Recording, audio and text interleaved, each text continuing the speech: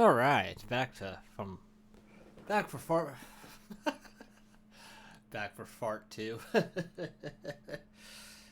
I'm not. I don't even know what I'm thinking. I'm always thinking 5 steps ahead. My mouth is just stupid. Back for part two is what I was trying to say.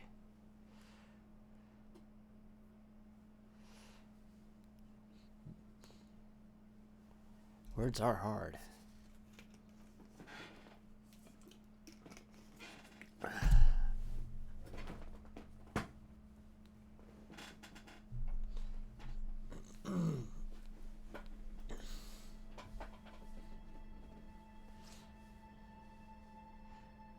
Got me some dinner.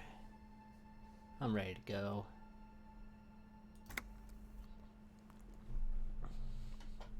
Where am I at? Hello, officer. I think I am all right. We would have to discuss. He wants to say, but decides against it. You need to ask him about specific cryptids. Cryptids you've heard about from Lena or his friend Gary. He won't just talk. A willow person. It's a long story. One non-specialists would find rather dull. Willow people? Not at all. They're not people, really. Some argue they aren't really animals, as they seem to have evolved directly from trees. They're very, very thin, almost flat in fact, and can camouflage themselves easily, wrapping themselves around trees and blending in with the tree bark. In that way, they're not too dissimilar from the phasmid we're looking for here. You probably have. Gary and I painted an entire grove's worth of trees in slow-drying paints. Of course. Bright lavender colour.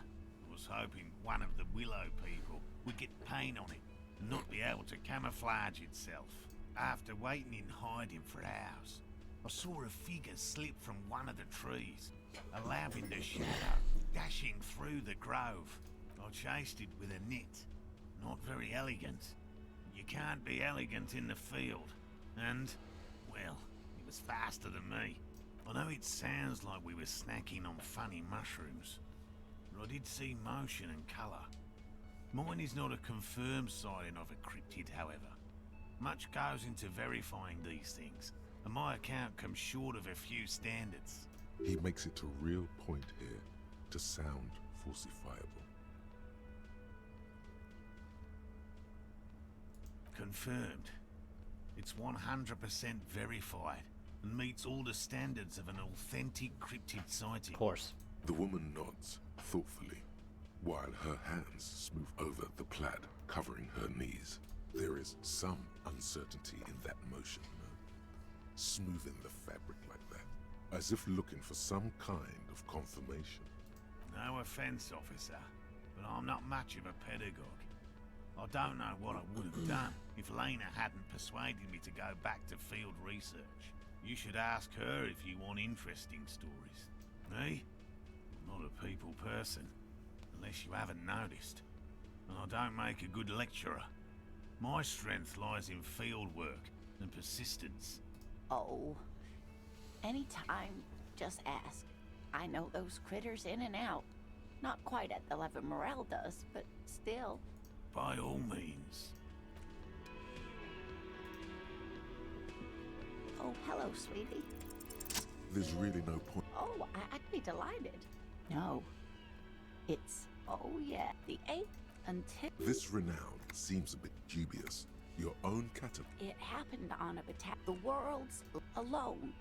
He was. I've already every seen now this and then, anyway. The bird would dive down to feed on an. Yes, Professor. Watch out.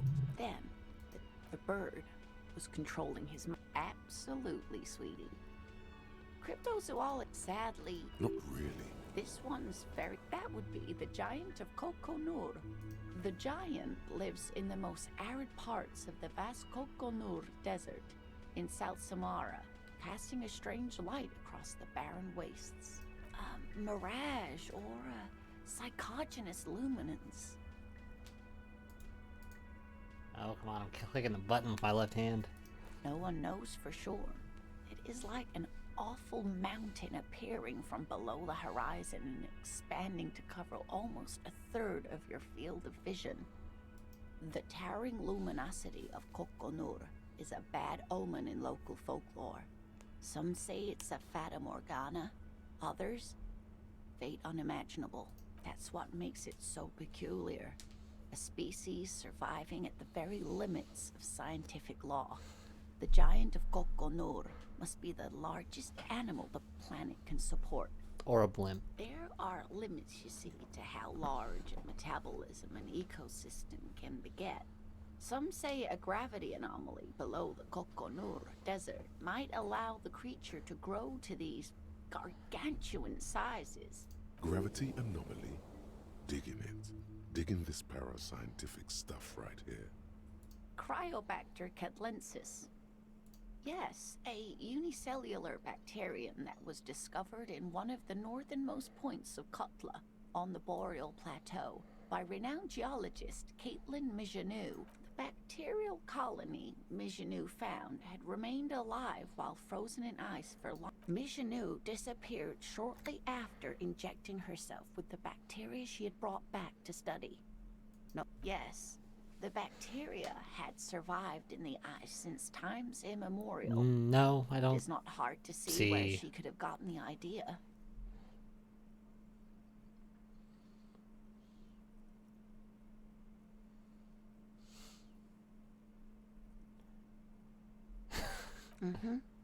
Mijanou did talk about the end of the world a great deal before her abrupt departure. Everyone thought the bacteria had driven her mad. She really was a brilliant woman. Maybe the Cryobacter catlensis allowed her to see something no one else could. The gnome of Jeroma. Oh, yes. None of it. It was reportedly a small creature with webbed fingers and a protruding forehead and an ungainly little thing. Quite scary to look at. A couple of campers found it when it was already dying. They heard an odd wailing in the woods and followed the sound. They were scared and wrapped it in tarpaulin to suffocate it. It still took the gnome of Jeroma an entire day to die. Alas, no. And the first scientist who got his hands on the creature's corpse put it in a jar of formaldehyde, thinking that would detoxify the gnome's venom. Instead, all the venom leaked out of the creature's teeth and into the surrounding liquid, dissolving the creature itself. A poetic end, perhaps, but a real loss for science.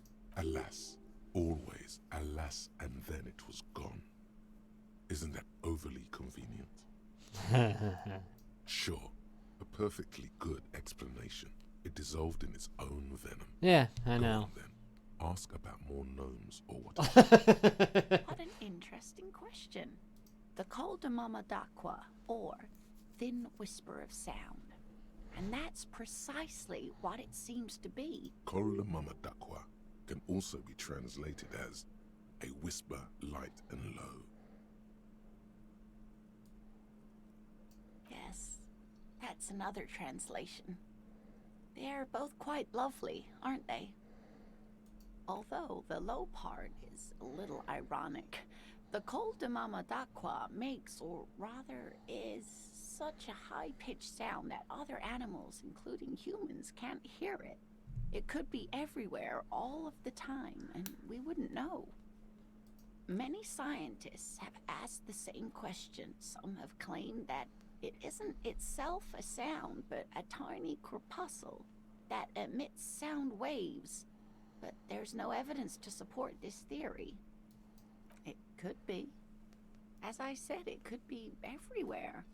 And we wouldn't know any better. It could be ringing all the days of our lives and nights.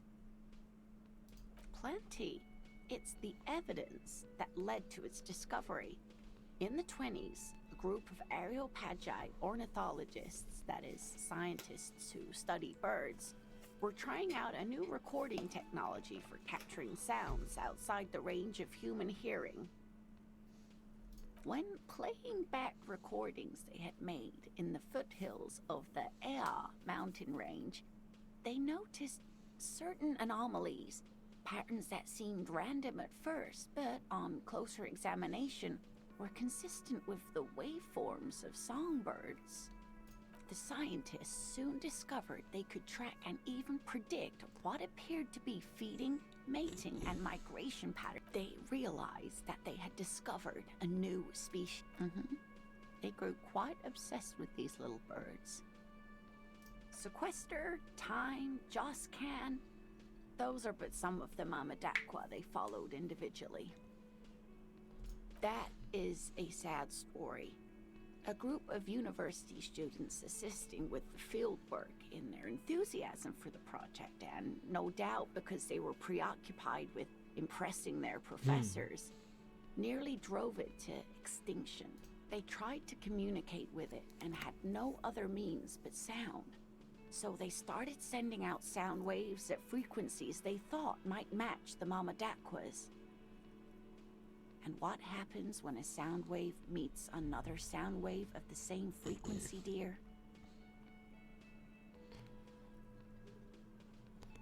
No, I let him take the body.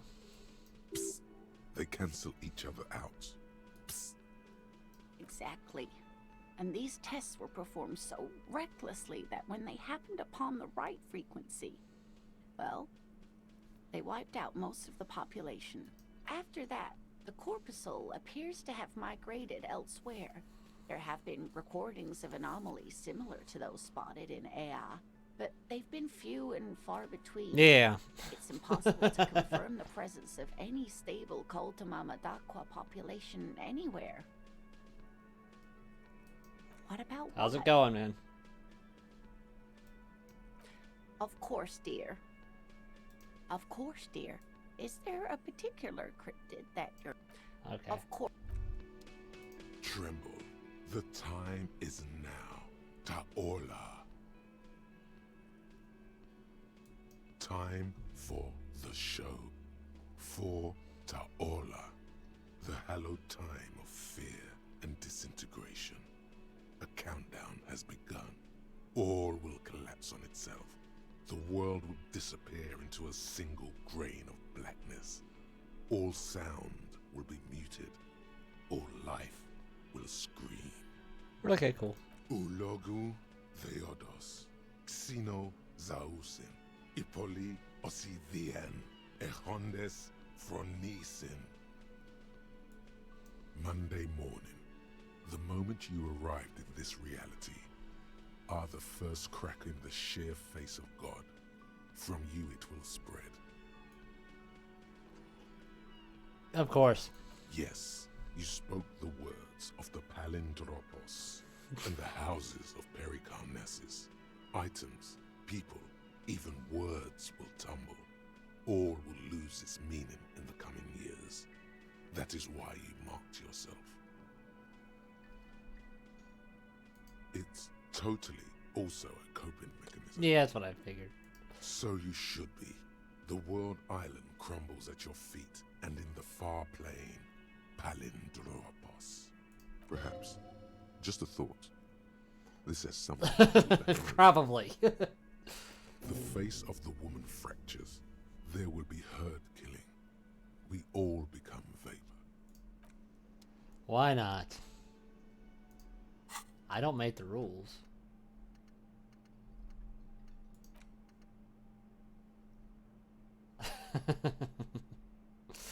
Yeah. What we got? Again? I don't know you. Yes? What is... Yeah, I know.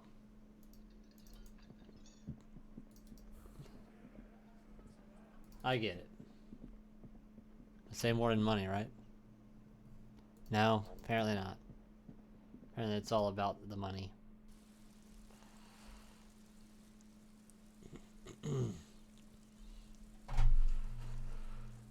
All right. Was that? Could it be the Calder Mama Dakwa? No. It's probably just your imagination ringing in your ear. There seems to be an extremely high-pitched ring. Ultrasonic. Lena said it was very high-pitched, right? It's like something tickles your ear. Need some drugs for this. Lena also said that it couldn't be heard by any other animal, including humans. What you're hearing must just be a regular bird. Honestly, your ear isn't hearing a whole lot. The distant hum of the industrial harbor, the traffic. But, admittedly, there is a high-pitched noise somewhere there too. But then, isn't there always? There it is again.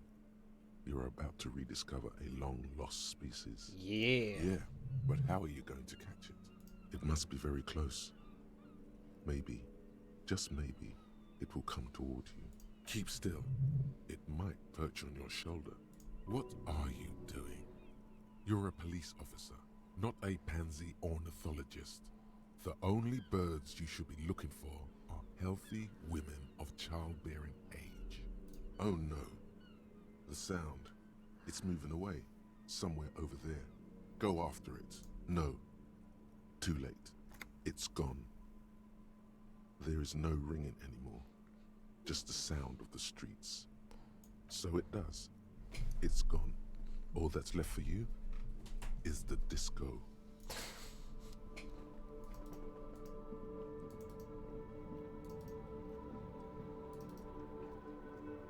The dented yellow mailbox greets you with its graffito, bullet holes, and an RCM sticker.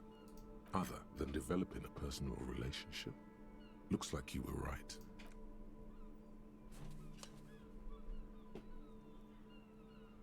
The box seems happy. That's all that matters.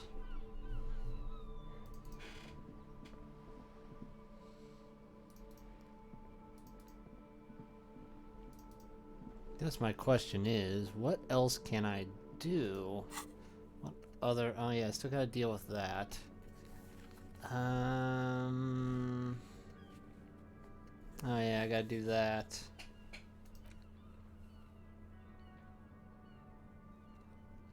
I didn't do that one? I thought I did. Oh, whatever.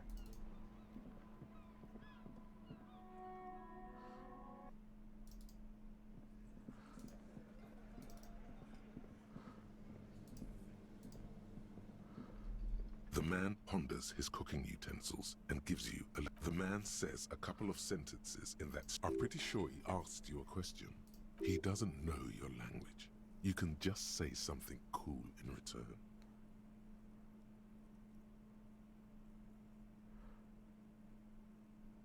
Yeah. Borscht need more vodka? Of course, vodka. Now that makes a very, very special borscht. In turning it up seems like a dangerous idea, honestly. He smiles, nodding vigorously, then pours half a bottle of vodka into the pot. With a whistle, he stirs the brew. He smiles and nods enthusiastically, and, chattering away in his language, ladles some brew into a small thermal cup, then hands it to you.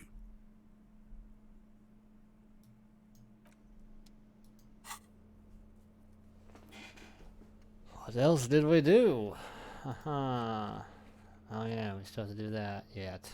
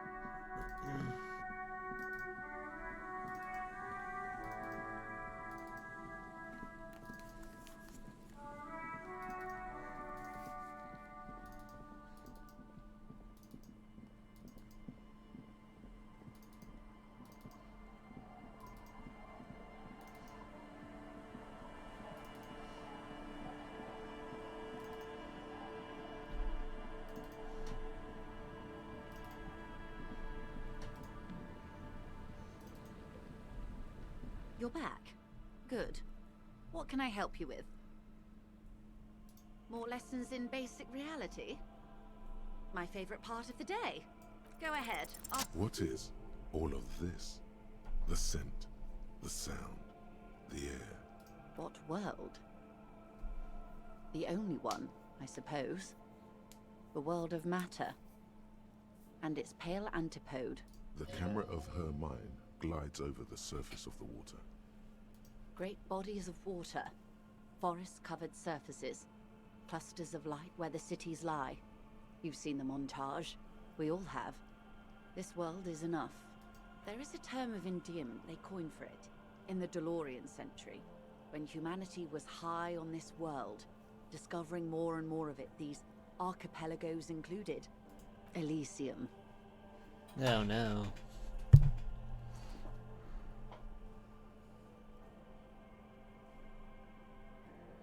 There are those who would call it hell. A term of hatred that originates, like many such things, with the Mesk petro-fascists. Oh, you want a picture of the world? There is no complete set yet, dear. They're having some trouble reaching orbit. Great things are difficult to achieve.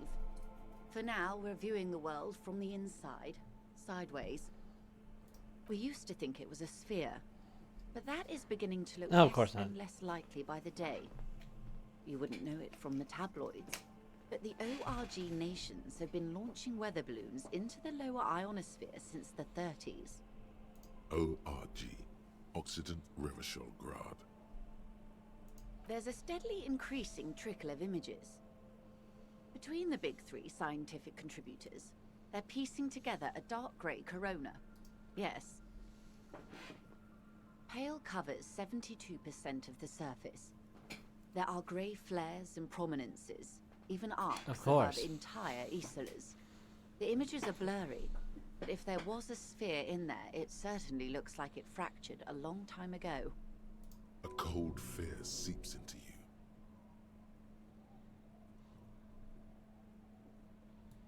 They say there is a rarefied envelope of matter surrounding the darkened disk of our planet.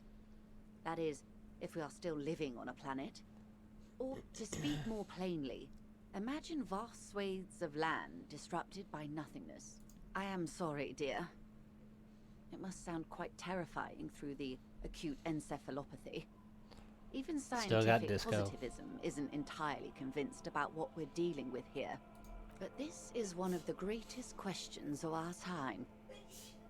Maybe when they get the complete set together, it will jolt us out of our rut, bring us together, however naive it may sound. You have misimagined it. I don't have the power to convey to you the effect and geometry of the images that depict our world from below low orbit. It's like the crowning of the world. It's insane. Very disco. You'd love it. See? Everyone finds something worth holding on to in this world, however wasted its opportunities. The cold seeps into you. The air is heavy with 80% humidity. Suddenly, you're conscious of yourself standing there, on whatever this all is. Your arms hang down by your sides. The Pale is not, technically speaking, part of reality. It is the opposite of reality. Okay. The Pale is the most dominant geological feature of the world, Detective. The separative tissue between the islas. It is the inter-islary mass. Isla is a Messinian word for a continent of matter, enveloped on all sides by the Pale. Also, isolation, or landmass. We used to believe there was only one. In the last 4 centuries, we have discovered 7. Windy, Seol, Samara, Ilmara, Grad, Katla, and this, Insulinde. An oceanic isla. It comprises mostly of water. Muindi is the largest, Katla the coldest, Insulinde the bluest. What can I say? Each is perishing and dear. Achromatic, odorless, featureless. The Pale is the enemy of matter and life. It is not like any other, or anything in the world. It is the transition state of being into nothingness. The negation of being. That's right. The negation of being. No, detective. We're safe. It begins there, 6,000 kilometers to the north, and even more to the south, east, and west. You are in the middle of the Isla. An uproar of matter, darling. Rising into the Pale. Rolling. Evaporating even. A great vision. The area of transition between the world and the Pale is called Porch Collapse. Imagine a grey coronal mist. Cold vapor, marked by spores of an opportunistic microorganism. A mold that's adapted to grow at the edge of the unrest. It's the most disco thing you will ever see. It's difficult to describe, or even measure. Something whose fundamental property is the suspension of properties. Physical, epistemological, linguistic. The further into Pale you travel, the steeper the degree of suspension. Right down to the mathematical. Numbers stop working. No one has yet passed the number barrier. It may be impossible. There's a slippery article in there. Pale when it's particular, this territory of Pale. The Pale when it's pale in its entirety. Once you've seen it, language balks at the difference. Oh, it is so difficult for us. A squall of birds. Hardware operating in the harbor. Firm. Self-evident. It is possible to force dimensions on the Pale. In modern times, we can even compress its latitude, bouncing radio waves from one end to the other, shortening the path. But it is still hard for humans to navigate the Pale without getting lost, or having our minds damaged. Can't be as much as alcoholism, right? Extensively. Some say damage stems from extreme sensory deprivation. Others argue that Pale somehow consists of past information that's degrading, that it's rarefied past, not rarefied matter. They call it the blend over of the self. The Pale does not only suspend the laws of physics, but also the laws of psychology, maybe history even. The human mind becomes over-radiated by past. Who says and who argues? The logical positivists say, the dialectical materialists argue. Okay, cool. It feels terrible. Absolutely terrible. International standards strictly limit civilian travelers to 6 days of Pale exposure per year. It's more for her. Way more. No, Lieutenant Dubois. I'm entreprenetic business class. I'm cleared and trained for 22 days of Pale transit annually. Someone else you've met may have been exposed as well. The strange grey-haired woman in her lorry. Yes, carried in the hulls of airships. It's a horrific job. Automation will abolish it soon. You should ask the Pale driver about this. See what she says. Up to my gills, officer. Entreprenetics is the scientific study of the Pale, or a recent iteration of it by way of Grad. The study of the Pale reaches back 6,000 years. The Pericarnassians called it the Western Plain. They had not traveled the entire circumference of the Pericarnassian Super Isola. It was not merely in the west, it was everywhere, even then, surrounding them. There are signs of pre-modern crossings. Successful navigation of the Pale relies not just on technical know-how, but intensive psychological preparation. Some of these tactics have been known for thousands of years. Nothing. We remain powerless before the Pale.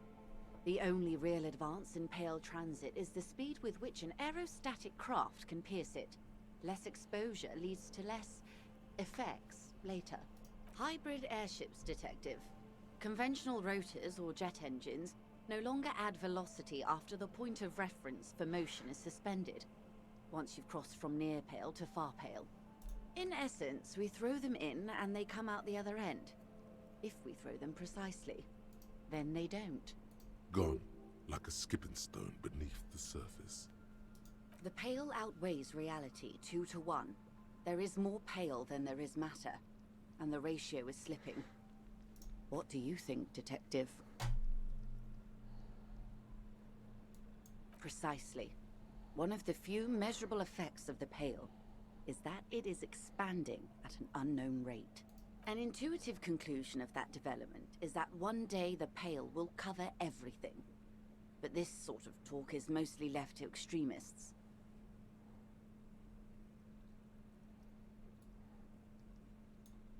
Most people, and indeed most private and government sector organizations, entire civilizations and religions even, find handy ways to ignore or downplay that knowledge.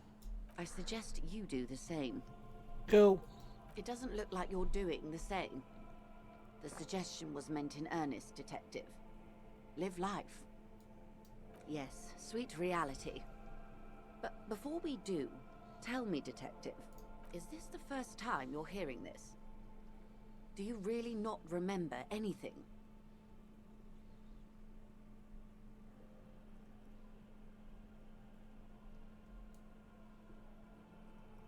Then tell me, what do you think of the Pale? That's the only answer, right? You really didn't know. This does not spell good for the investigation, Detective. If you don't know even this, then...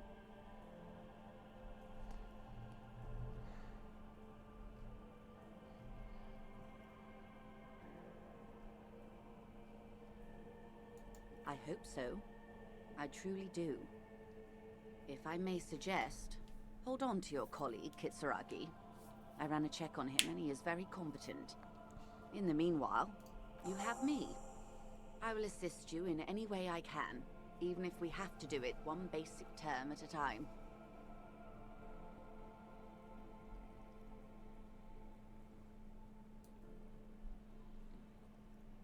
Glad to have been of assistance.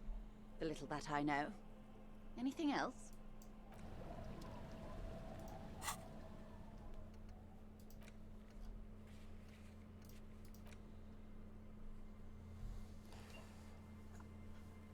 Exactly. That's the only way.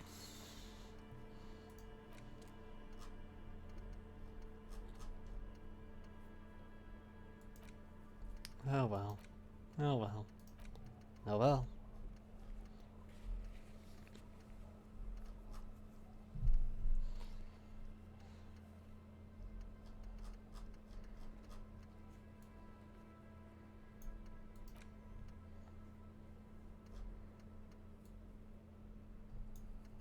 Can't do everything.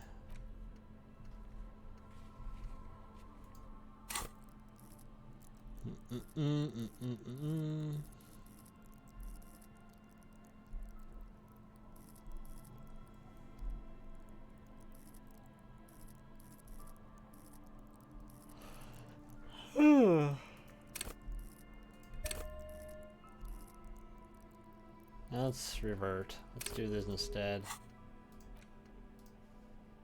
Get that last one.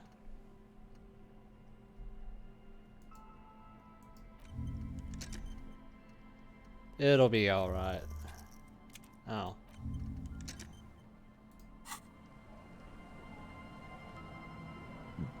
You're back.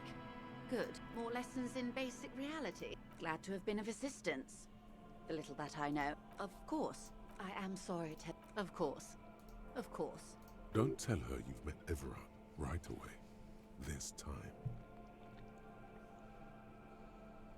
Of course.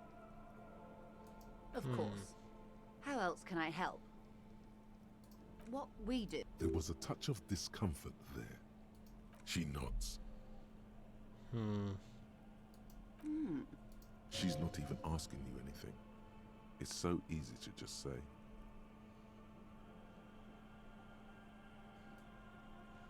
Is what you're about to say when a cold streak runs through your heart.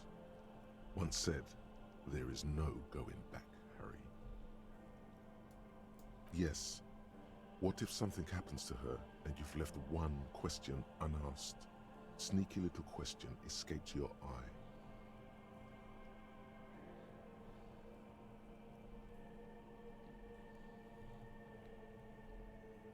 Sounds like he has you running errands, Detective. A well-established dominance ritual. Where did he have you deliver it? Here? Oh no. What does that bloated hellbat want with... No, don't tell me. I don't want to know what he has in... Giant statue of him. Or better yet, his twin brother. Practically the same thing, but makes him seem less like a psychopath. A youth center with Edgar Clare's statue on top of it. Go ahead. Help him. Make it so. I have no power to stop him. First, there won't be a youth center. Whatever he's told you or the residents, there'll be something horrific, perhaps even worse than a statue. So, yes, I do. A fishery. I've been speaking with Lillian here. She gave me the idea. The infrastructure is all here, and with my connections, sadly, it's just one of the million things I'll never get round to. I just have to accept that I'll never be the rich candy girl who goes around solving people's problems with money. Yes, I'm sad I'll never have the time, Detective. I've always wanted a dilapidating fishing village. Who doesn't? She is more defensive about it than usual. Full of ghosts and ancient memories. Has this errand yielded you any information? Did you now? What sort of borscht is he making? The strike brew. That's a classic. And by turn up the heat, I presume you mean put more alcohol in it? Why, if I may ask? Why make them more drunk? Aren't they corked enough already?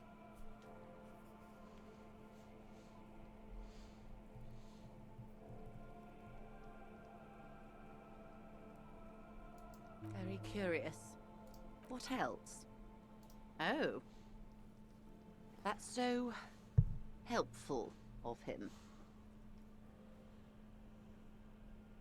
That's beautiful. Keeping her calm, perfect posture. Her eyes move across the muzzle keenly. A Villiers 9mm. Front-loaded? 2 or 3 barreled? Villiers and LaSalle was one of the original 14 Indo tribes. Check this out. Did you know? Artillery and ballistics. Before the revolution, of course. They belong to some Gottwalders now. She phrases it as if it's a pity. She also phrases it as a transition out of you waving your gun around. What else? It helps to sometimes hold inventory of the things you've achieved, you know. Clears the soul. Of course, Detective.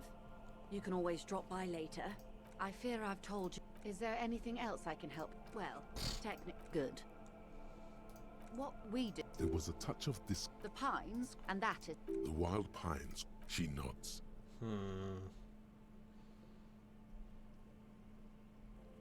More lessons in basic. Glad to have been of assistance. I guess I'll have to go back later.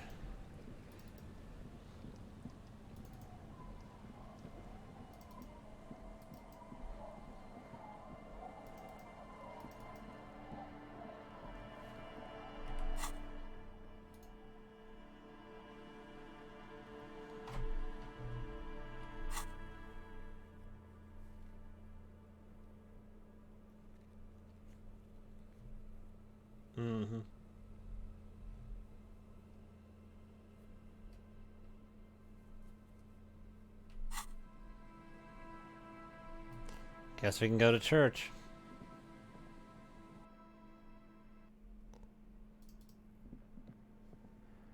The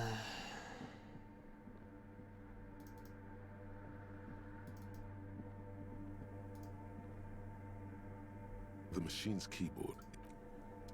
I don't even know what the password is on that thing.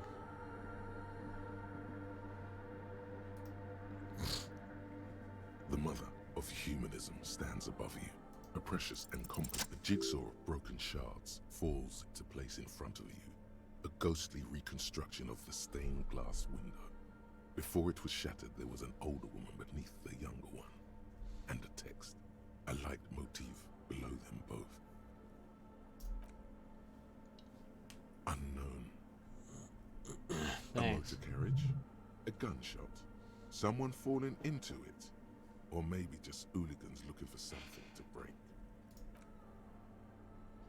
The escutcheon on her throne says, Irene the Navigator. She is depicted as an older woman wearing thick-rimmed eyeglasses, holding a golden Reichsapfel in one hand and a scepter in the other. This is the queen her innocence day advised. Above, she herself is whole. Small figures of wise men, common men, worshippers walk up the stairs to stand at her feet. Secret servicemen, 30 years, stand in a row guarding her. It must have taken years to produce this work in all its dizzying detail. Below both women, in luminous black letters, Après la vie, mort. Après la mort, la vie de nouveau. Uh-huh. Apparently it's after death. Actually, yeah, after life, death. After death, rebirth. And then, along the left side, Après le monde, la gré. Après le gré, le monde de nouveau. After the world, the gray. After the gray, the new world. Okay, great. After life, death. After death, life again. After Close the world, enough. the pale. After the pale, the world again. This is the great leitmotif of humanism, a summary of the effect of the discovery of this Isola, the Insulindian, on human thinking. A tremendous sea change akin to finding life after death.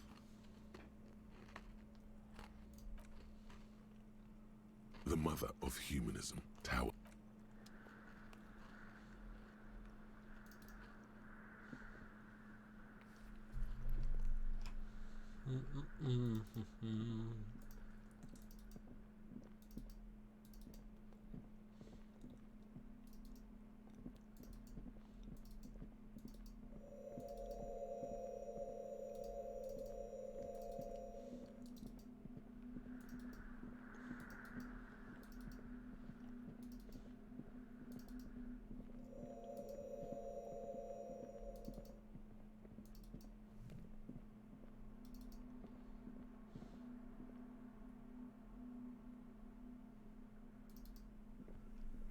The machine's keyboard is still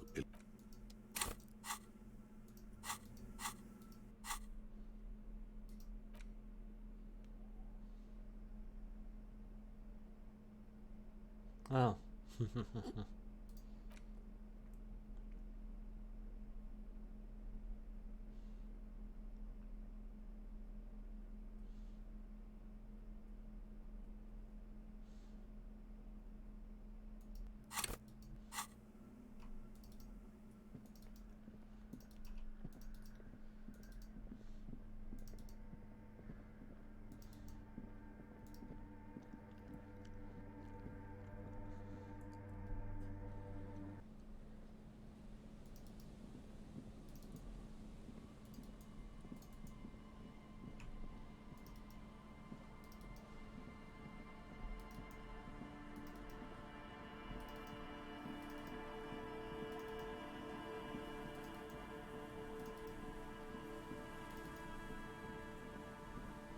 That seems interesting. Money.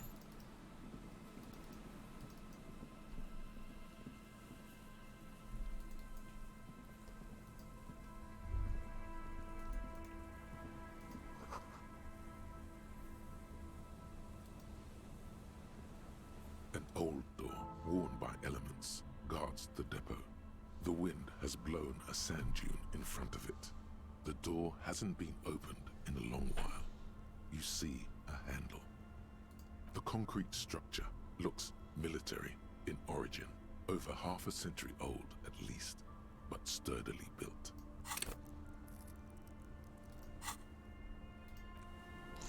If I max out interfacing, you think I'd give it a shot?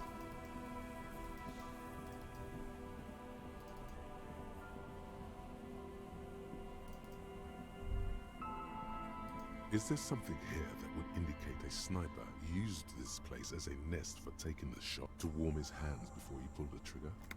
The salty, it does look a smoking assay. Tio Motiri was a Revacholian colony on Eimera. Oh, you do? There. 1 point, the light is off. Well, I successfully don't want to open it.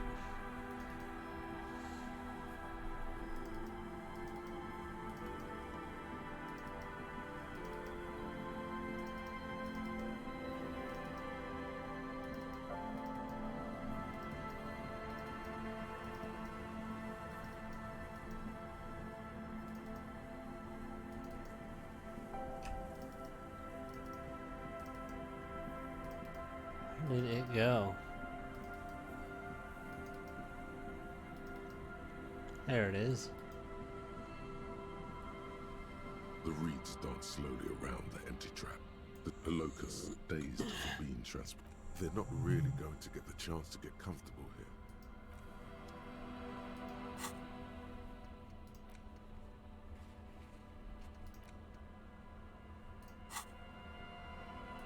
All the traps are stopped now.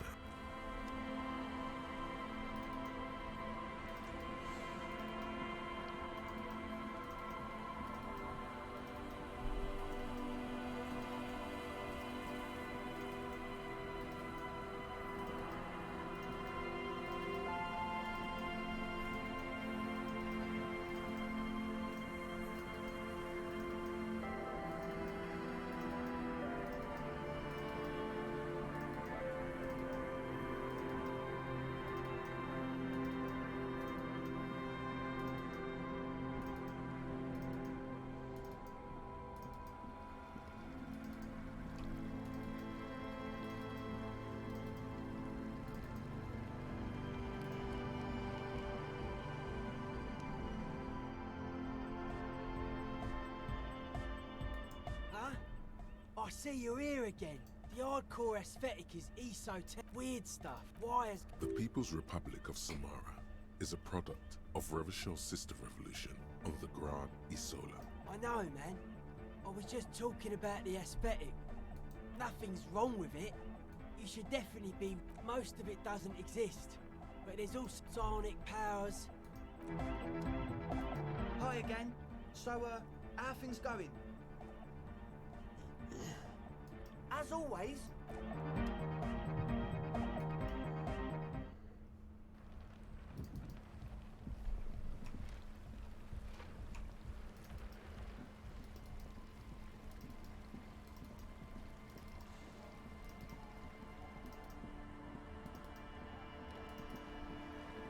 Huh.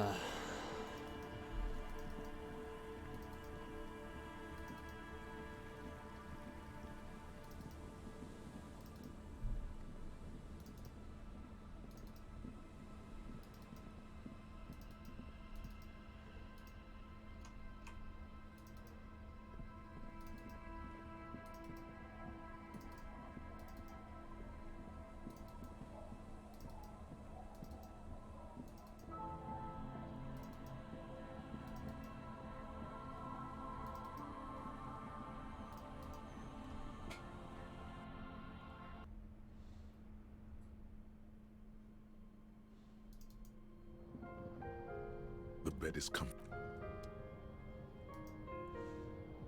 On the table, you see a boat. The water reflects back a vague image of your... You almost look like a professional.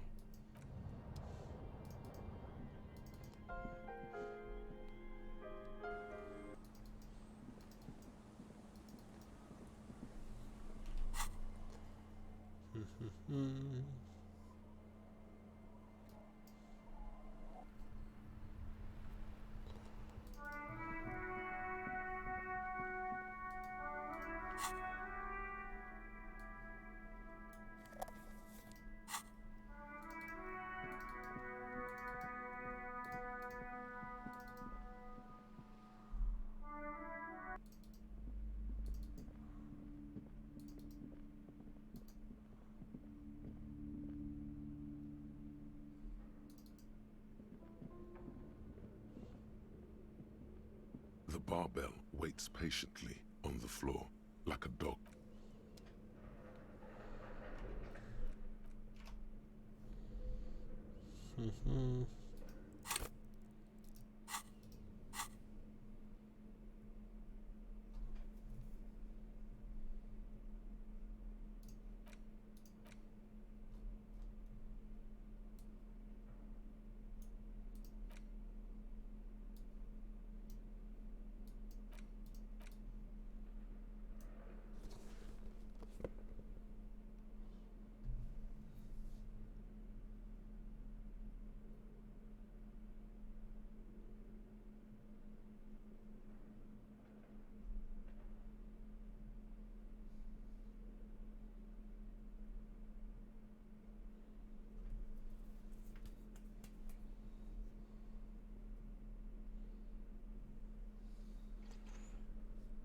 Yeah,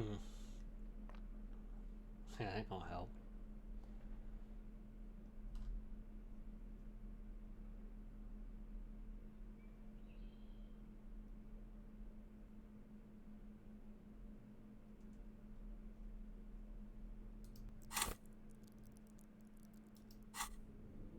The barbell waits patiently on the floor, like a dog.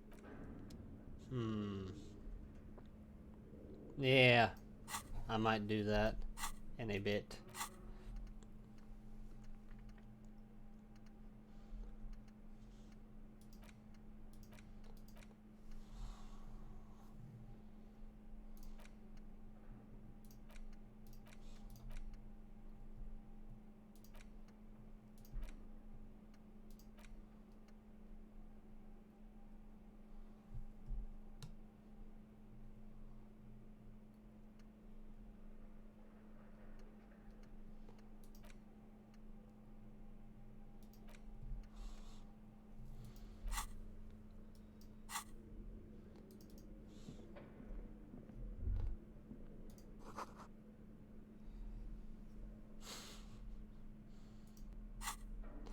I'll put my good armor back.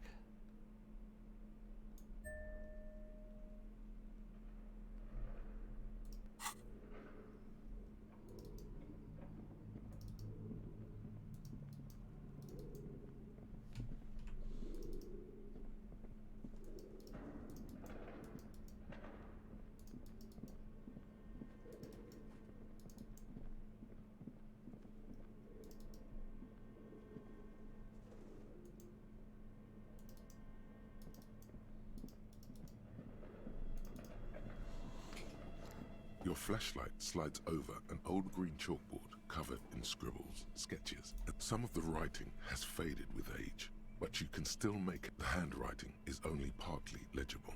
But you can still make out 3 slogans: call in, tune out, Wirral untethered, and heat death of the universe. The full text reads, heat death of the universe is the new black. And outside, a cold wind wraps the building in its bosom. Snowflakes in the wind. An old woman passes what the locals call the... This is a monthly calendar from the year 50. It looks a bit like an academic. So much pain. Back pain. Neck. Mini-me stands for a mini-meeting. Your eyes glide over 4 sections of these lithe, translucent. You should adopt one of those Welkins. One of the Welkins, towering among the rest. Your eyes glide over. This old fight, the whole thing resembles Kadran mosaic tile. Radio frequencies, it seems, unclear.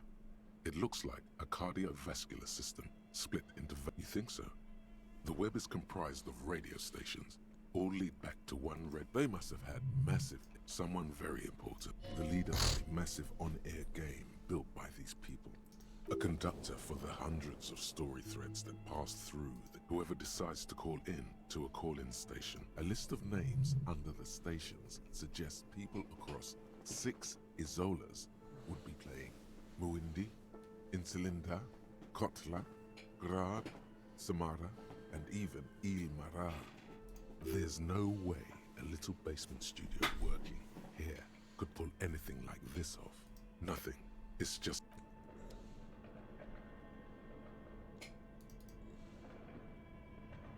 Tiles on the cube are still smoldering, casting the framework in a soft glow.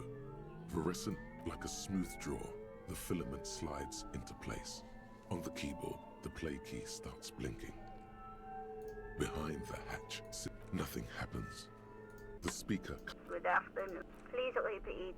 Is this the production schedule? Good. Please repeat the password. Still no. I am now. Still received. Don't worry. Passwords. Fortress accident. Is there anything? Thank you. Tiles on the cube are still smoldering, casting the framework. The filament slides out of its glowing net. Nothing happens. Something's...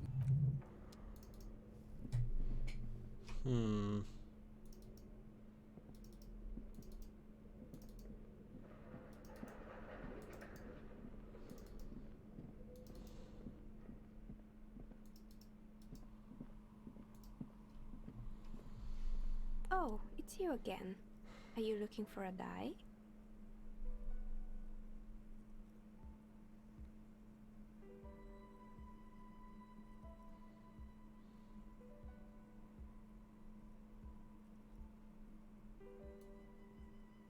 I'm listening.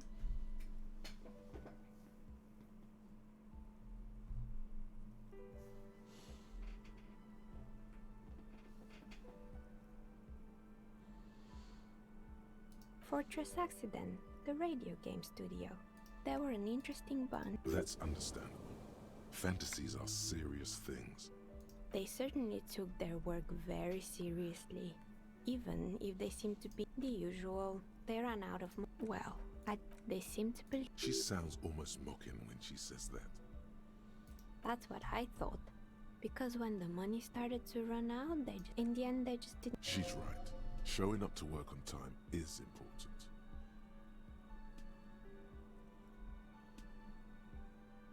And so is produced. Anything else? I'm pretty sure it still doesn't work. Yes, I guess so. My advice, don't base your business on a fad. Hypnotism, floriography, it can't be true. Are you sure it was Slipstream SEA? Was it a woman? Oh right, but Tricentennial, it used to be. It was too real to be. Whatever happened, keep your cool. It's probably better to admit that it was a harmless prank. A prank is more likely, no? Oh, sure. I'm listening. Good. I hope it clarified things. I don't know where that password's at.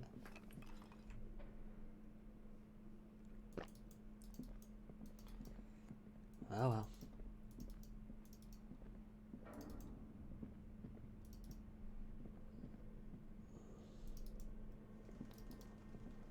Nothing in here.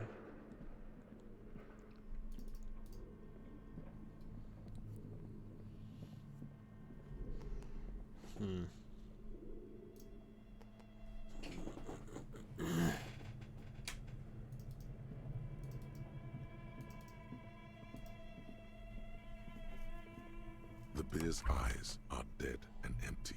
Ice in a friendly. The papers. A thick layer of coal dust. A hollow ring echoes through the furnace. Your toe hurts.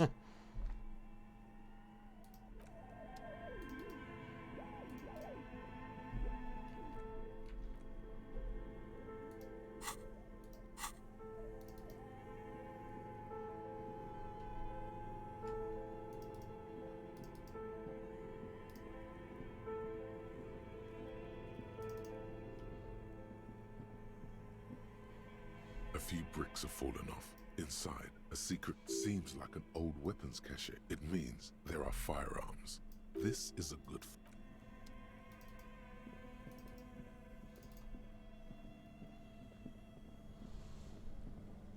This orange machine is buzzing like an old submarine.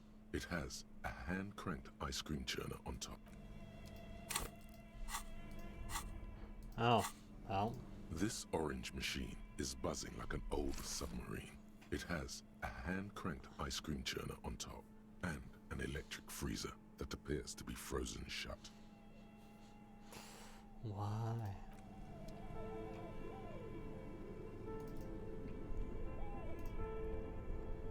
Only the black cable is plugged into the breaker box, while something close to you dies with a soft electric. Maybe it just needs to thaw out a little bit.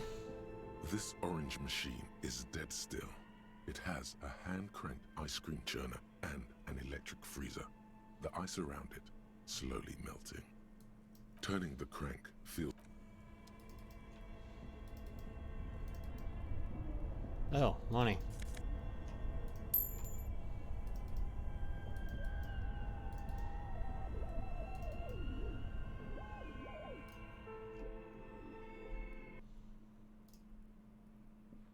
An old call box. East Delta Commerce Center. This must be the name of the doomed commercial area.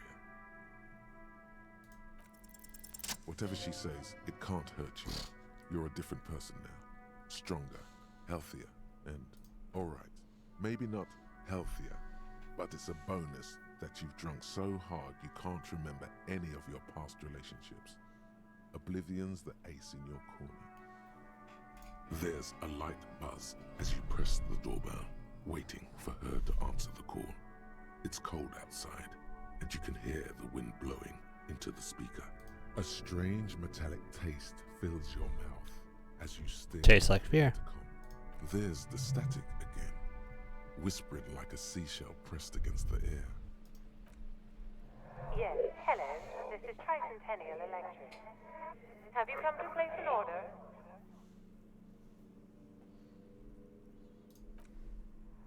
My God. Here come the bad vibes again. Relax. Distance yourself from it.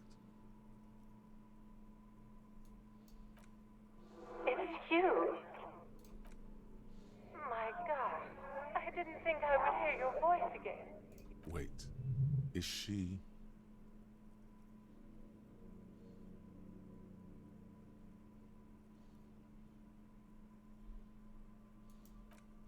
Michelle, just please. Why did you even call? I don't understand. You've been gone for months. I thought you didn't care. Is this some kind of joke?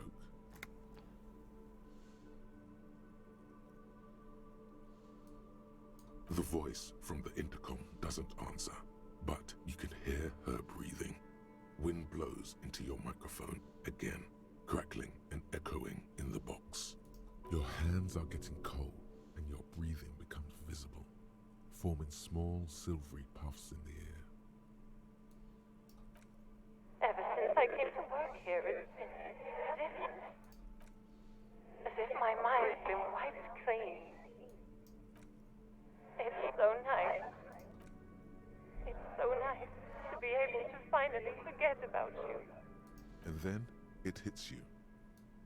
She tries again not to cry, and still doesn't succeed completely. Her quiet sobs sound old and distant, as if her voice is being played off a wax cylinder.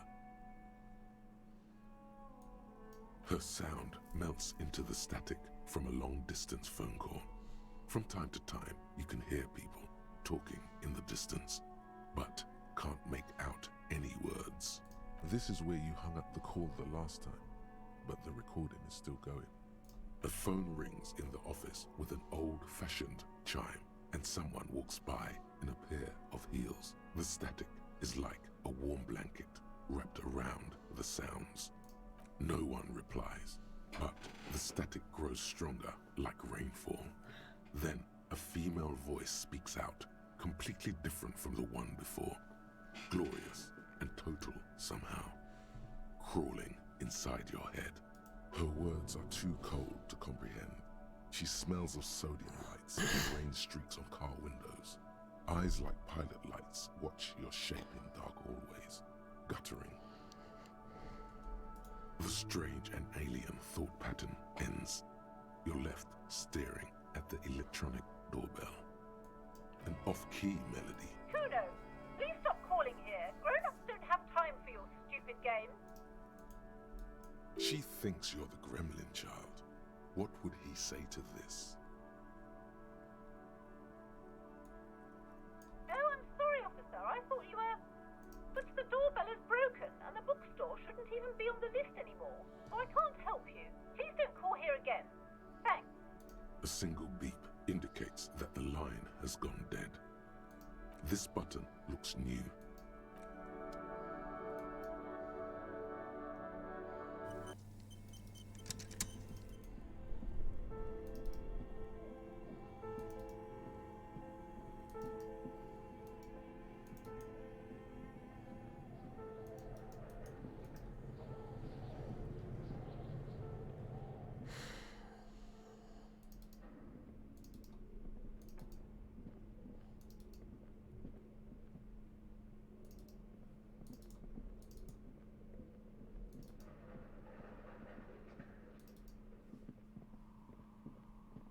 Oh, it's you again. Are you looking for a dye?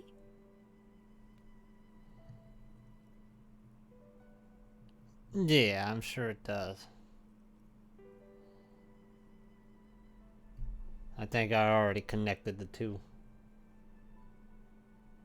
I'm listening. I'm pretty sure it still doesn't work, but sure. Why would Slipstream SCA have a 100-year-old recording as their doorbell message? Doesn't make any sense. I'm still convinced it was nothing more than some elaborate prank. It can't be. Are you sure it was Slipstream? Tricent, it used to be. It was too... Whatever happened, keep... Oh, the kids these days. Sure, good. Alright, well, whatever. Is there anything else I'm missing around? I mean, I can always make another die, but...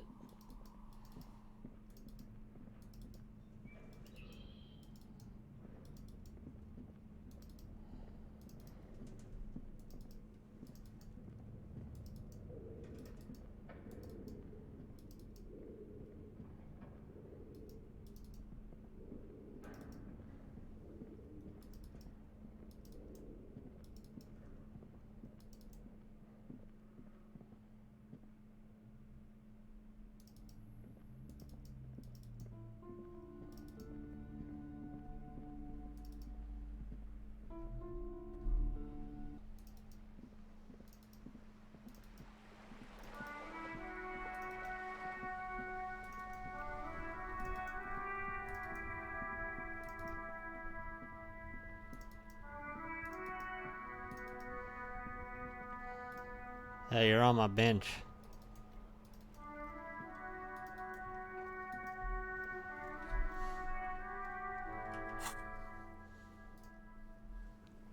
Just saying.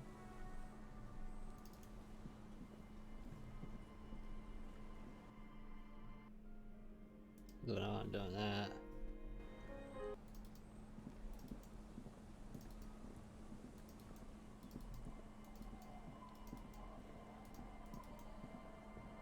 Sit here then. You sit on the wind-worn wooden planks of the bench. Your feet ache. The twiddling barely keeps your hands warm against the frigid wind blowing from the coast. Time passes. Yeah, I'd think. The glacial gusts from the sea do not a pleasant rest make. You should probably move before you freeze. Nah. Time passes. You ponder upon an endless winter that covers everything in ice and snow. What a struggle it would be. Yeah.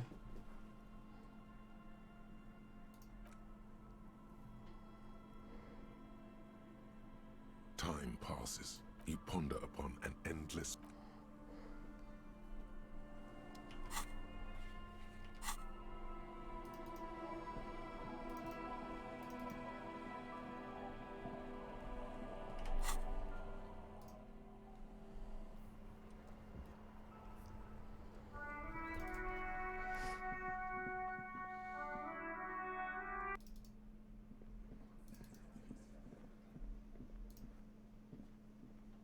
Hello, dear.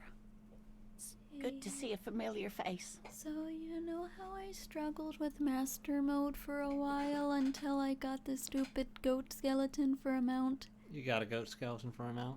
Yeah, well, it turns out that Chixie is much better. That's not surprising. Yeah, she accelerates a lot faster, does more reliable damage, and, yeah. Yes, she named her Basilisk mount. Yeah.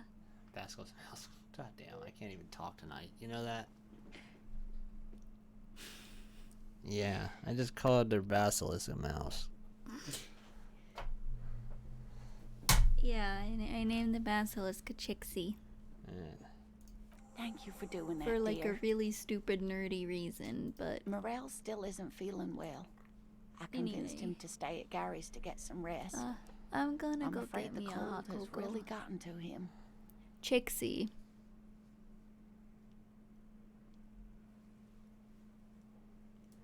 Yes. Field work is a young person's game, as they say.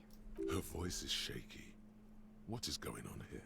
Morel will eventually, or we'll talk Gary into going back out, perhaps.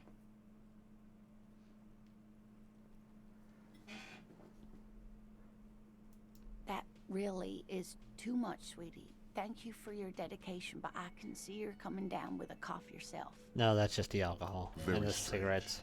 Why is she not letting you do this? It's like she's given up. Different? How? Answering a question with a question, for example. Defensive isn't her usual style. What, the name? Chixie?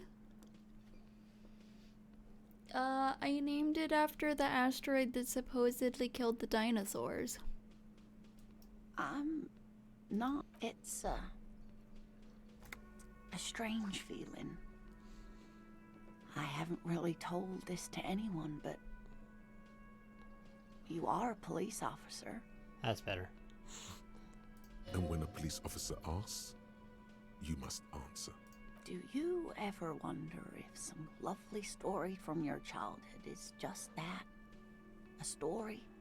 Or a dream? No. Hunching her shoulders now. She seems even smaller than she is. I think she just kind of made it up. The Chicxulub impactor? There you go. She's doing it based on science. Seeing the Yeah. Insulindian phasmid was just a story I used to tell people. I didn't really think about whether it was real or not. Morel's so proud of it. He always tells everyone.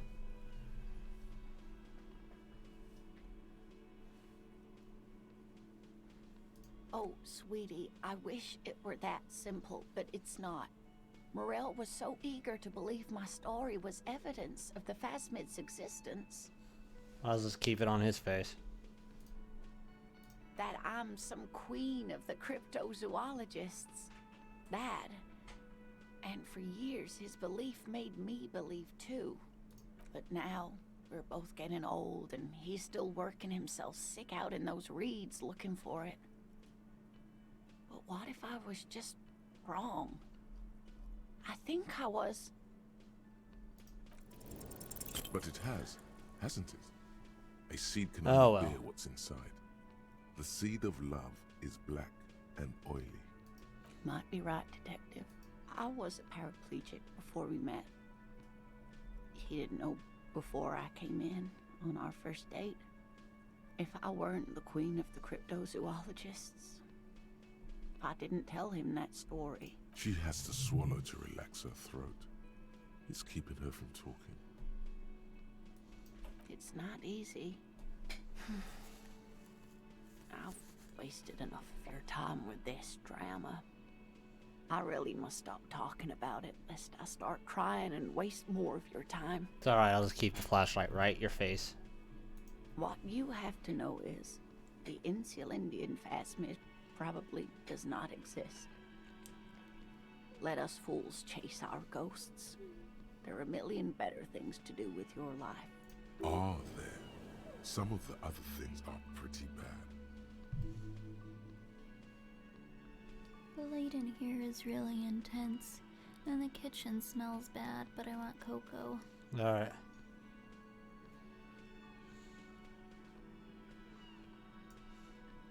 Well, I mean, I'm not going to talk about things like, you know. I'm not sure of anything. Sometimes I still see it, you know.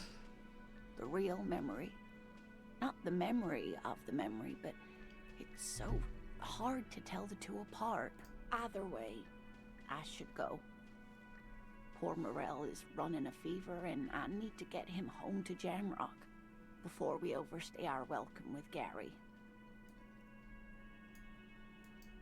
Oh, sweetie, please don't get stuck on a dream. Take it from me and Morel.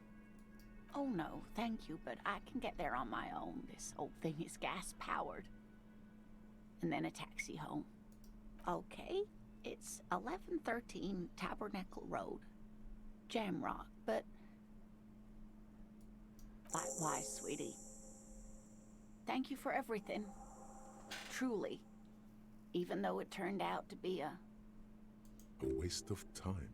A fool's hope. Like that, she drives off. The gas engine enters quietly as she gets to the doors, then pushes them open. It's quietly. Outside, it's snowing.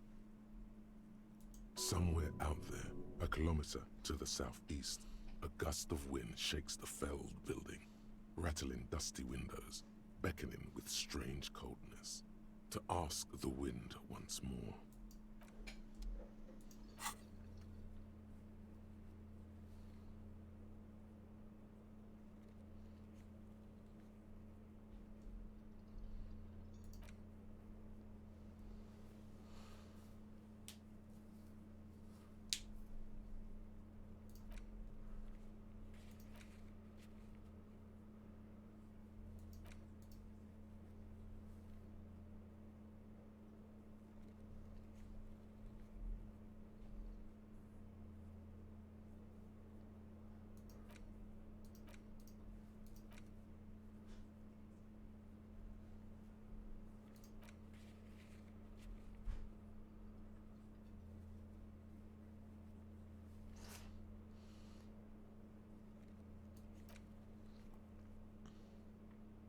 Oh yeah, that's gotta be a thing.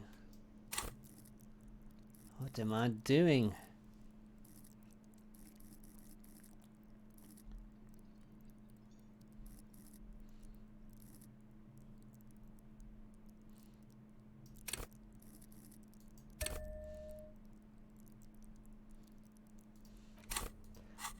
Only to succeed in failing.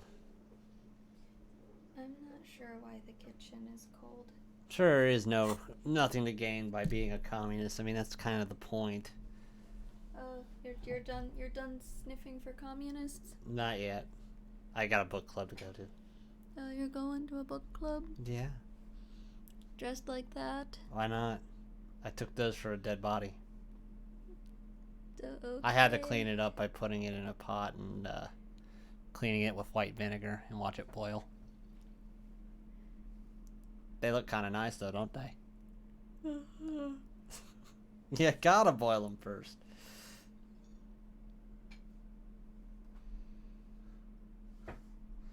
Anyway.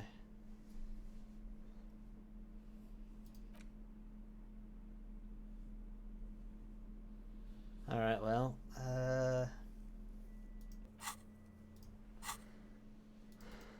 You look like a very professional police officer. I know. With the pry bar and the flashlight. Is this how you do undercover work? Yeah. I mean, I guess that works. No one's going to suspect that you're a police officer. I mean, the code's gonna give it away, but that's not the point.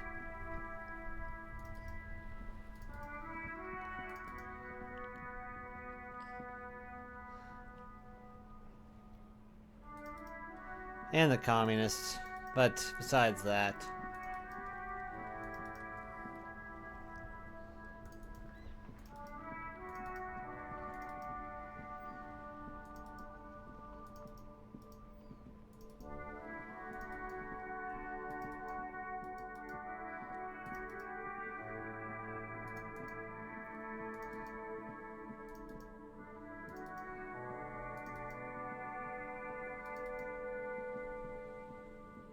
And then there's a dance contest.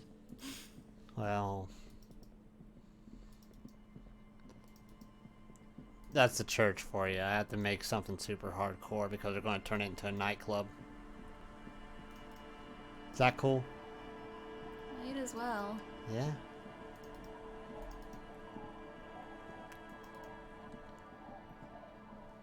That's what I said. I should probably just sit on the bench for a while.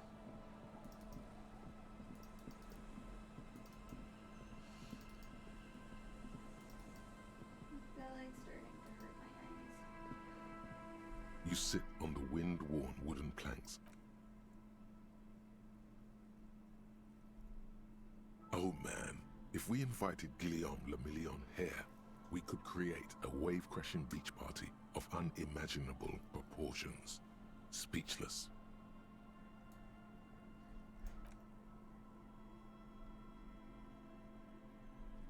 Time passes. Why not? The bright sun blazing overhead is making it difficult to concentrate on deep thoughts. That's wrong, but... Time passes. The evening shade on the sand makes you think of a place which is all sand, nothing but sand, as far as the eye can see. Oh. Time passes. The evening shade on the cop of the apocalypse. It's not fire. It's not ash. There will most certainly be a sea of corpses leading up to the event. But it won't be war or pestilence that causes it. Oh no, the event will belong to a genre of cataclysm no man has dared to suspect would ever come to pass. You can only sense the shape of it, like a cavity, a pit opening up in your stomach, a throat into which the world will vanish. The streets, the grass, the stars, all will be rolled back. By whom, by what, and how, you don't know. All you know is, you're not joking around.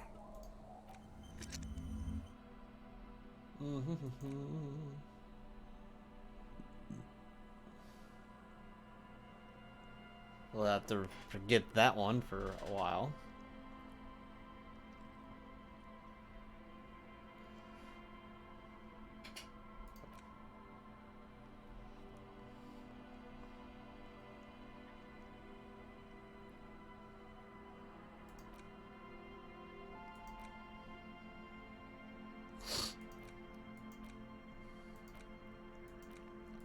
Hmm.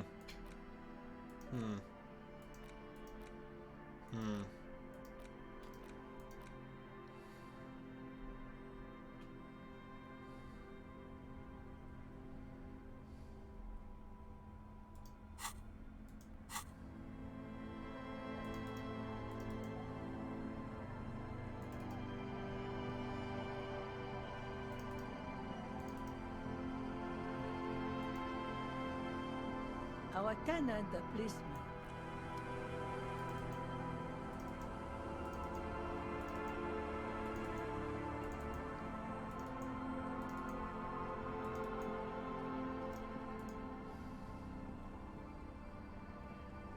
You sit on the wind. Grains of sand remind you of...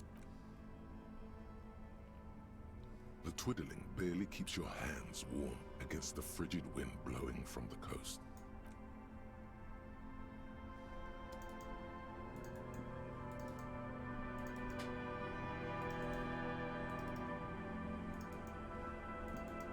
I'll just walk around.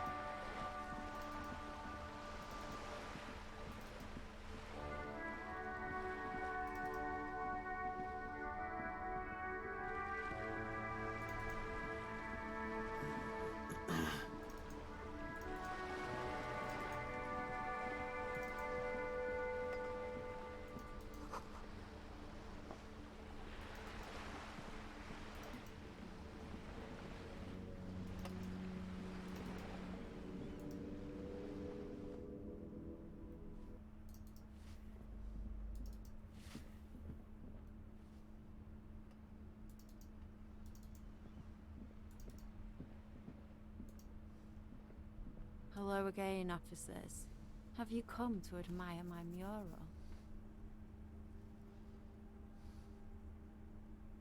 I don't believe it. I've never known those boys to have manners. They'll never be skulls, but their hearts are in the right place. She throws you a conspirator. Have you noticed the quiet? Every so often, you might hear a gunshot pierce the air somewhere. This place is a sepulchre. She's making a valiant effort to come off as a nihilist, but she's really just an angry little commie. No wonder she'd never admit to it anyway.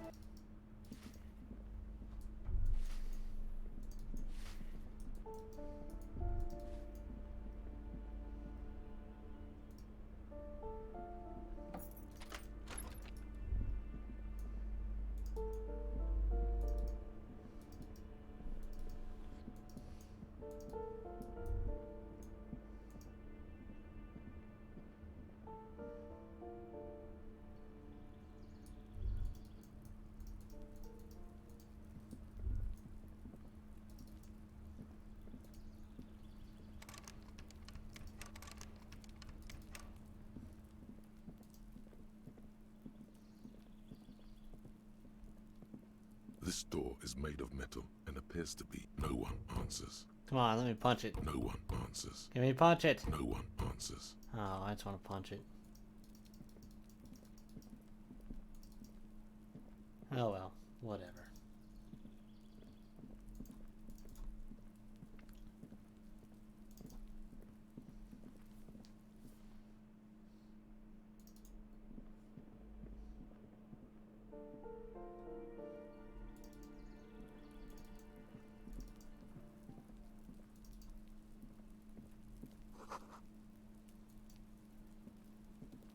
The door has braved the elements for decades. No answer. Not a sound. The silence is eerie. No answer. The key stopped. The tenant's key is in the lock. Oh well.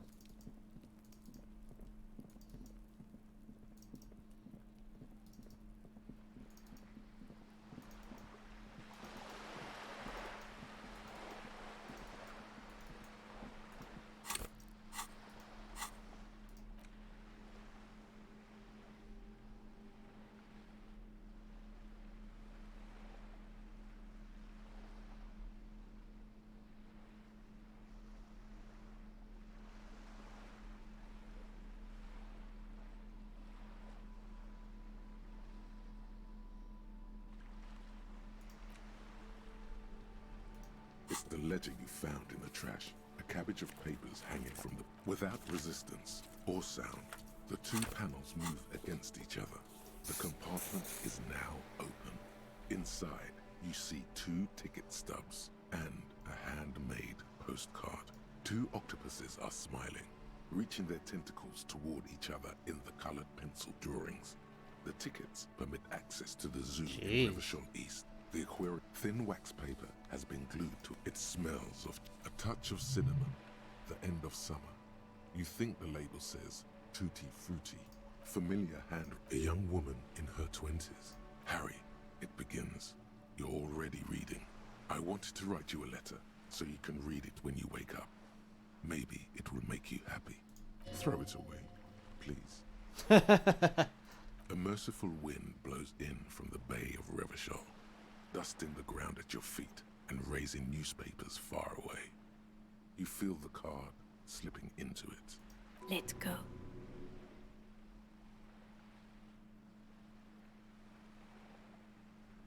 Frisson covers your entire body, a feeling of cold, a persistent chill. Your hands shake, holding onto it. Every morning when I step out and you're asleep behind me, it says, I find a little piece of sadness in me. I carry it in my chest, down Voyager Road. Every step I take, it grows. By the time I reach the fuel station, it has filled me entirely. I step onto the light rail and look back. Sparks fall from the bow collector. I know it will be like this until late afternoon, when I get off the 42 and walk back to you. You. Every step I take will get lighter. It almost makes me run. Sometimes I do.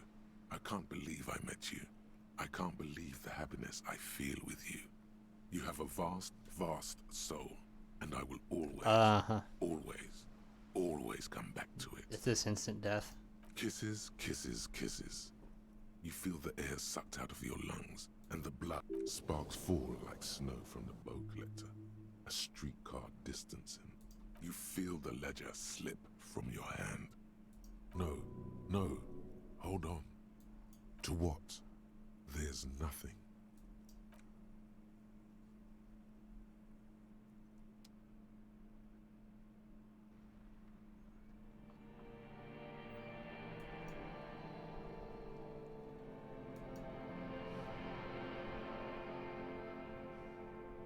It's a great way to pass the time.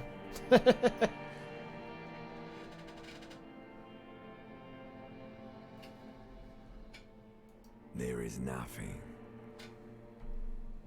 I get it. I get it. What was I at? All the way at 22:36?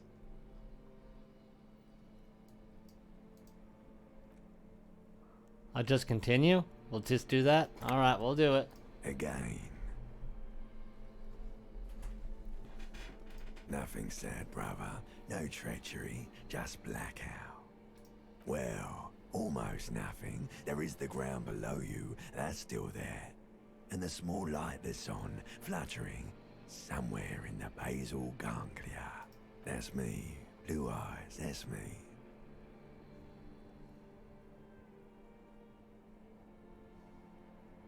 Who was what? He speaks of the sickening longing, the unwell emotion. Even in the darkness, he's grasping for it. Still trying to hold on to the great sorrows slipping in the water. Slimy. Here in the paleo-mammalian cortex, we call it the shadow. Because it's always there. Tell him. Ah, yes. In the olfactory system, they call it the apricot chewing gum scented one. It's unhealthy of them to linger on it so. But as they say, what do you do? It didn't smell nice. It smelled like betrayal.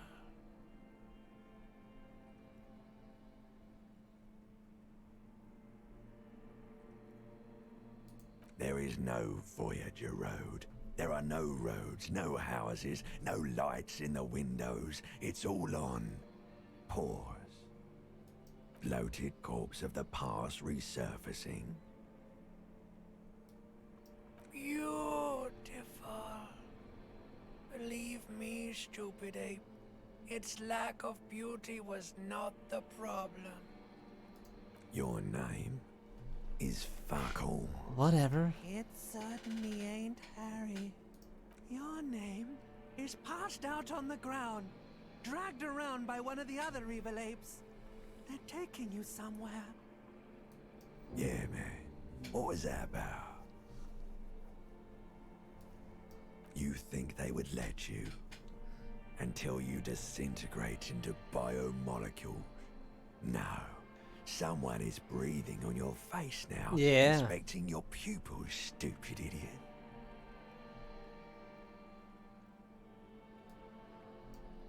Yes, they're pouring something on you. It's in you. And It's delicious. Glowing lights on a dashboard emerge out of nothingness. In the upholstered cabin of Lieutenant Kitsuragi's motor carriage, seated in the driver's basket, the air is thick with leatherworks and heavy fuel oil. Cold water runs down your chin. Drink. Water.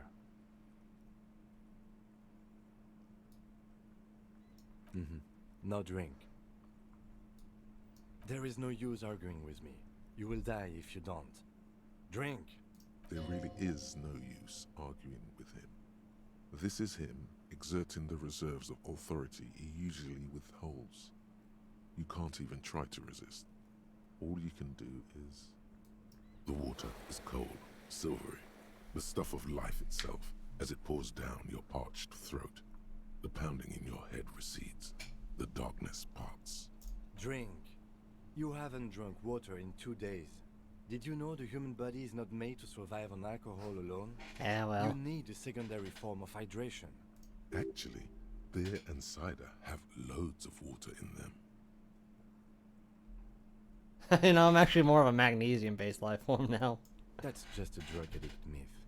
In reality, you're still comprised of dihydrogen oxide, which you must replenish to go on living. You know the problems with dihydrogen oxide, right? But these are not the Franco-Nigerian centuries. We are in the present. It is safe to sometimes drink water here. With greedy gulps, you down half a liter of cold water. Some of it spills on the driver's seat. The lieutenant pays no heed to it. What happened?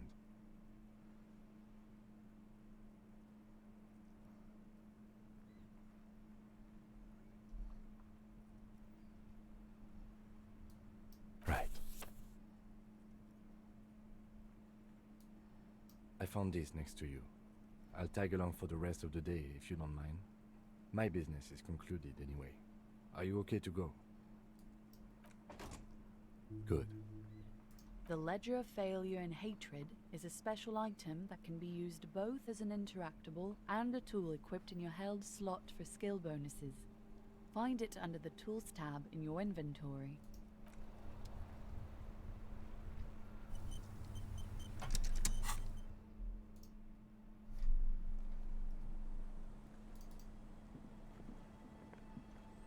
It's getting late, and it's snowing. Time to call it a day.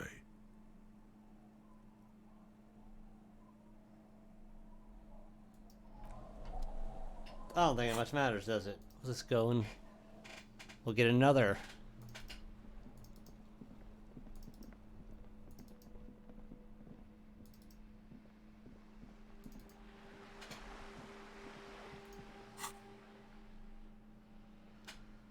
I gotta.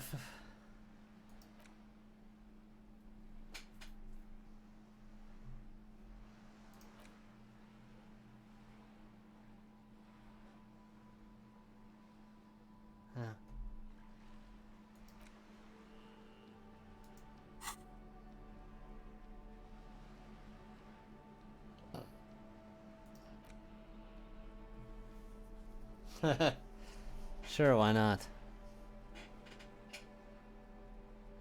I don't want it, but why not?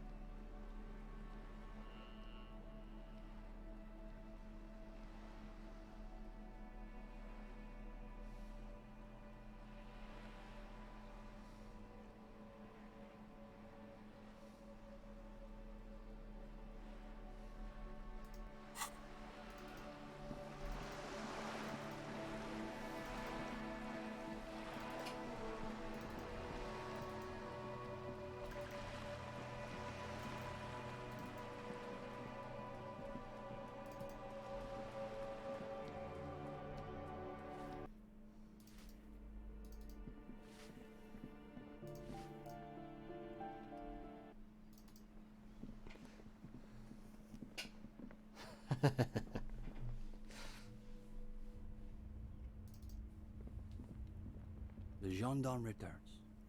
What do you need?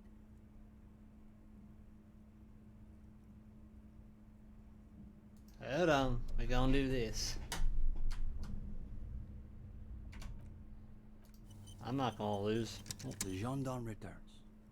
What do you need? Is it getting warm in here? There seems to be a little pool of sweat forming in the depression of your... No, you're terrible at them. The thought of everyone looking at you. Oh, totally. A superstar breaking out in excellent work. Now there's a dark... Let's be you've been the hardest part. Everything all right, gendarme? You look a little green about the gift. Kind of just want to do it right the first time and get on with the game.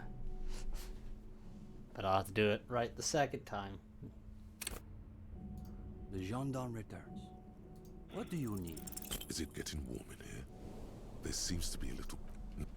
Let's try again. We'll try it one more time. If not, well, we'll just have to wait. The gendarme returns.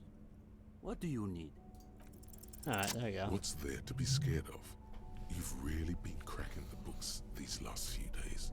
You can go toe to intellectual toe with any reading group in Martinez.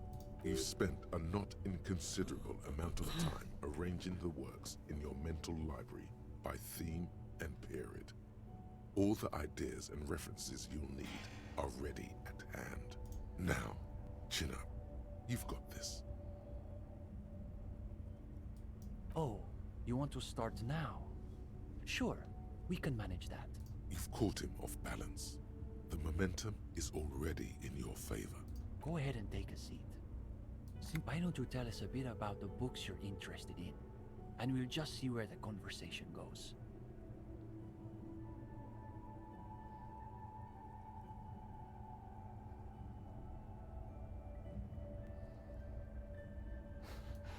Okay, we'll bite.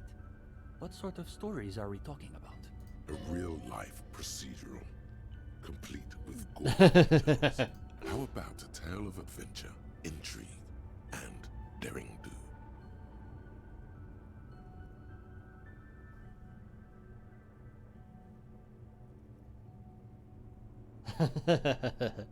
Oh, we're getting into the psychiatric pathologies of life under capital. Let's see where this goes. Yes, I'm rather curious myself. You've got them. They're starting to loosen up. I woke up so drunk I didn't know what money was. You Yay. deftly weave every piece of the story together. I'm just trying to imagine what it would be like to wake up with no concept of what money is. If you encountered it in a novel, you'd say it sounded like a plot contrivance or like a fantasy. Perhaps. But it's a fantasy that pays for things. Like your hostel bill. No. It's just like Mazovro. The freeman of the future will be he who awakens in perfect ignorance of capital. Wait, Steban, are you saying the gendarme is some kind of future communist? Another quarter of an hour disappears.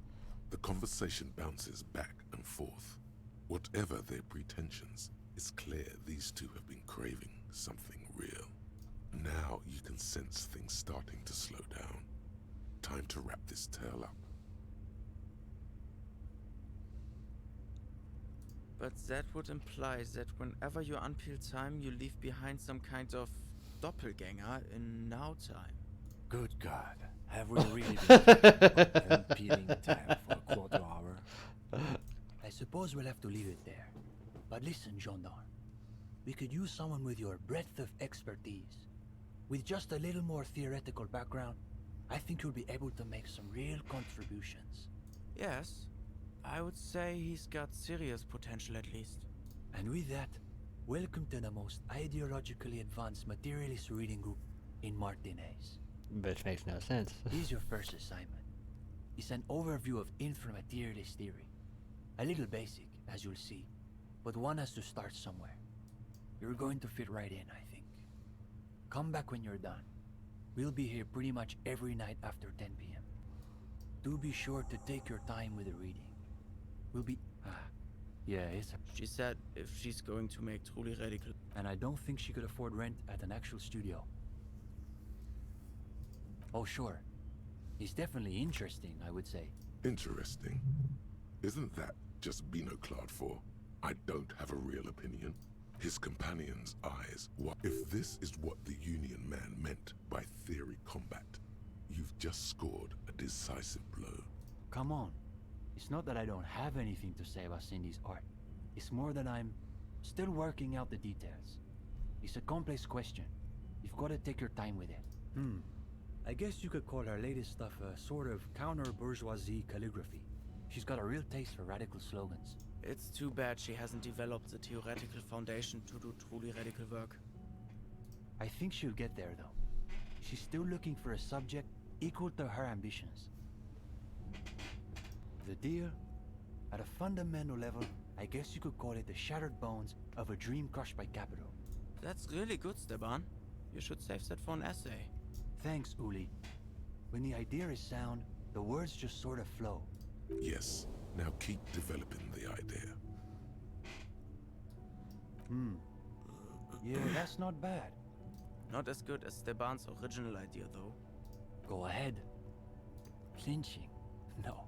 We think of ourselves as more of an intellectual vanguard.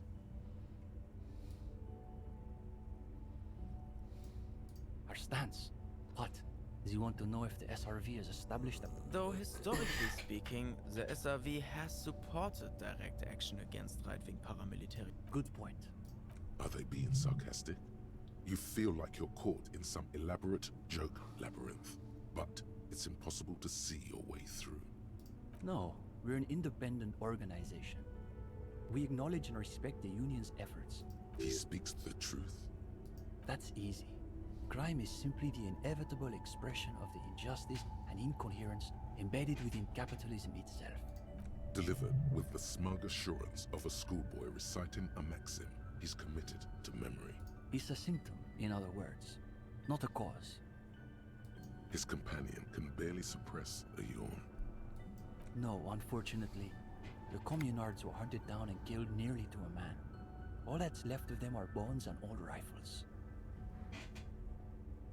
His companion's eyes widen as you hold up the ancient weapon. He's practically itching to stick that thing in someone's face and pull the trigger. Yes, like that one. I wonder how many of these are still lying around in cellars or sealed up behind the masonry. Can I hold it? Here, take it. It's heavier than I was expecting. What I do with evidence. The attitude of a priest bearing one of the holy relics of his faith. Though it is long out of service, its power is evident to him.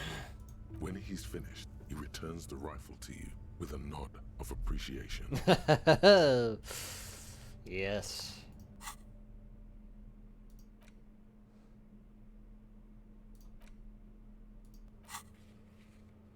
Alright, well, we'll do that, I suppose.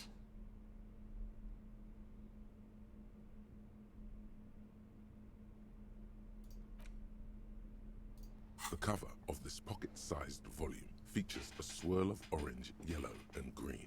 The title, A Brief Look at Inframaterialism, is set in an authoritative yet approachable serif font. What an interesting color palette. It's vibrant, yet somehow leaves you ever so slightly nauseated. On the inside jacket flap, you find a brief summary. What is inframaterialism? A highly theoretical branch of Mazovian communism, a collection of mystical ramblings by a discredited revolutionary, or possibly both? This brief look, TM, introduces readers to one of this century's most fascinating and misunderstood theories in a concise, jargon-free manner. The back of the book contains 4 or 5 pages of primary and secondary sources, but you'd need access to a university library to find most of them. In other words, this guide is the only source you're likely to find. You turn to the table of contents. The guide itself is divided into several sections with seemingly esoteric titles like Effects of Plasm on Root Vegetables and Mental Projection and Transference.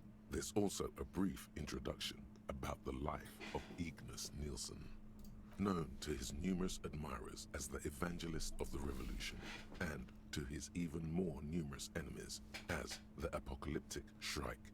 Ignis Nielsen remains one of the most controversial and fascinating figures to emerge in the years of the anti-centennial revolution, second only to Krasmazov himself.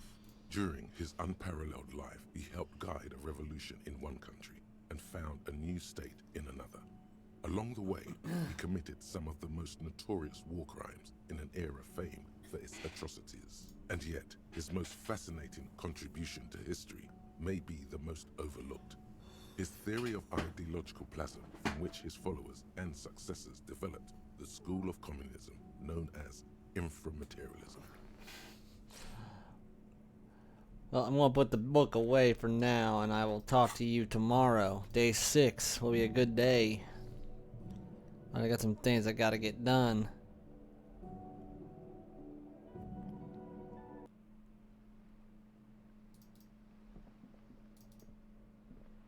Oh, hi. Hello again, officers. They don't call like pigs anymore. Yes?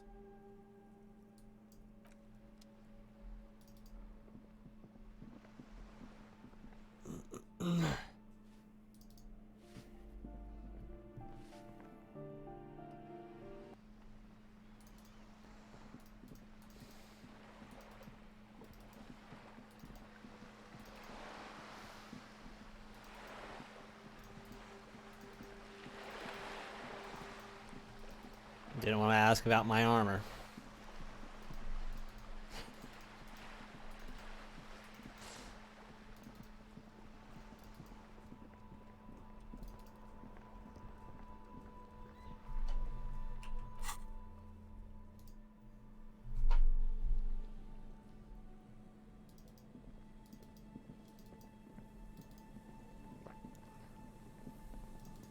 We're gonna go to the boardwalk next.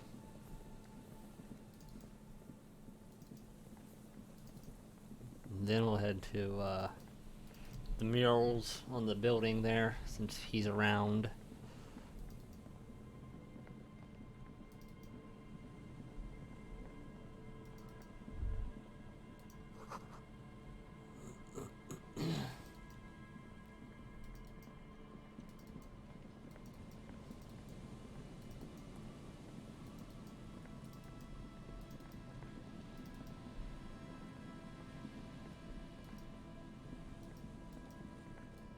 Hmm.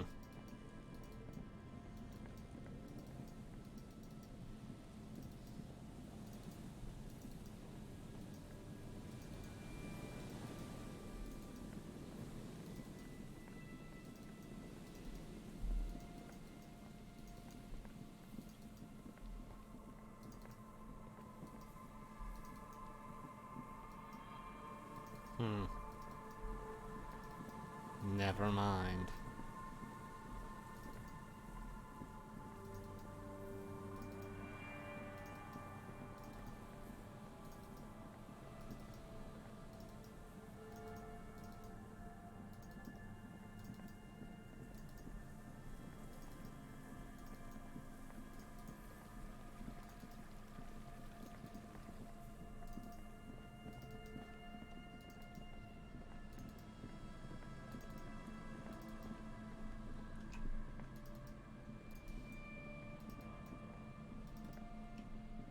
The trap is filled with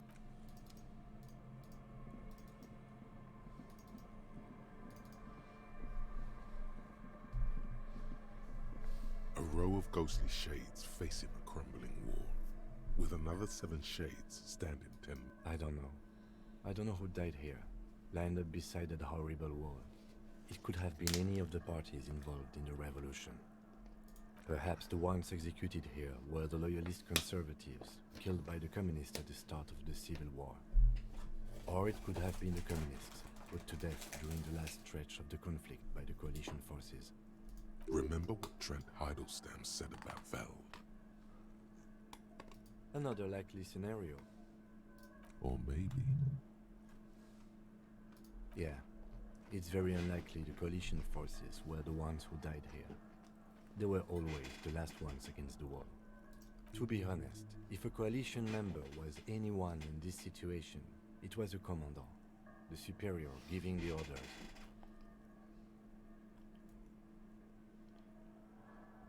A cold sea wind blows away the figures. Behind this building, the other one, once filled with engineers and designers of Feld Electric, now collapsed and dead, but for some rats. You feel drawn, for some reason, to the faded mural again. Alright, got that.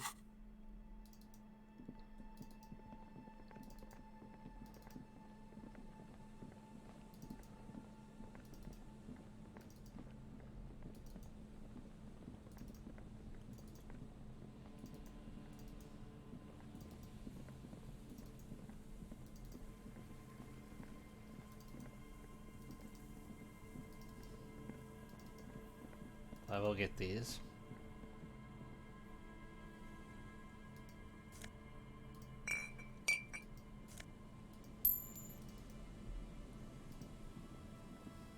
The once bright mural towers above you, saying, Feld Electrical, R&D. Tomorrow is just a whisper away. In there? She could. Or she could be in the identical room over there, or in that boat shack. In that church tower, maybe. Why single out this one building?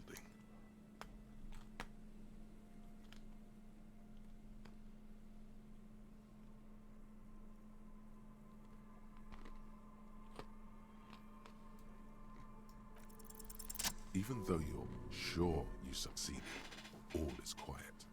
There is no cold hand brushing against your forehead. No rustle in the reeds. The wind has died down. The ruin in front of you is silent as a tomb. Trying to talk to the wind, the city, whatever you thought would happen, did not. And now you're just standing there in the dusk hour, with your hands fallen to your side. Is trying to talk to the city something you've done before? Is it in your secret repertoire? A trick for when you're out of ideas? How do we? I was really hoping she'd be in the village.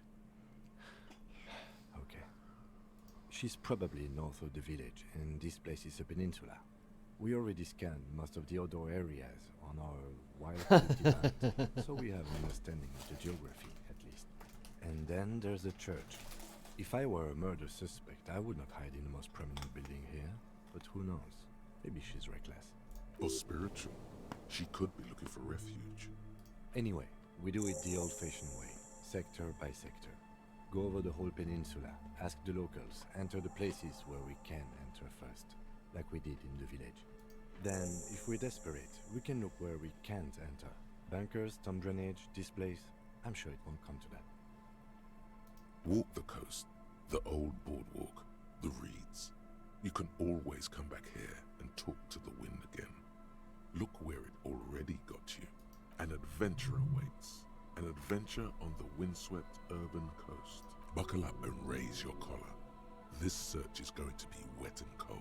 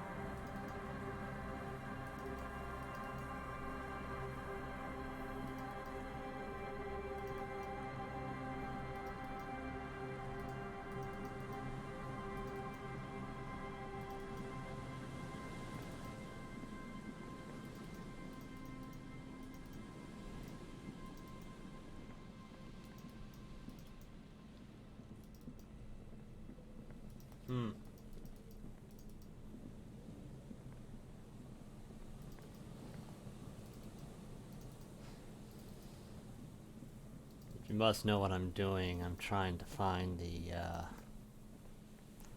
you know, the areas which could have been, like, shot. I mean, where the shot could have been fired.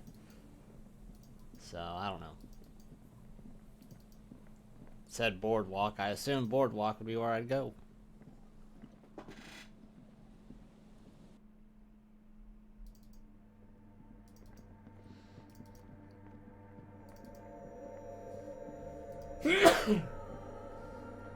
Oh, hey, wait.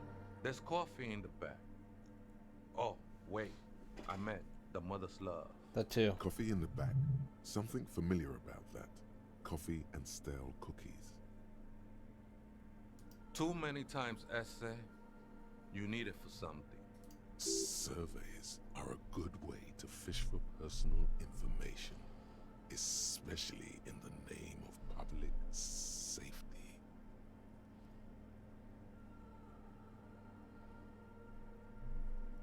Don't sweat it, vato. The password is afterlife death. What you think of that? Makes me almost pity la niñita pequeña when I hear it. Look, man, I'm at liberty to talk about the sacred blaze of the mother's glorious heart, but not about the coffee. This is a special. I circled it. Nurtured by the no.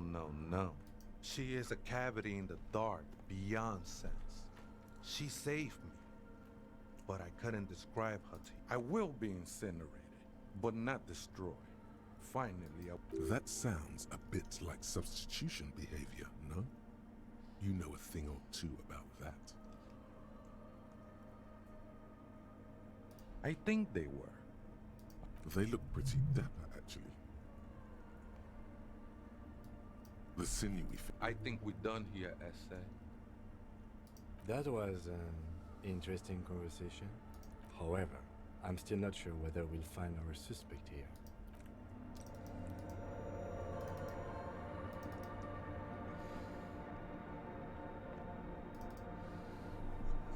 The machine's keyboard is still the speaker. Good evening. Votre accident. Good.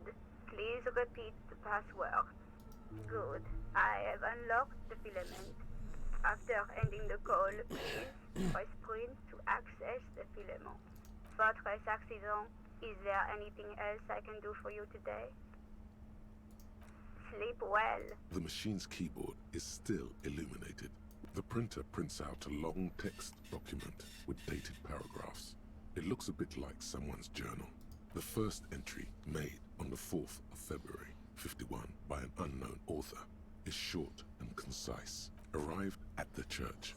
The door is boarded up, so I use the crowbar to get inside. Looks like the place has been deserted. Nothing out of the ordinary, but I'll ask around. Need to figure out how to get the electricity in. The lieutenant leans closer, scouring the printout over your shoulder. Just as you finish reading, he looks up, muttering under his breath. 4th of February. That's over a month ago. Whoever set up those machines has been here for quite a while. Our case? No, I don't think so. It must be some local eccentric. 6th of February, 51. Had a little chat with the local fishermen. Said I shouldn't go near that place, that the church was spooky and ridden with narcotics. It's a little spooky, all right. Still haven't figured out the electricity. See?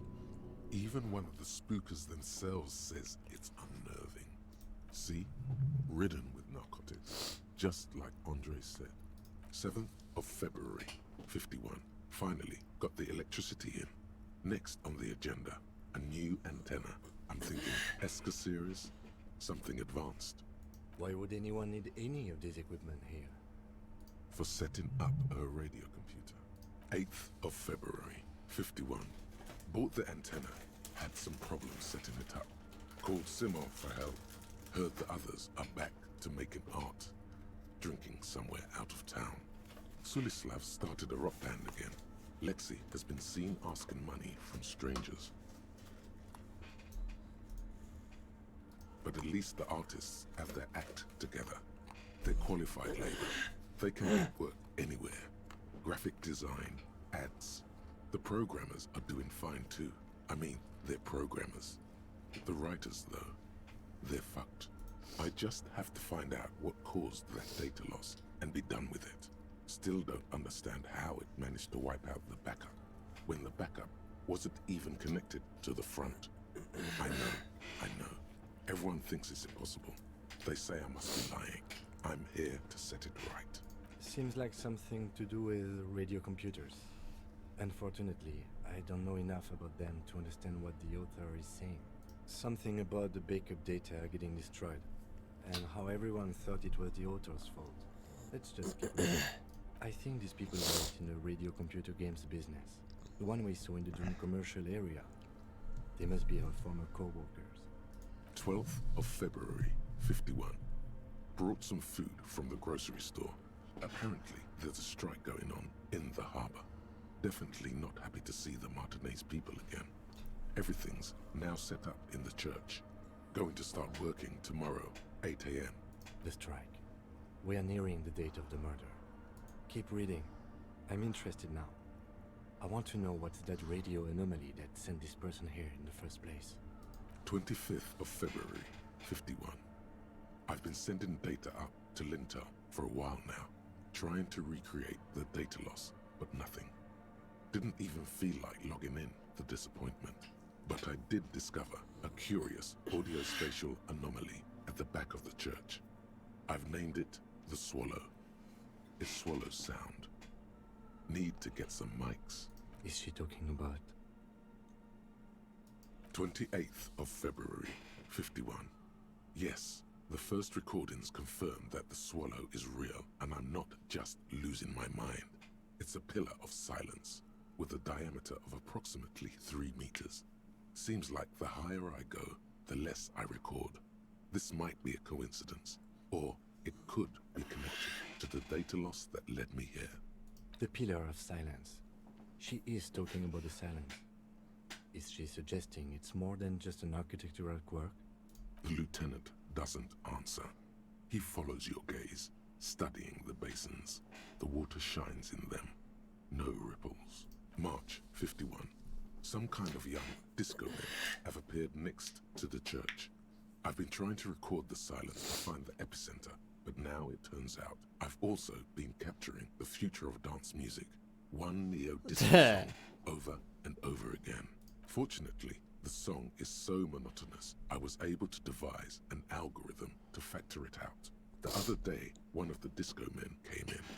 Before I could even say hello, she got scared and left. Good. I don't want anyone distracting me from my work. That disco man must be a cell.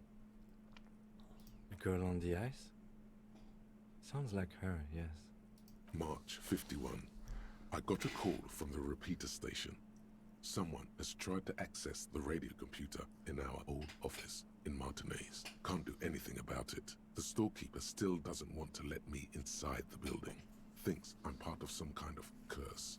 How Martinez of her. I knew it wasn't a good idea to meddle with that machine. No. It was a great idea.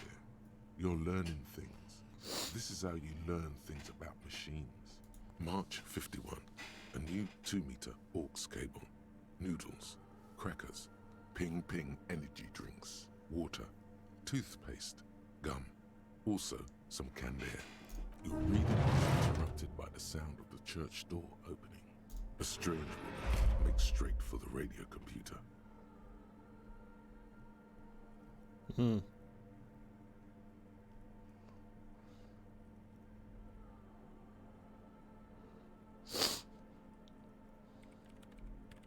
Breaking into my radio computer, I see. Yes, you are breaking in, but not into her radio computer. You're a master circuit bender. I do apologize for the intrusion, madame. We are with the RCM, you see.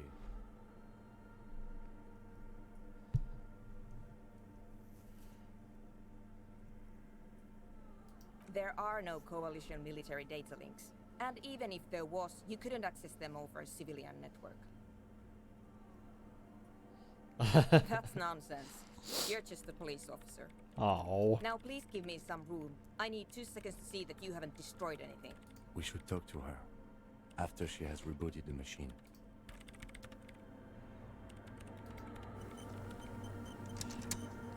What is it? Yes. Or no. Not anymore. That project is dead. I am Soona Luukkanen-Kilde, the former lead programmer of Fortress Accident and RSA radios. I have over 16 years of programming experience, and I'm proficient in both Vox and Orbis languages. If you're not here to hire me, I don't really know how I can help you. Did she say over 16 years of experience? She must have started programming when she was still a teenager. That still doesn't answer what she's doing in an abandoned church. What? I hate it. I bet she hasn't even heard it.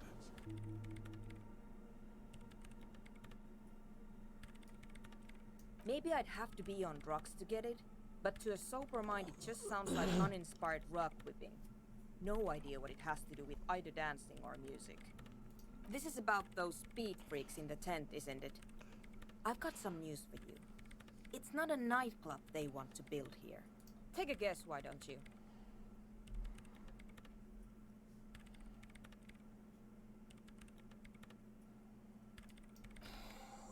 I can't believe they got you so easily. Go have another talk with those up-and-coming entrepreneurs, will you? Thanks. Good luck. I'm not coming in there. No? Yes. And? I don't care. I don't care about crap men. Wow, she really doesn't. Not afraid, this one. You really like those questions, don't you? They're bloodshot. She really hasn't been getting much sleep lately, has she? I'm conducting scientific research here. I'm looking for the location of a 2mm hole in the world. Wait, what? She's looking for a disruption in the radio waves. That's what her personal log said.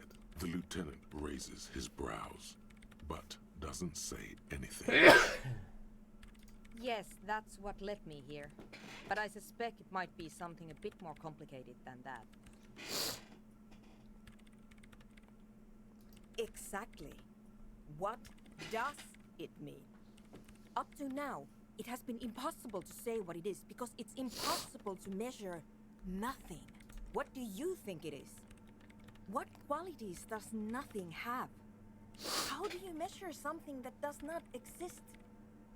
That's a little above your pay grade at the moment.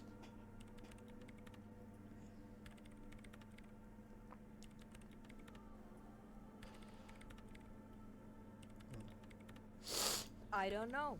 Are we? That's what I'm trying to figure out here. But how do I figure it out? You measure it by its surroundings, by that which does exist, which is what I've been trying to do. I've tried using hydro transducers to record the silence, to find out where it begins. Ah, hydro transducers. So that's what those water basins are. Devices for recording sound through water. But honestly, it's not progressing very well. Somewhere underneath those roof beams, I assume. Only a faint crisscross of rafters can be made out from the dark. Most of the tower disappearing into the shade. There's this place at the back of the church. A place where all audible vibrations seem to decease. I've named it the Swallow. And the higher you go, the less you record. The Pillar of Silence? Are you sure it's not just an architectural quirk? Maybe, but it's oddly close to the physical coordinates of the data loss that led me to this place. I know. No, I don't. Because it's just trial and error, trying to locate the Swallow, the exact point in space. And I don't have a... You know what? It would be really helpful if you could just stop talking and let me. Great. Thanks. I brought them here. These are my machines. Please don't touch anything. I use the AR-1 as my RAIN prefix processing unit. Mm-hmm. Yes? You really don't know anything about radio computers, do you? Then you'll certainly know that all radio computers perform operations on air. So in order to gain more processing power, you need to invest in a good antenna. I guess it is. So far I've been quite satisfied with it. Martinez is an unstable region with bad coverage, and the operation has been surprisingly stable. But it's not the cheapest one on the market. So I wouldn't recommend it for your regular red tape operations. Fraser 1000 is a foolproof line for civilians. Anyway, you should do some research before you decide to buy anything. Ask around, compare the prices. There are many milieux dedicated to that sort of thing. I'm working. The machine seems almost alien with... Could you just... shh for a moment? It's not just rudeness. It really is hard to concentrate on whatever she needs to do. And you're not helping. So you do know something about computers. You're right. Prefect is used mostly by the government peeps. What the hell? Ow. No, I don't. Because I needed something good for my investigation, and Reims Civic is widely agreed to be below all standards. So I had to upgrade. Besides, owning a Reims prefect isn't such a big deal anymore. No, actually, it is kind of a big deal. You don't see Ream prefects in every police department, for example. No! No, of course not. I know a friend of a friend who used to freelance for the Coalition. I bought it from her. I was actually aiming for the military-grade game Rational series, but couldn't find one. Prefect is mainly based on the same technology as the Civic, but it does work better with newer antenna models. So I'm not complaining. They are connected to my Reim Prefect. Whatever you do, just please don't move them, okay? Thanks. Short and terse. There you have it. Whatever she's using them for, they're hers. Great. What? No, no one's suspicious around here. She has not seen her, sire. 'Tis true.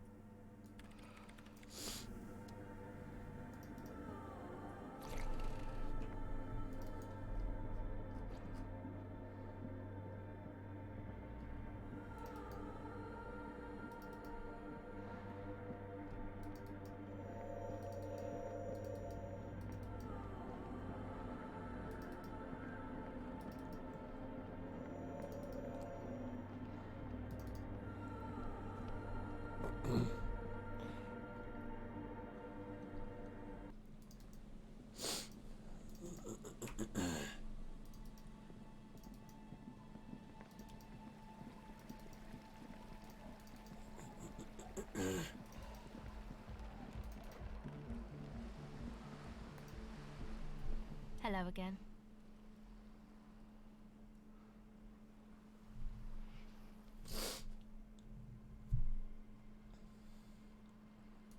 Oh, that... She's less prone to blood. Go ahead. My associates? Sorry. To the cops. Don't know what makes you think it'll be any different later, but... It's supposed to accept that... The floorball, there will never, not in a million years. Go ahead.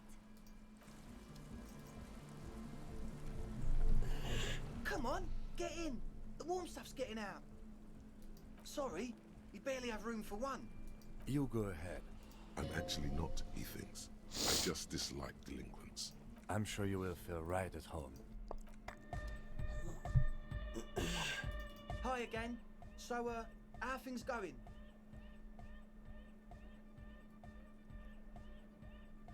Yes? What's the deal? A programmer? That's odd. What was she like? Did you ask her about the nightclub? Come on, man.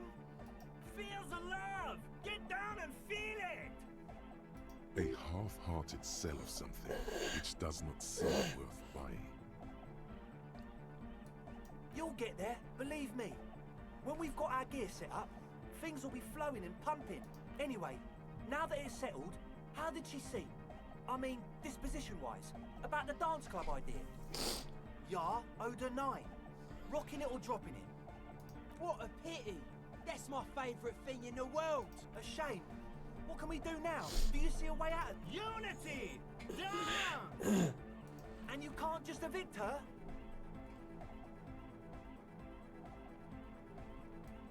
Look at you, Honor Man. No, Noid. He's right. Maybe we've approached it the wrong way after all. I'm sure there's a workaround.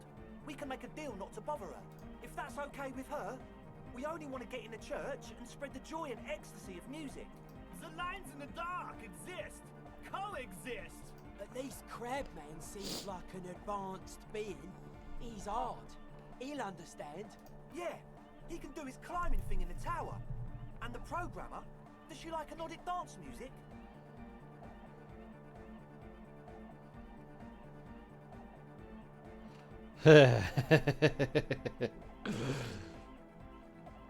Wonderful! If coexisting fails, you can always muscle her out, right? If it's all okay with you, what do you think? Excellent! Good luck, my friend.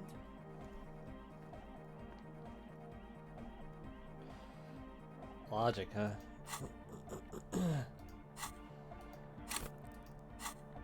Goodbye, officer.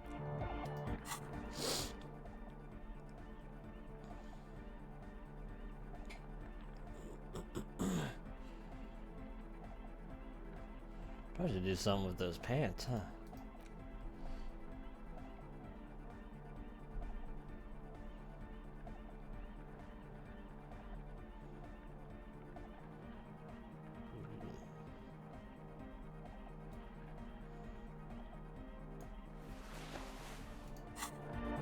Hi again. So, how are things going? Okay, indeed. So plus, all in all, you really can't tell what that mean programmer grandma was talking about. Goodbye, officer. It sucked.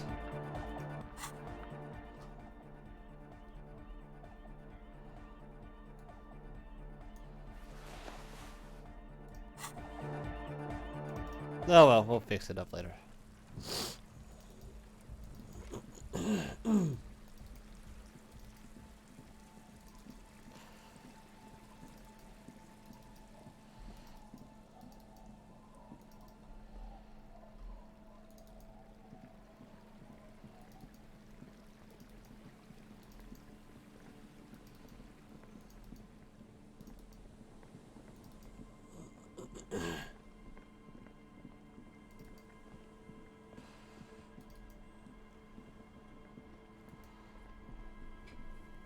It's getting late, and it's snowing.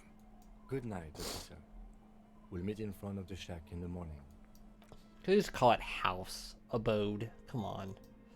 Shack just has the same ring to it. The bed is comforting, if a bit run down. The place feels almost like home now, quiet and dignified around you. A new life by the seaside. You're incredibly tired. The darkness and warmth come fast. You're falling asleep. It's easier this time. Drifting off, your head has found a comfortable indent in the pillow. Your legs and your torso feel like lead weights sinking to the bottom of the sea. Until they're suddenly light. This respite. You've earned it, brother. Bask in the darkness. Let it swallow you up and swivel you around while you forget everything you've managed to remember. No, this is the one before that. We'll just keep cycling it for you if you don't mind. As long as we can. Spin it like black yarn. Enjoy it while it lasts. You're welcome, Harry boy. You earned it. After centuries of darkness, the alarm rings. But what's this? You actually feel rested. There's no time to cuddle with your pillow, however. or as much as shiver from the cold. The world awaits. Go.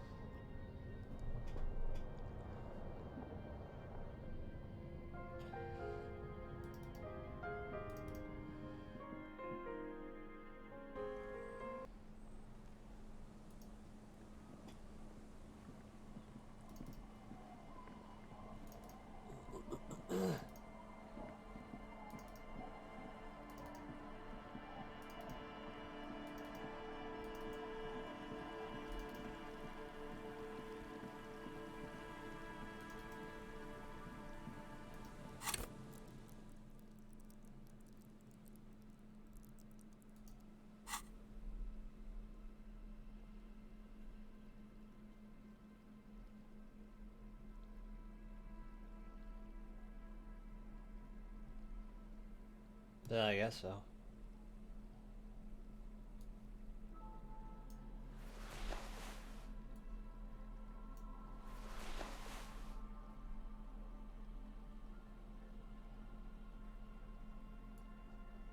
I don't need that.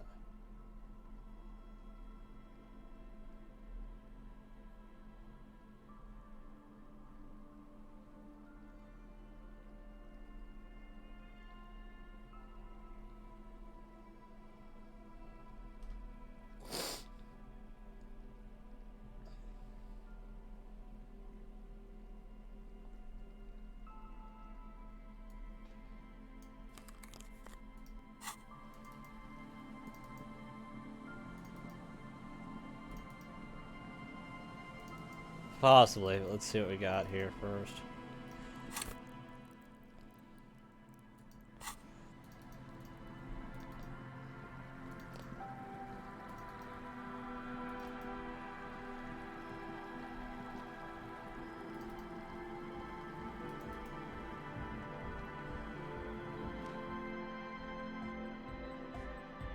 Hi again.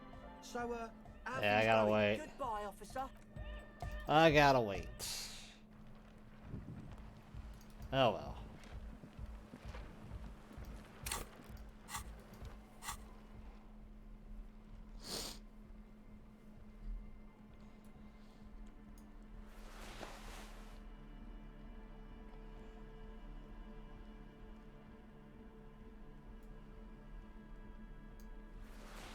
I don't know.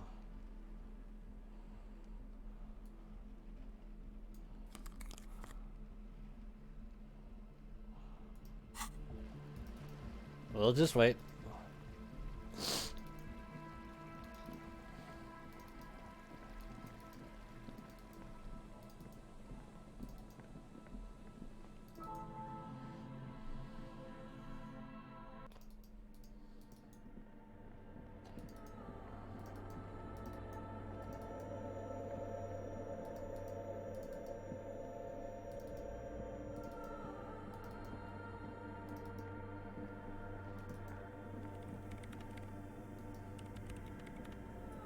Yes, what is it?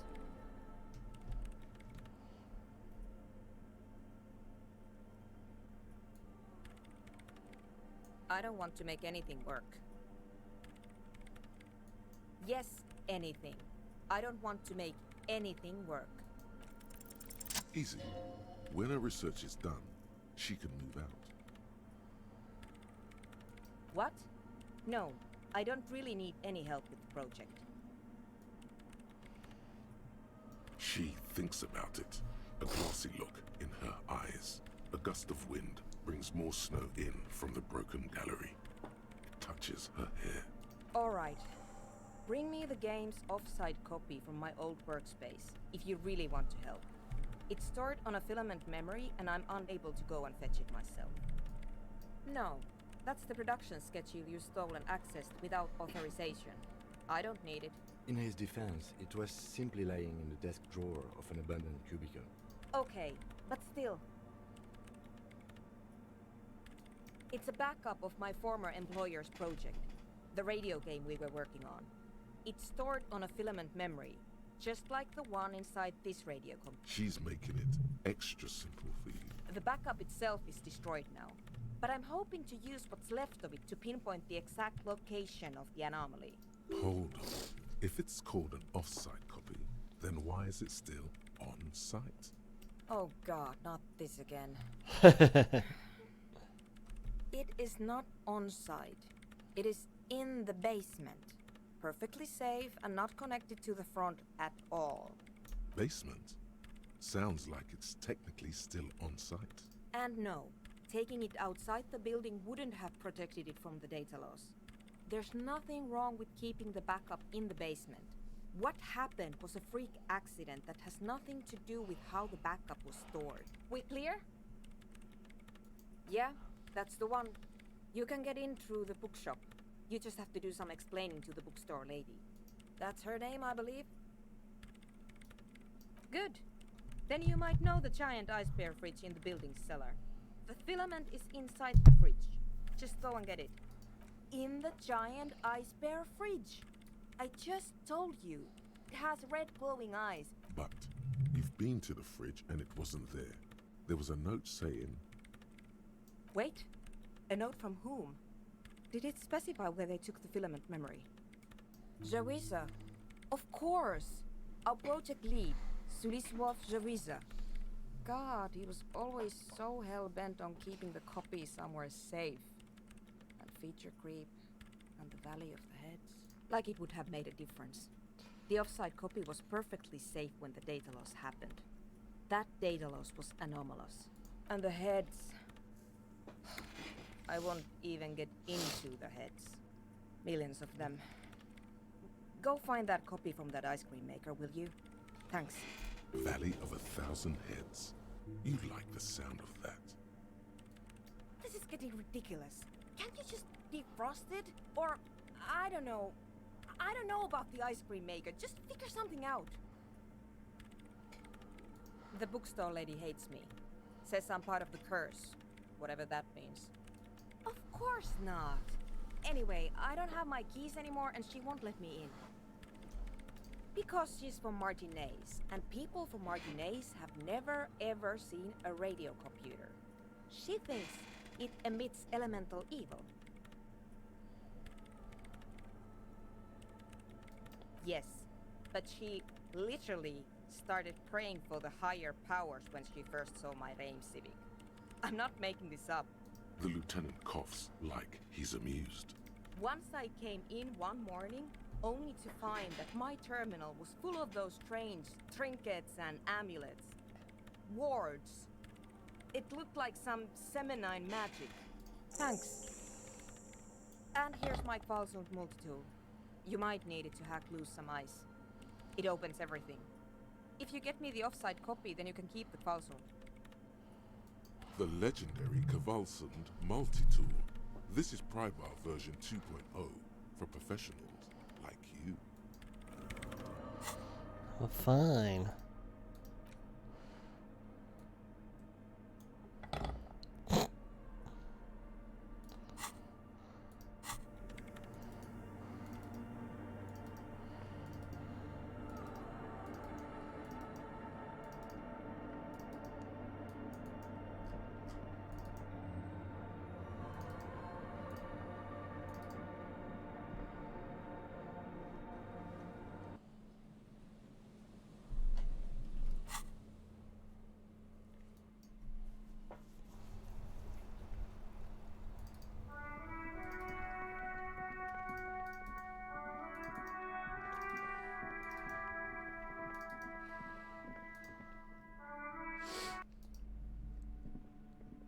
Hello again, esteemed officer. Well.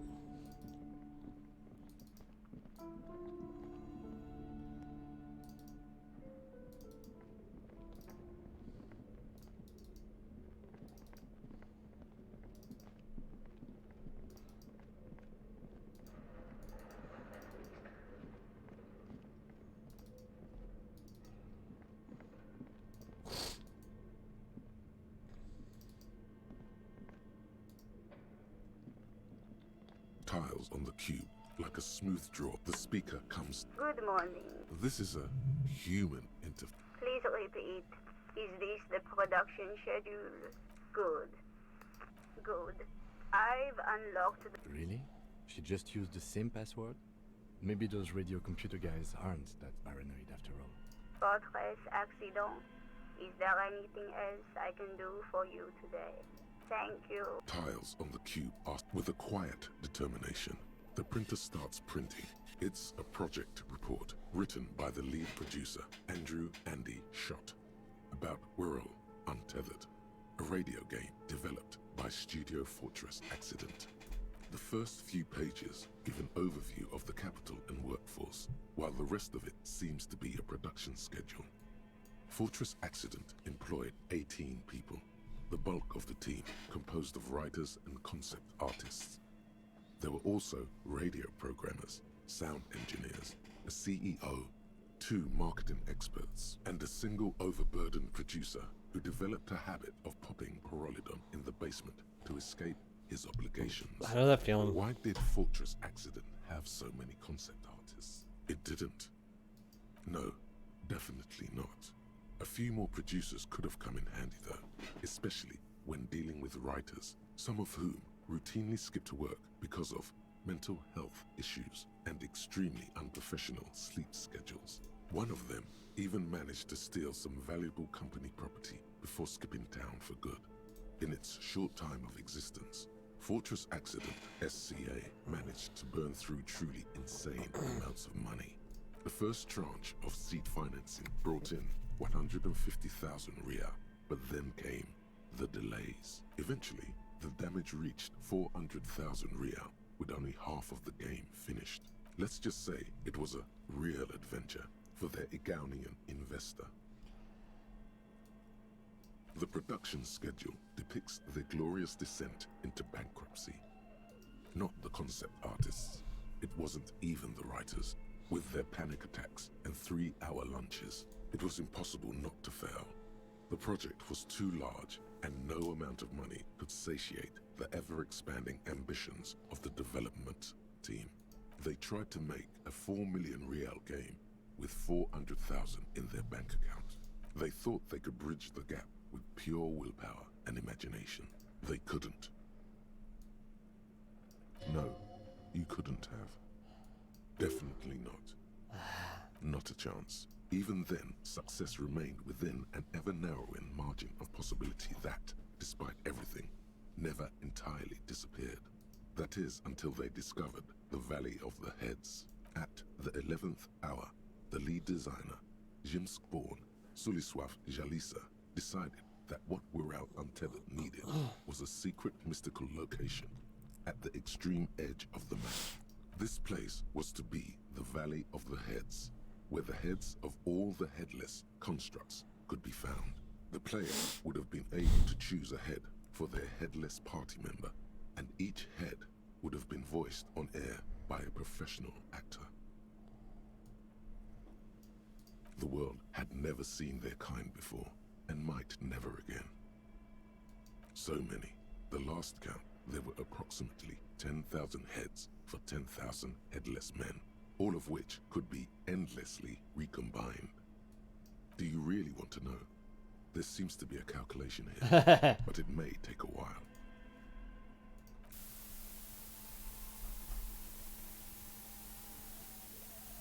That's about right. Sounds about right. Keep going.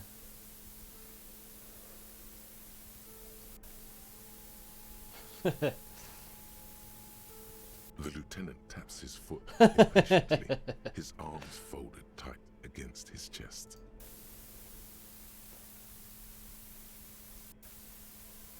What haven't we done?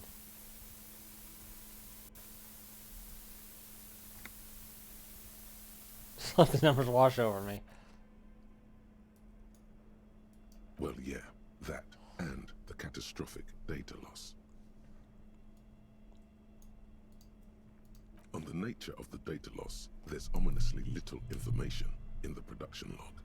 It comes at the very end, where things get fuzzy and dark.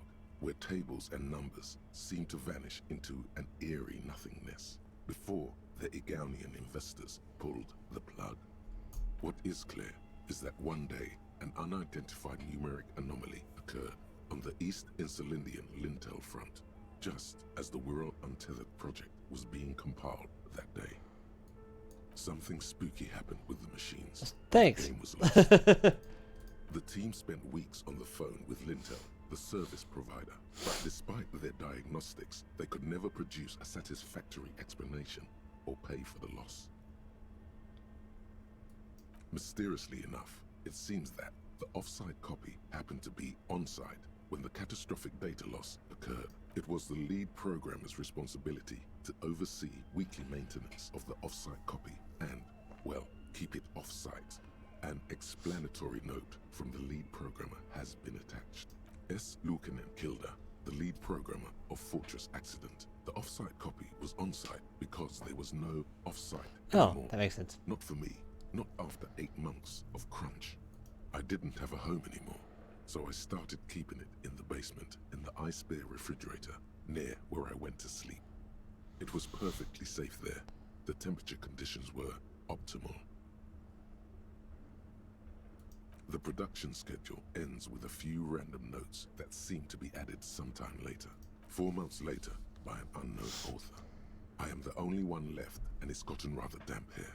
A few other businesses have gone under, too. Slipstream switched to making skis, and the hairdressers just left, cursing Martinez. They're right, though. Something's seriously wrong with this place. Martinez, all of it. Still haven't got an answer from Lintel about what happened. All I could get were the physical coordinates of the error on the East Insulindian front on that day. Since the computation happened on air, I reckoned it had to coincide with an actually existing location.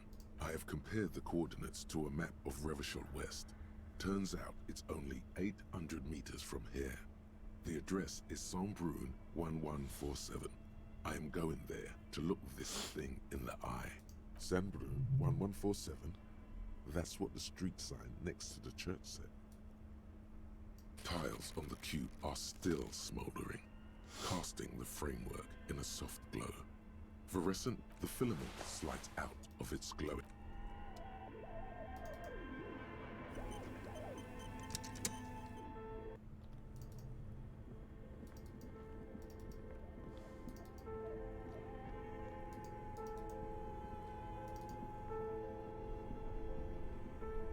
This orange machine is dead still. It has a hand-cranked ice groans and howls under the strain of your giant Gewaltsund multi-tool until the lid cracks open. Darkness lies inside, but you can faintly make out an object. You gently lift the cube from its We should take it back to Miss Lukanen Kilda as soon as possible. I'm not sure how... Yes, but aren't you curious to know what's on... Yes, I am actually.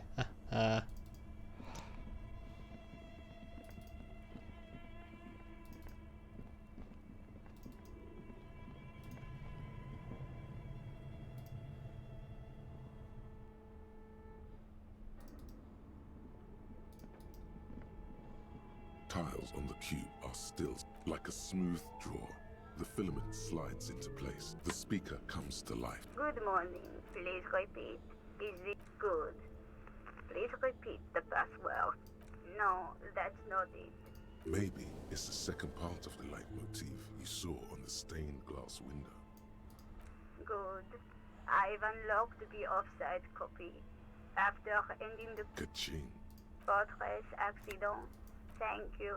Tiles on the cube. It sounds like something cracks before the piece of paper starts filling up with pure black ink. Something's broken. Machines aren't supposed to behave like this. The paper is soaked with ink. Its monochrome darkness spanning from margin to margin. Odd.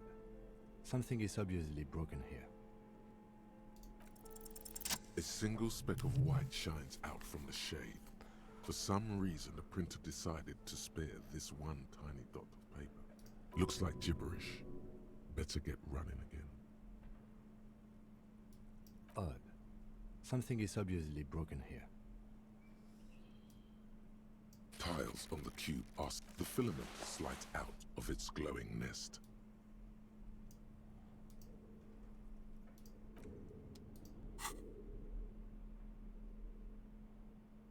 Oh.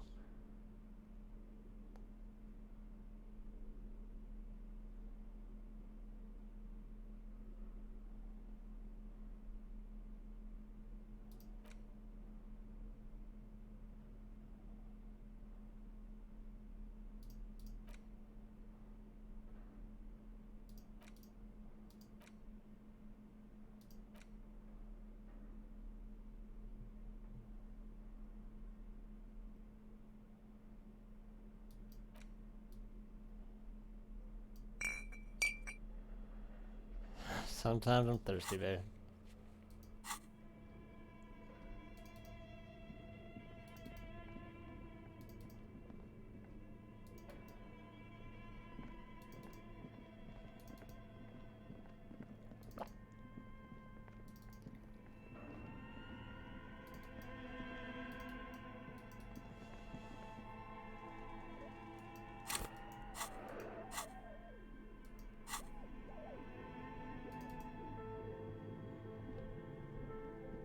The barbell waits patiently on the floor, like a...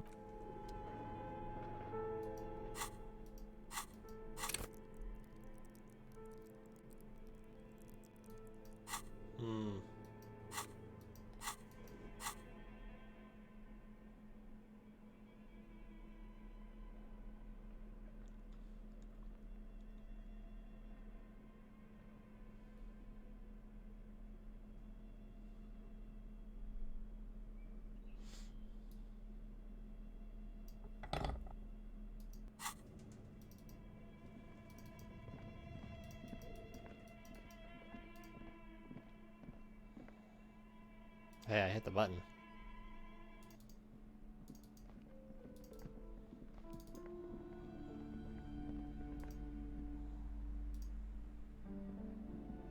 Hello again, esteemed officer. Okay, but please, only a few questions. You wouldn't want to disturb the spirits. Yes, I've contacted new. The wards help to keep the doom at bay and protect us against the darkness that lies. The woman looks aloof.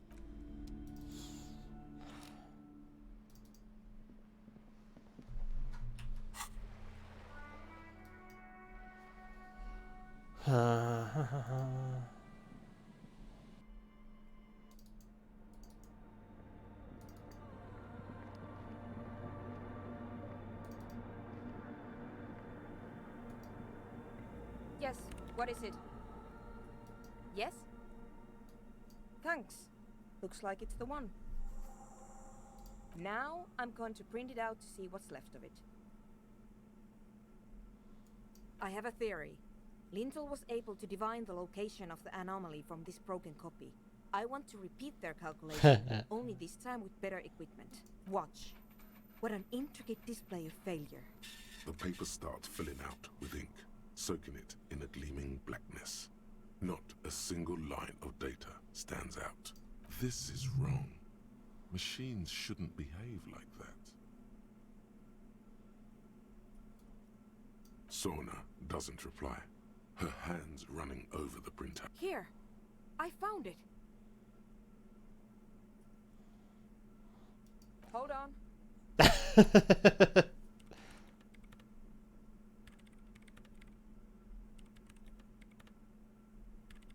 Just give me a second. I'm almost... I've never witnessed a programmer work before. done. I've got it. I found the location of the anomaly. I found the coordinates. Great job. Thank you. There, in the swallow. Think you can help me again? I need you to go move those water bolts for me. I need to double check my calculations. You like moving things around. Moving things around is calming. Just walk over to the circle and follow my instructions. Move the third bolt 2 centimeters to the left, and the fourth bolt 5 centimeters to the right. This should do the trick. Thanks.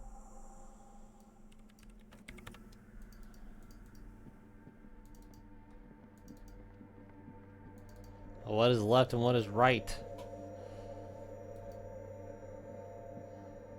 It's awfully silent again. Measurements have been marked down around the bowls. Oh boy, this is going to be good.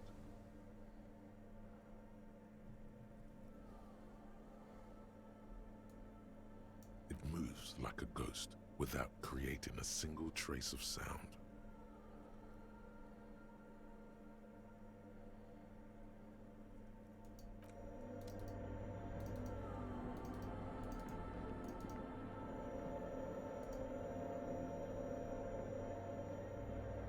It's awfully silent. Measurements have been marked down. Oh boy, this is going to be. Some water spills out. The lead programmer sends you time to run back, or maybe walk. This is. Nah, I'll run.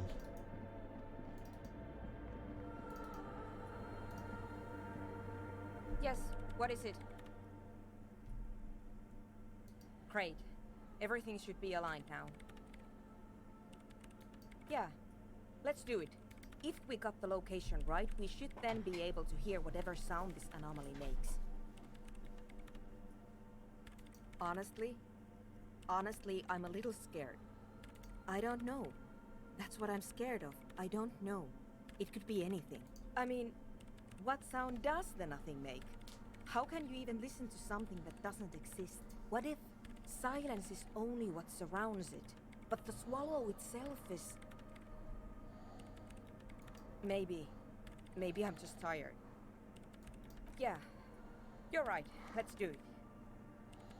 The lieutenant takes a step back, and then nothing happens as Sona Lokanen-Kilda presses unmute on her keyboard. Nothing but silence. You can hear some small animal cross the floor in the chancel. It's that quiet in the sanctuary. She doesn't talk. Her eyes closed and brows knitted together in a state of deep focus. One hand cupping the headphone. Damn it.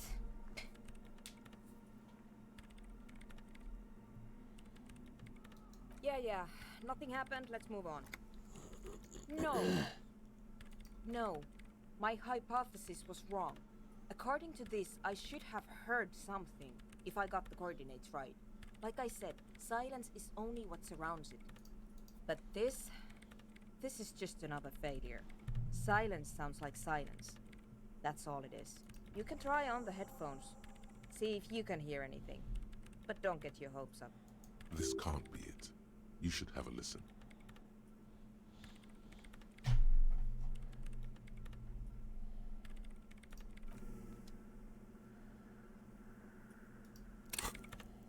It's perception, right? Well, then we got perception.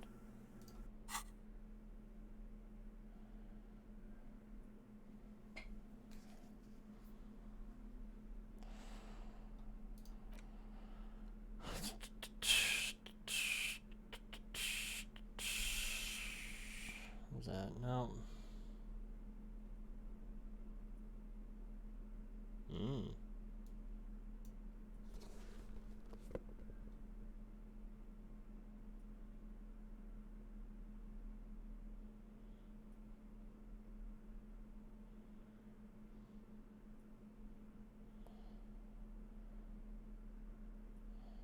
Huh, it's the only thing I got, huh?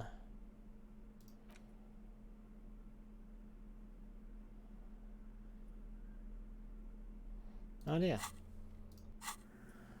I'll try again. Yes, what is it? Everything disappears. You are draped in silence like a drowning man staring into his puny little headspace. And then the pressure changes. It feels like flying on an aerostatic, or when your ears pop, or like a subtle difference in the atmosphere, a weather change hanging in the air. What if the sound you're looking for is too low for you to hear it? A better sound system? Alright, but where would we get one? I got a boombox. Suddenly, a rhythmic beat permeates the walls, causing a small patch of decorative stucco to crumble onto the wooden floor. They should really allocate some renovation funds to this place. No. What they really should do is shut down the disco men for disturbing neighborhood peace. You mean the speed freaks? Of course, the speed freaks. They have a fantastic sound system. And you think they would help me? I guess I could live through a week or two of peaceful coexistence. Sure, let me know how it goes.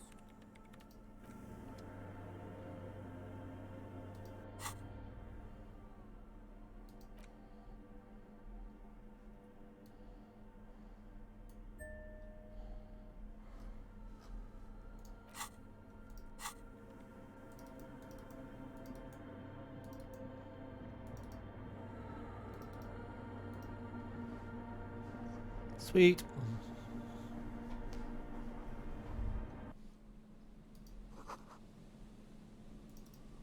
Oh yeah, but you know, that's kind of irrelevant now, isn't it?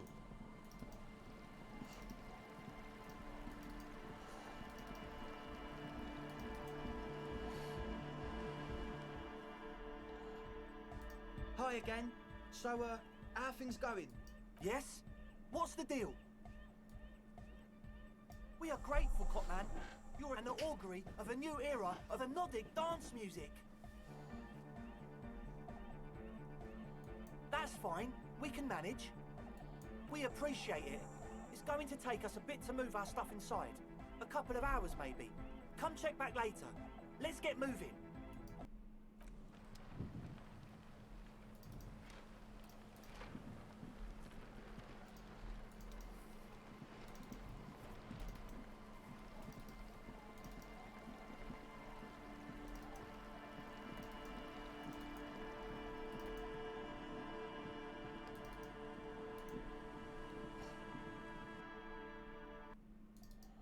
Yeah, normal. Yeah, it's all set up, man. Can you already imagine 1,000 people in here? 10,000! Ecstatic vibrations, totally transcendent. And I've finished setting up the new compressor too. Now the only thing left to do is the name of the club. Will you do the honours, detective? I wouldn't.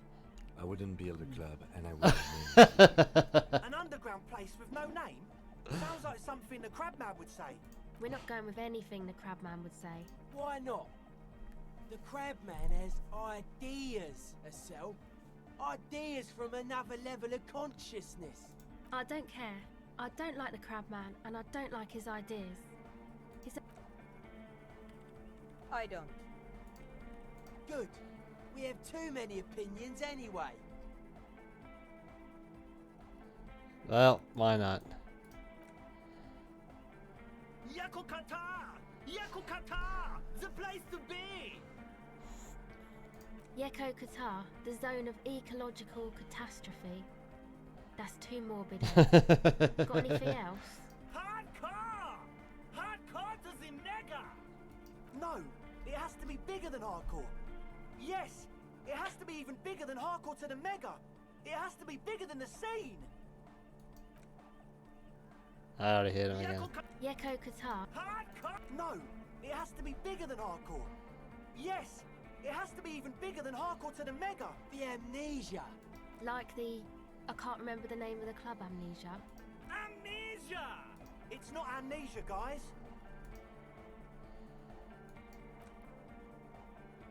How about something simple? Like the club? Too modern and too ironic. We don't want ironic. We want real. Real and true and beautiful. Like a morning after the rave. The name. Everything I managed to come up with sounds just wrong. Andre's overthinking it. Yes, you should do it, detective. It would be good for the signs. Noid's right. You've helped us so much. It's the right thing to do. You have? Well, what's the name? Like that DeLorean word for the world, you mean? Elysium. But Disco Elysium? Isn't it wacky? Disco's kind of gone, isn't it? Forgotten. The past is the future, but the future is dead. No, it's beautiful. Beautiful and brave. Like we want it to be. And short. and memorable. It's settled then. Everyone welcome to Disco Elysium. The wind brings some snow in from the broken gallery. It wraps you in its embrace, cold and luminous. You should return to the mural soon, to the one that said, tomorrow is just a whisper away. It did. Andre breaks into frenzied dance-like motion to celebrate the name.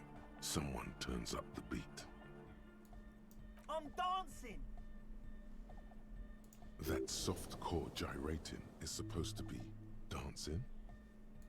Yes, my man! Talk? What is there to talk about if you can express yourself with moves? Audio waves thump against your ribcage. The speaker setup makes everything sound much better, but the beat is still so weak. Goodbye, officer. I know, like, a bunch of it is... yeah. Pants, anyone?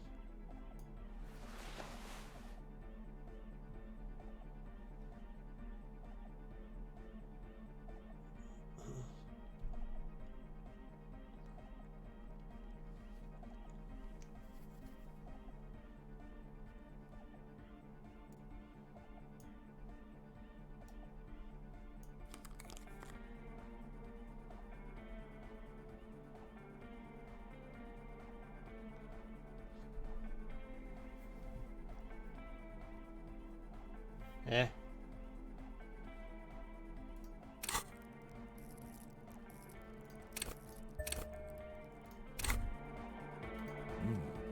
These are some wonderfully regular pants. Not too tight, not too loose, moderate in every sense. You'll blend right in at some pleasant dinner party. I know you do. These inter-Isolari pants are like wearing a perfect compromise in your nether regions. No one will call the moral intern on you like this, that's for sure. You're a little more moralist now, buddy. A little more normal, even if you didn't want to be. Makes sense? This is what wearing boring office trousers does to you. Oh, hey man, it's good to see you. It's to express my individuality. I know. Is that a bald spot? It's hard to tell for sure, with the fused together spikes, but it looks like he's balding. All because I'm balding, yes. I want to fuse the remains of my hair together before it leaves me. I want to show my hair. I don't give a fuck how old you think I am. I'm 20, not 20. Of course it is. Maybe it was a bad idea. Anyway. You close your eyes and vacate your skull, leaving your brain to wonder, where did that little fluttering light go? Total darkness. You sink down the darkest fathoms of your own personal deep, vertebrate by vertebrate, through the unformed skulls of your mind. It's a spine, not mind. Here it will begin. I'm gonna let you in on a little secret. Every vertebrae in your spine is an unformed skull ready to pop up and replace the old one. Cool. Like shark teeth. The one you're currently in has a little brain forming in it. Huh, waiting okay. for its turn to rule the world.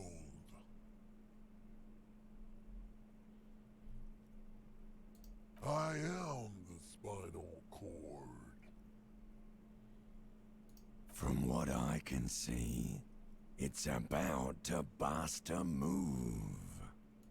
Alright, why not? Spinal cord. Foolhardy, do you even know what's happening on the surface? Maybe 1,000 years have passed. Or maybe you started spazzing out like 2 seconds ago. With your eyes still closed, the first thing you feel, all the way back in the pivoting darkness of your own torso, is warmth. You have become a triumph of rhythmoplastics. somewhere in a smelly wooden church on the coast of Revachol. You know it. The wounds from the war you waged on your body are healing, twist by twist, turn by turn. You have become a flawless interlocutor, a flesh and bone approximation of the throb coming from the speaker setup of the one called Eggheads, entirely, rigidly. The flashlight helps. Without pity or fear.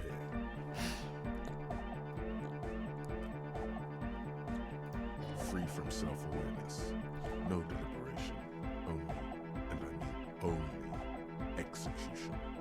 Oh my god! No way!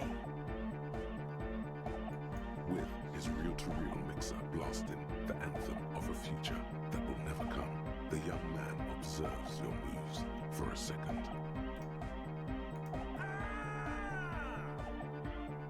He throws a screwdriver and a bunch of drill chucks into the corner and explodes into dance. What he lacks in sharpness, he more than makes up for in violent enthusiasm.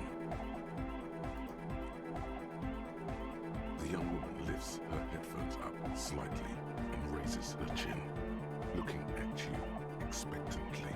Asil, aren't you going to dance? No, recording. The lead programmer throws the other young woman a knowing glance before turning her attention back to her own work. She's still at her mainframe, pressing buttons, reading printouts, but she started nodding her head along to the music. The young man immediately bounces up and down, then assumes the same dance pattern, embellishing it with some sort of waving motion. The authority of the law is clearly unquestionable. What's going on here? Delinquents. This is clearly a Code 31 emergency. The lieutenant squeezes the bridge of his nose. The lights reflect off his glasses. A Code 31 emergency? Really? The lieutenant crosses his arms with a bemused look. What's happening? Okay, I guess. Good for you. Rock on, then.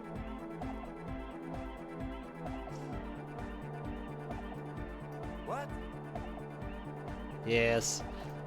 No. It's harder core than Damn it! I ruined it. The whole thing is ruined. Excuse me. No. Stop immediately. Dance. Then a breath of cold sea air fills the church as the lieutenant opens the door and steps out. The dynamic motion of your you feel as if turning on the hyperdrive would be a pleasure. Here we go. Hardcore filthy air. The sound above my head. Music pounds through the beast that you have. You're gripped by panic. Alongside a do you know all the I almost want to do it again. Solve right now, and you won't get to solve it if you turn. Not sure, but it's definitely not a normal dance floor experience. There's something serious. You're late then, but you already know. It really. Oh, there you are, man. Don't worry. I don't know what happened between you guys. Give him a moment. See, this is why you need distilled water. Nah, with the moves you... It's not your moves that are at fault, per se. You almost certainly had a seizure just now, and a much more massive one. When exactly? 30 minutes. I almost feel like trying it again, but I don't know if I can. You might be imagining it, but it... Man! Now imagine if we could do end of human development. Mission complete. Hope I remember that. Don't worry, man. I have to try again. I have to. I feel like that's almost an achievement. Let's see if I can do this. Man, we're so far away. I should have quick saved it. I feel so awful. But we'll go through it again. I have no choice in the matter.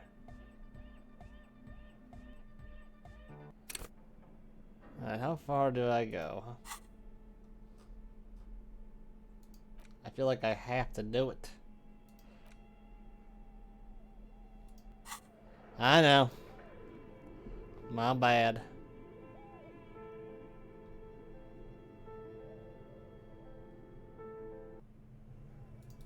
It don't matter.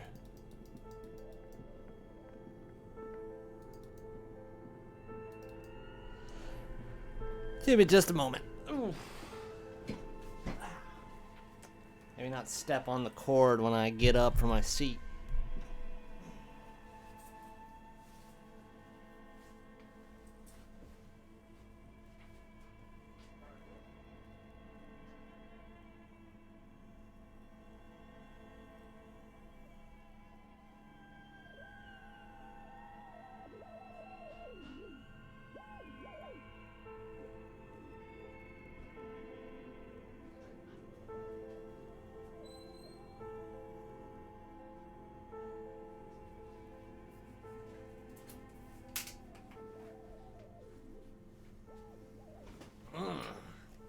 Alright, sorry. Had to get another drink. Try again. This orange machine is dead still. I squeak and it's already unplugged. There's not much else to do other than wait for it to defrost or bulk up and get stronger. Oh, really? We'll do it again. Did I just do that? Shut up.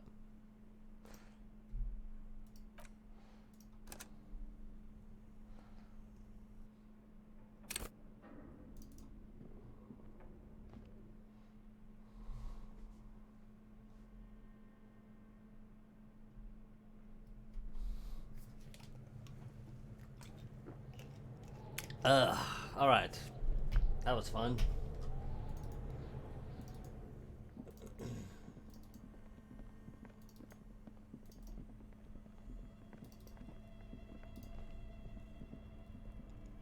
This orange machine is dead still. Ice-grown darkness lies in. You gently lift. We should take it back. Yes.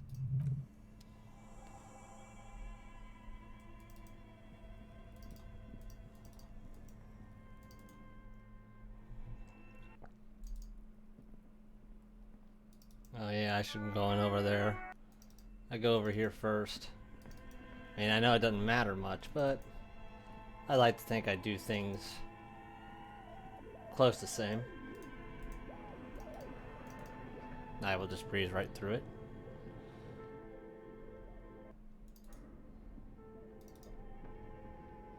Tiles on the cube, like a smooth draw.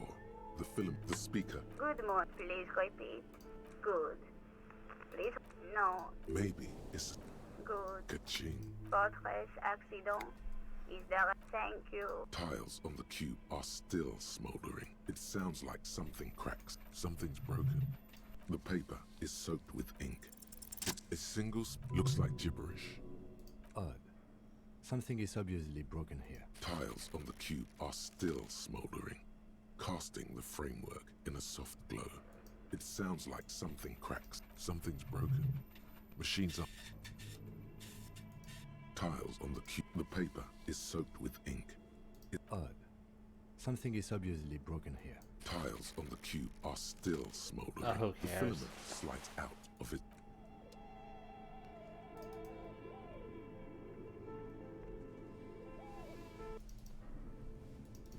Sure, I could see every little number known to mankind, but I just don't care anymore.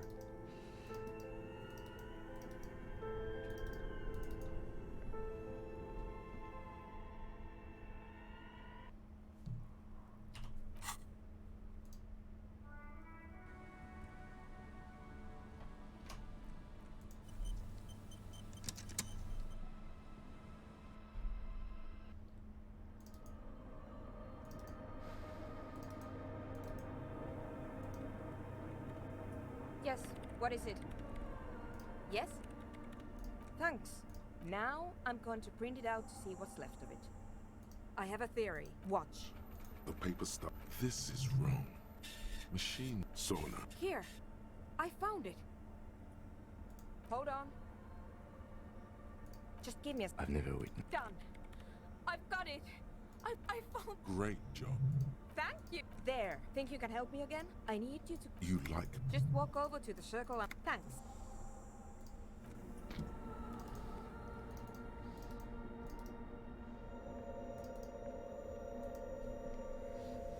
It's awfully side. Measurements that... Oh boy, it moves. Some water. The lead pro... Time to run back.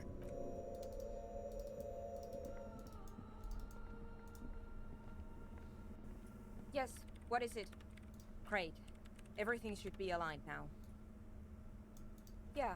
If we got the location right, we should then be able to hear whatever sound this anomaly... Honestly, I don't know. I mean, what if... Maybe. Maybe I'm just... Yeah. The lieutenant, and then nothing. You can hear some small animal cross the floor in the chancel. She... Damn it. Yeah. No. But this, you can try on. This can't be it. You should have a listen.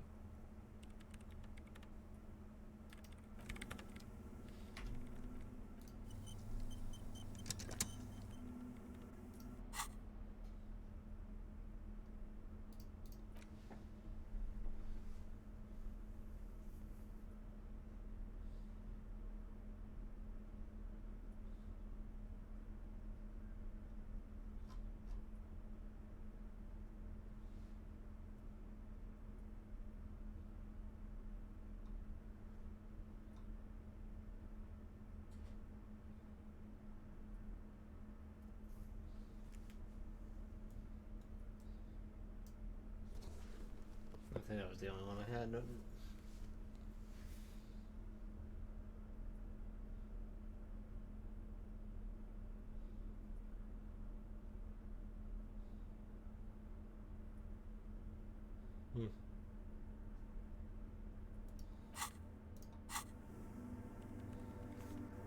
Yes. What is it? Everything disappears. You are draped in silence like a drag, and then the pressure changes. It feels... What if the sound... A better sound system? Alright, but where would... Suddenly... It should No. You mean this... Of course. I guess I could... Sure. Let me know how it goes.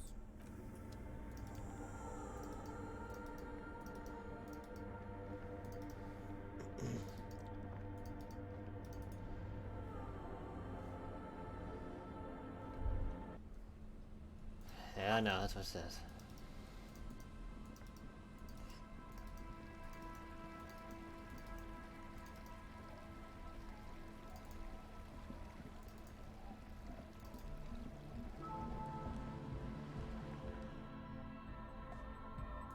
Hi again.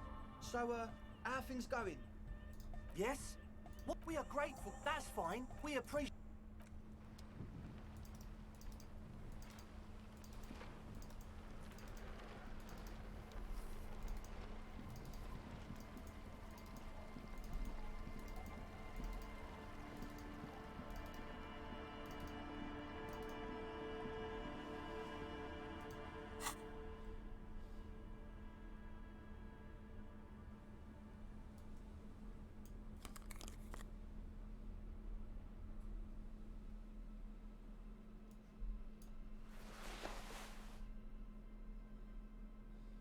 Or I could just wear nothing at all, whatever. I mean, that's fine.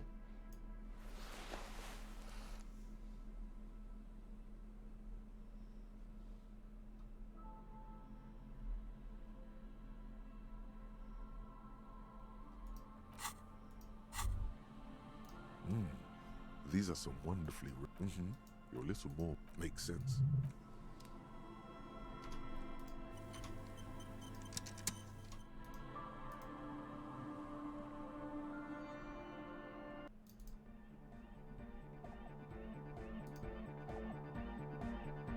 Yeah, it's all ecstatic vibration. Now, the only thing left to do, the name. Andre's over. Yes, Noid's right.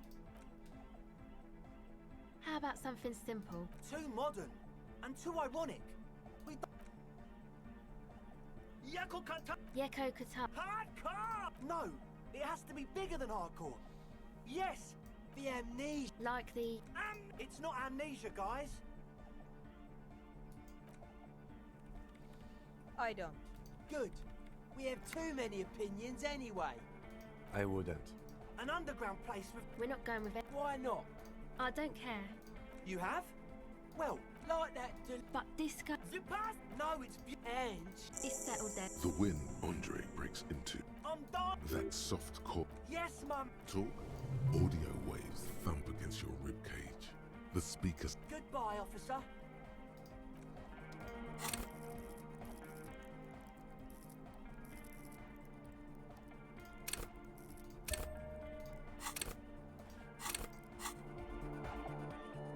Oh, hey, man. It's good to... It's to express... Is that a ball?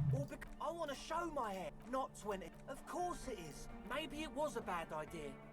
Anyway, goodbye, officer. Yes? Oh, hey, man. It's good to see you. You close. Total darkness. You hear it will. To rule the world. I am the spinal cord.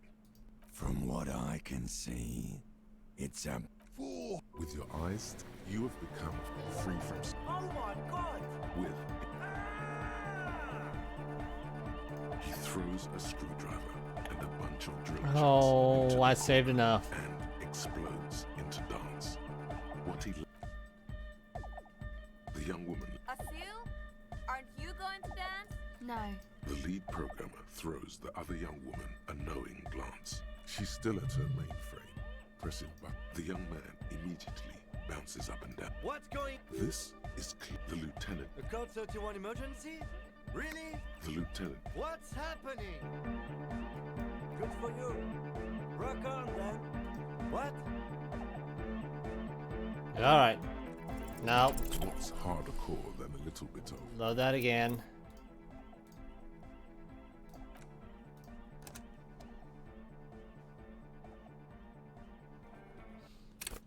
Well, I know it's authority now. So let's see what other authority we got.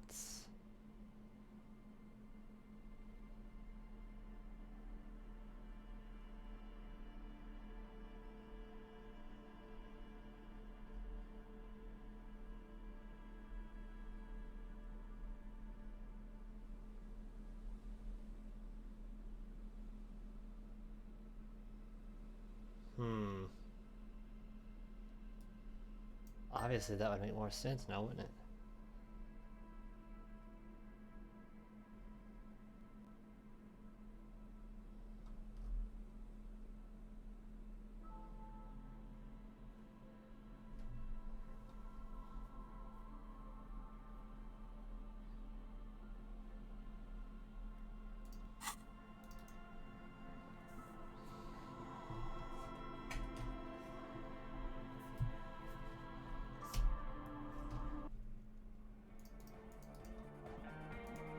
Gonna do it again. Yeah, it's ecstatic vibe. Now the only thing left to do, the name. Andre's overthinking. Yes, Lloyd's right. How about some... Too modern and too ironic. We don't... Yeko could... Hardcore! No, it has to be bigger than hardcore. Yes, the amnesia. Like the... It's not amnesia, guys. I don't. Good. We have too many opinions anyway. I know, but I do it anyway, right? An underground... We're not going with... Why not? I don't care. You have? Like that... But this... No, it's beautiful. And... It's settled then. The wind Andre breaks into. I'm done. That soft Yes. talk. What is there to talk? Audio waves thump. It's to express... Is that a bald spot? Or because I want to show my hair, not when... Of course it... Of course it... Maybe it was a bad... Goodbye, officer.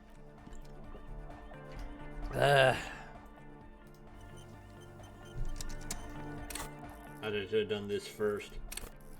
Alright, now we'll attempt it and close. And then... So I gotta do this.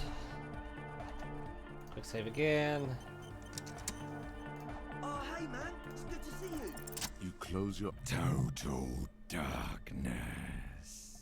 Here it will... To rule the world, I am the spine. From what I can... Full. With your eyes, you have become free from... Oh my god! With it. He throws a screwdriver and a bunch of drill chucks into the corner and explodes. The young woman lifts. Asil? Aren't you going to dance? No. The lead programmer throws the other young woman a knowing glance. She still at her. The young man, the authority of the law. What's going? This is the lieutenant. Code 31 emergency? The lieutenant. What's happening? Good for you. Rock on. What? Happy? Are you kidding me?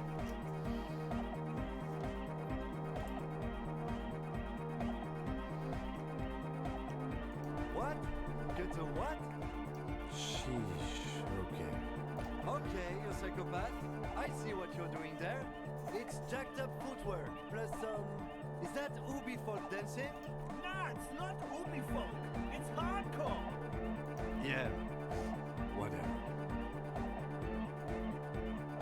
Oh yeah? I did 15 years in the juvenile crime unit. I can do age inappropriate. Now, check this shit out. The lieutenant begins to heel kick the church floor with such intensity, it's reasonable to fear. I don't know if there was any purpose behind this, but I don't care. And the pillars to collapse, bringing the church roof down on all of you. The dynamic motion of your flailing body is bordering on the extreme. You're going off the charts. You feel as if turning on the hyperdrive will be a point of no return. Feels almost memorable. Are you sure you have the entire posse on this? Here we go again. Hardcore fills the air. The sound above my head. What now? The sound above your what? Above my hair, man. Okay, this is too imbecile. Excuse me. Yeah. On the coast of the Martinez Inlet, in a small weather-beaten stave church built 380 years ago by settlers from the Occident, most likely to guard against an anomaly at its center. An officer of the RCM is contorting his body into idiotically rigid shapes as he invents the future of dance music. It's the hardest anyone has ever danced. I am La Rebachelière. Alright, cool. I am the city.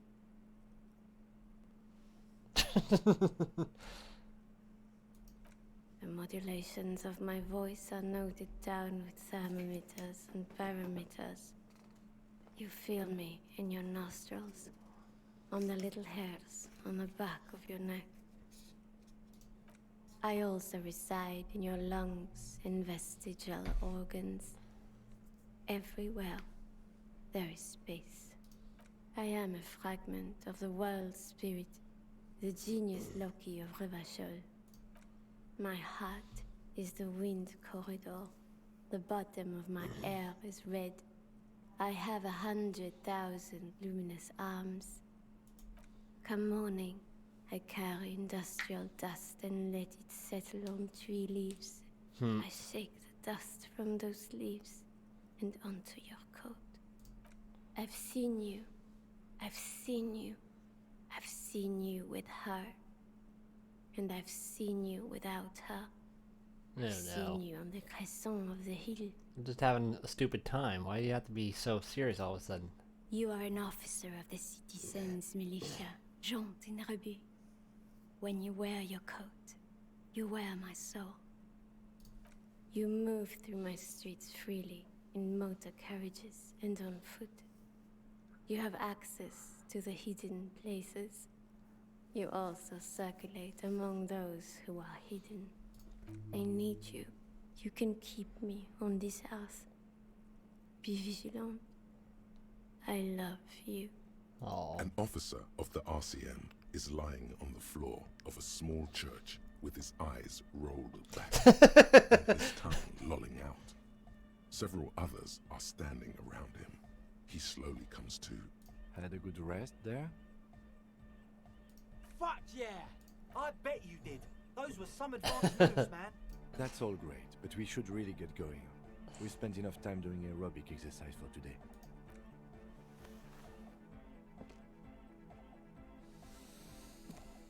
Need more alcohol. You might be imagining it, but it feels like Egghead turned the volume down. Such is his respect. Man! Now, man! Now imagine if we could do that, right? But with like 1,000 people. End of human development. Mission complete. Hope I remember those moves, man. Don't worry, man. I'll remember them.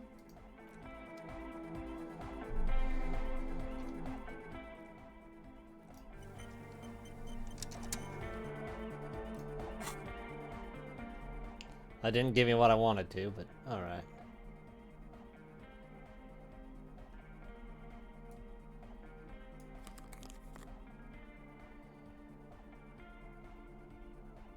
I mean, does it really matter? Whatever, I don't care. This game's about something. And we really don't know what.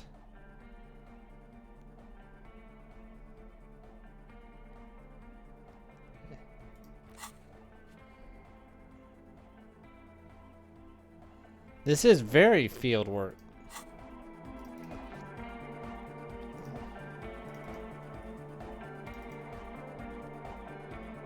She's whistling a melody. Her trusty Why does that trill sound familiar? Hey there.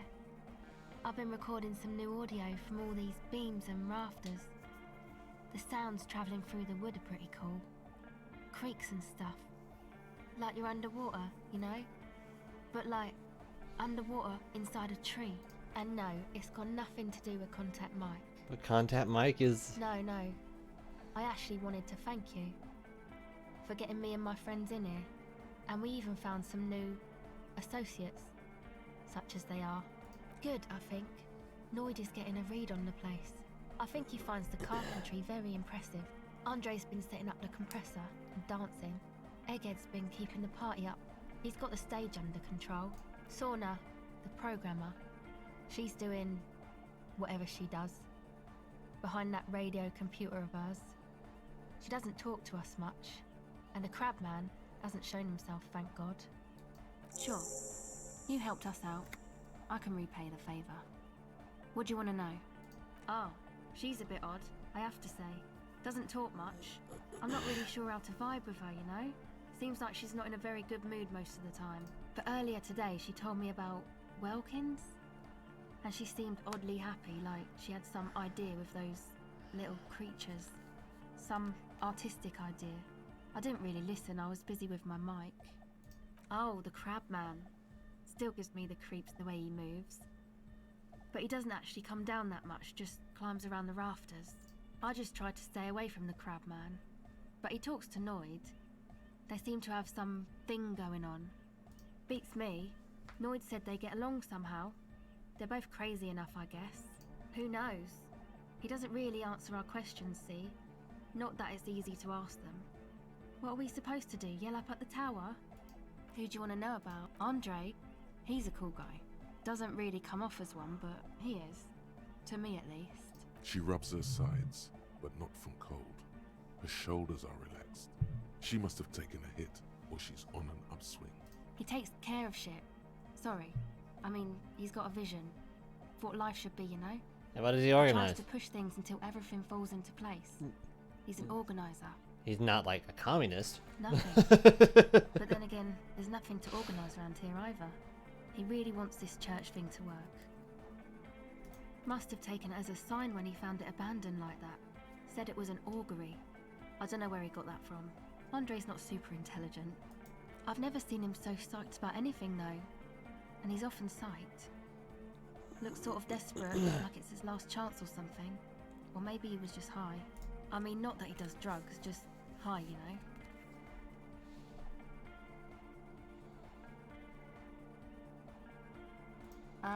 Yes.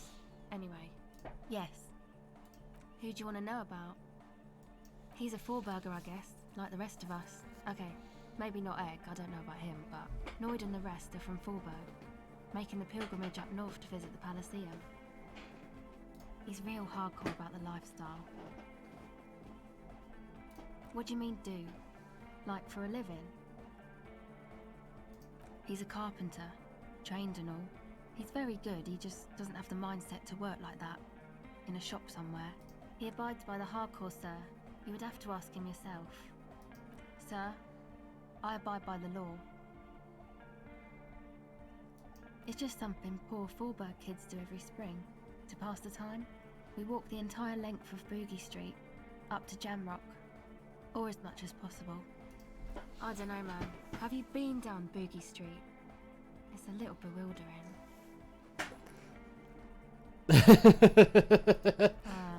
No? Okay. Then you should go and take a look, I guess. Boogie Street is cool. It's got a lot of immigrants and all kinds of different people.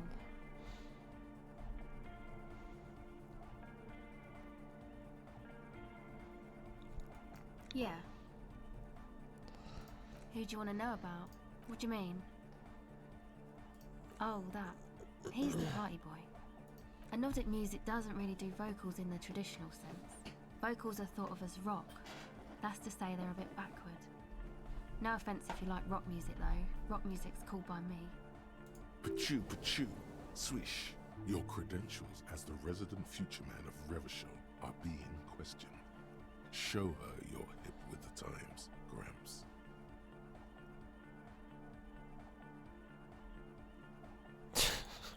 Okay.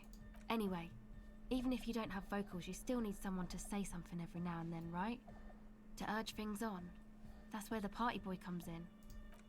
He basically just stands on the stage and dances and yells how awesome everything is. And communism, It's very apparently. catchy. I understand.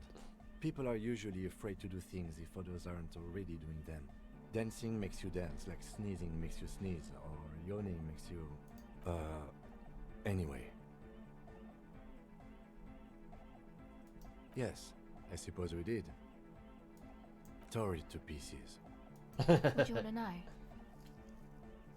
Actually, we don't know where he's from, or who he is, really. One time we were out partying somewhere in backwater Forburg. Or maybe even Coal City. I can't remember. Maybe it was Coal City. The worst of the Banlieues. A wretched heap of closed-down mines, even west of Jamrock, on the dusty slope of Montmartin, the remotest possible area of Revachol. No one even wants to exploit those people anymore. Egg was yelling along to some jam someone was spinning, all night long. Just kept yelling until he didn't have a shred of voice left. When the sun came up over the mines... There were mines? Yeah, it was in Coal City. Egg came with us. He made this wheezing puppy dog sound all the way back. Couldn't even speak. It was definitely Coal City, because it took us 2 days to walk back to the fort. He just wheezed the whole way. We never really asked why he came with us, or who he was. I think his name is Jermaine.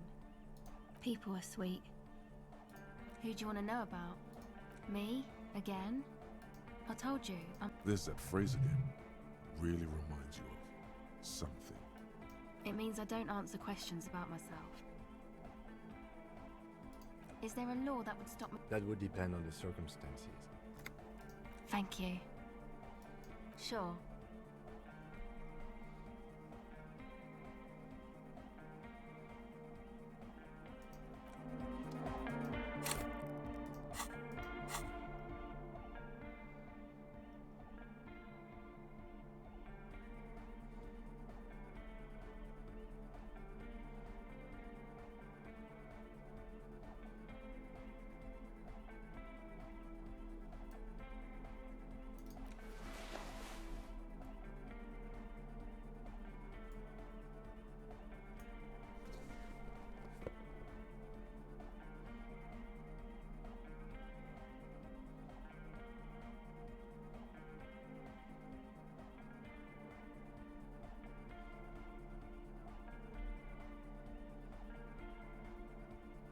Ah, whatever.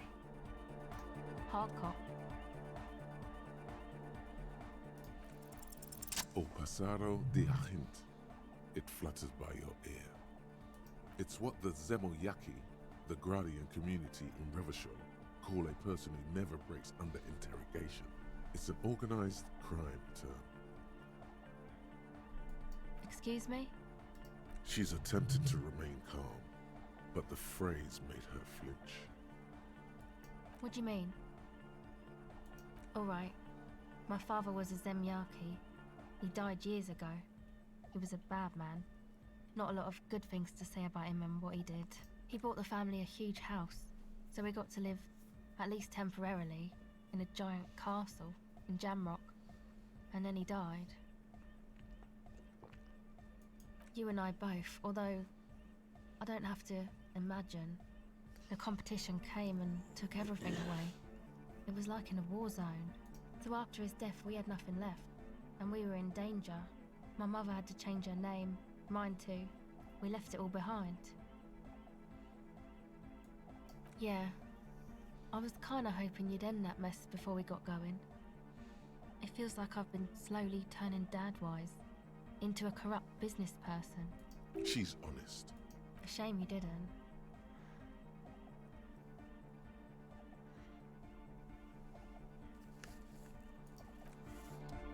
Yeah, you know. It's a normal day.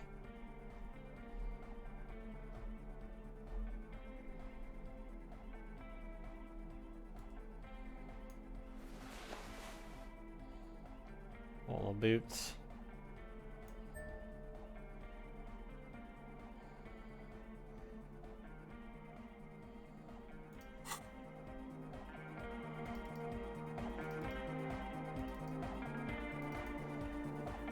Yes, what is it?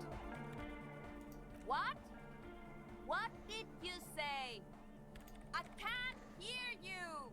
The music is too loud! Oh, the project! It's not going well! There's that guy!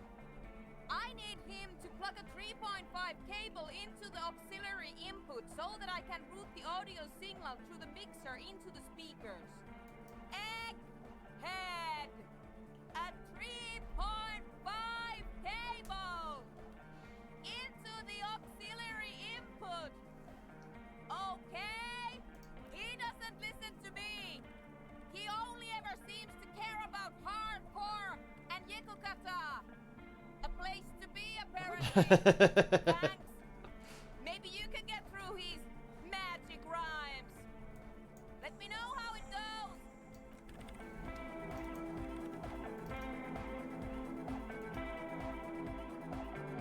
Denarian Church! The place to be! Make some noise, my church people! Vibrations thump through your blue soul.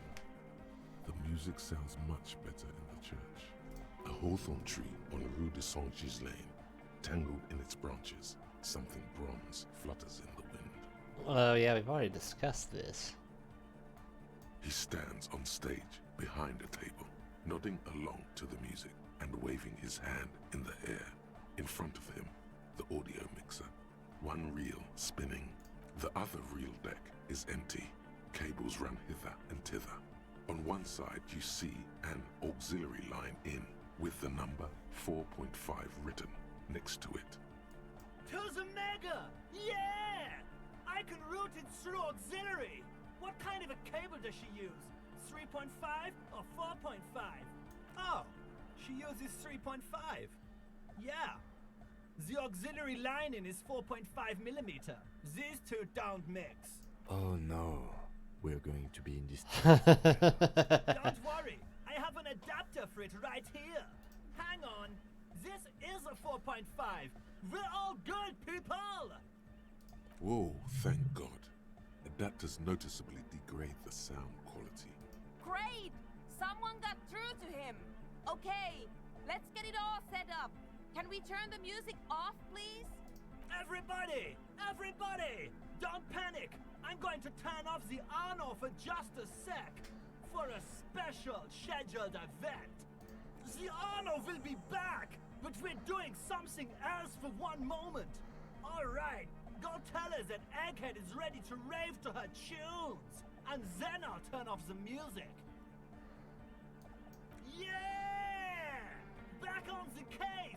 no disgrace!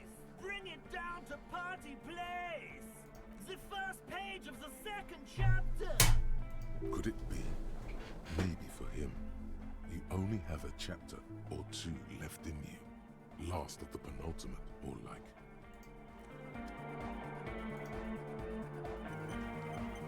Yes? What about me? What? This? Where is this going? Interesting. I think it's called a brain. It's no mere brain.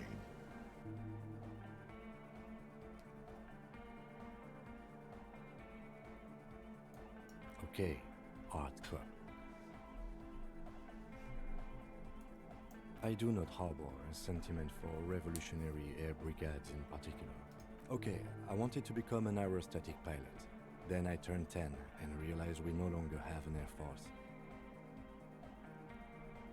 Absolutely nothing. Good. That's because I'm half Seolite, or quarter. My father's father was from Seoul, so was my grandmother, but from my mother. It's a part of the world, officer. A geopolitical... Seoul is a protectionist, isolationist, pan-Isolari state west of the Insulindian Isola. Actually, it's quite interesting. Some would even say mysterious. You're barking up the wrong tree. I don't speak a word of Seolite. I've never met either one of my A point of pride to him. Good.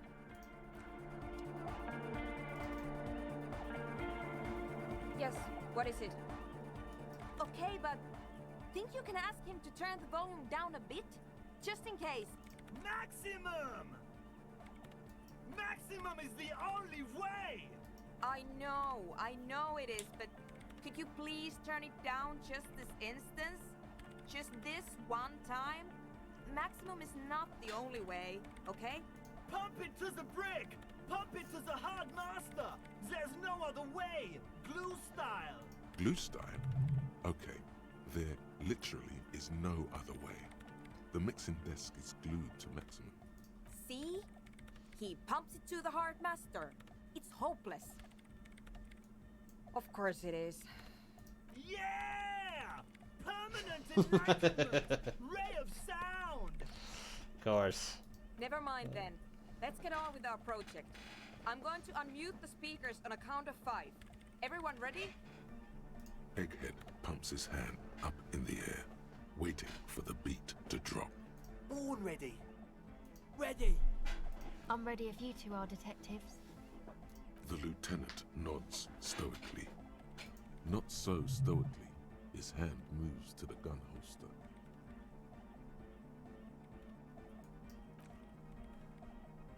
Five, 4, 3, 2, 1. Mute disengaged. No wind outside, no waves, no floorboards creaking. Total, continuous silence. This is unnatural. The woman looks around. In the silence, you see dust move on the floorboards. The driver of the speaker vibrates in the air and then stops. Plasterwork begins to crumble down the walls. In the silence, a low hum starts creeping up your spine. It's a song inside you, not in the speakers, not in the room. A great bass sigh in the basement of your mind. Slowly, it builds until the air around you starts to vibrate. It's out there now, in the world, made manifest. It will devour everything. Sweet. Floorboards, Sweet. the glass, the streets and the people. Nothing will remain. Guys, what's going on? This fragile world is about to break. It's getting louder. In the basins, the water looks like it's boiling. Hosiana! Mother! What's up with this dude?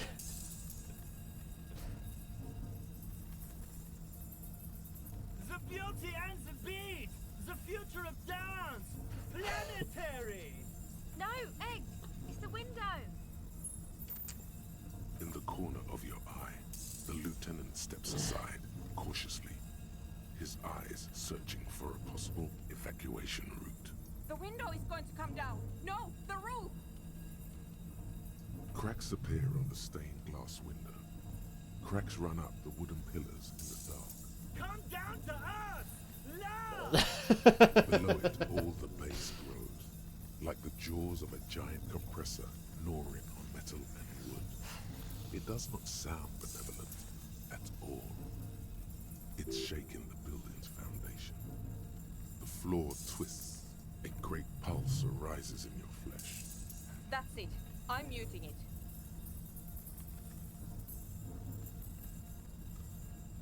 Oh! I want to feel with somebody!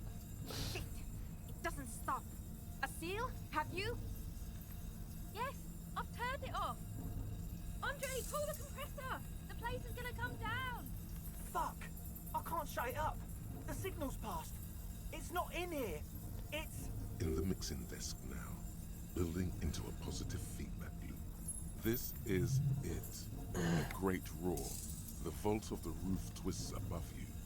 Glass shatters somewhere near the door. It's coming down.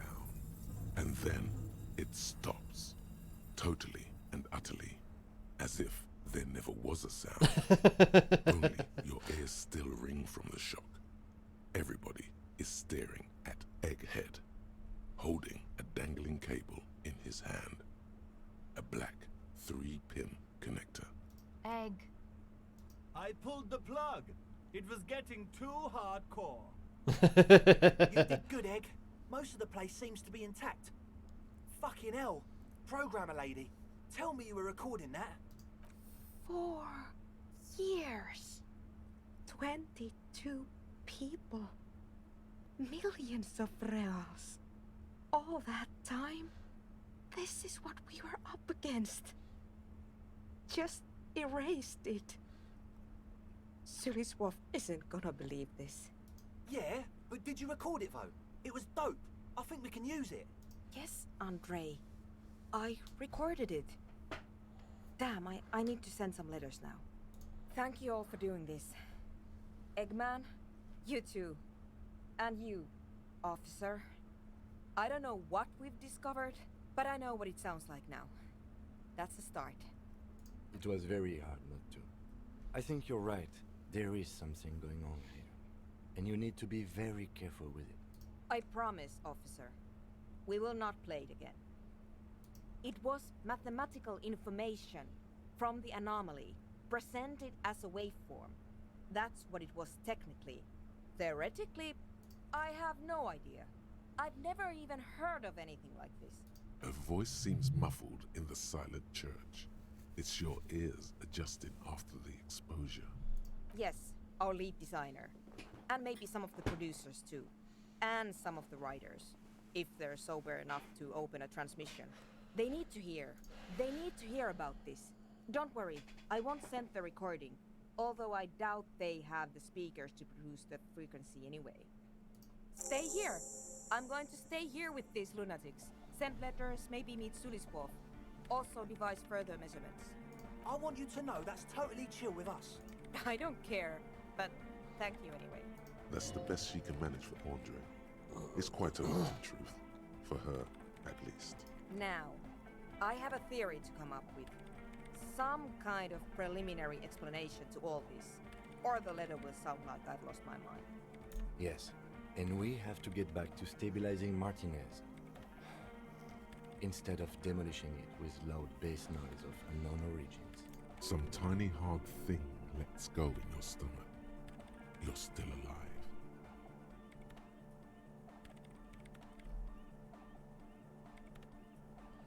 More stuff. Logic, anyone?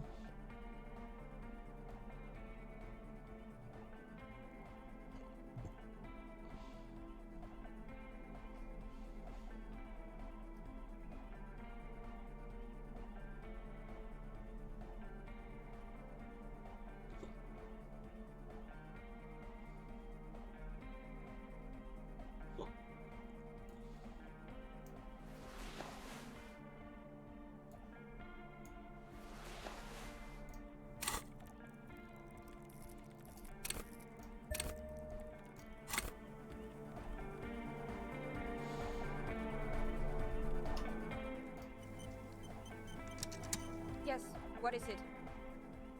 Very high now. I am the cop of the apocalypse. You don't have to.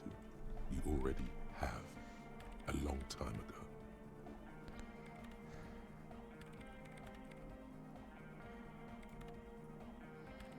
What?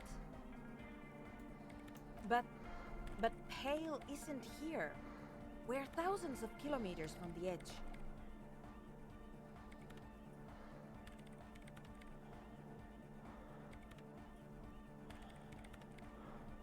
She looks up into the darkness under the nave, then back at you.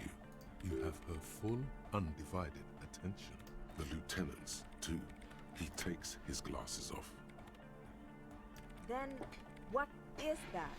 It's nothing. No, it's less than nothing. No. Then the Pale is... But the gradient, it clearly hasn't started yet. We're here, and the Pale is not. I understand. A theory of the Pale where instead of an outer ocean, it metastasizes. Like a cancer or a mold. Erupting in points inside the world. According to this, how long... And information. Causing data losses in the East Insulindian front. Have you considered why it's formed in a church? And also when or how it might start growing, or if it has other effects in addition to sound and data? I also have a question, since we are piling them on. How do you know this? I'm not doubting you. I'm simply curious as to how a detective of the RCM...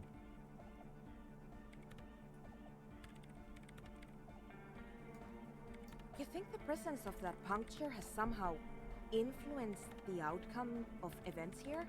Even say software development?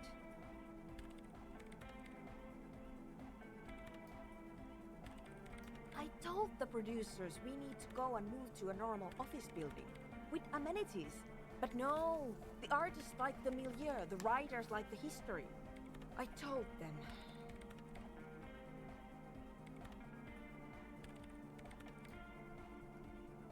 You mean Plaisance and the Dice Maker? There was almost no one left when we packed up.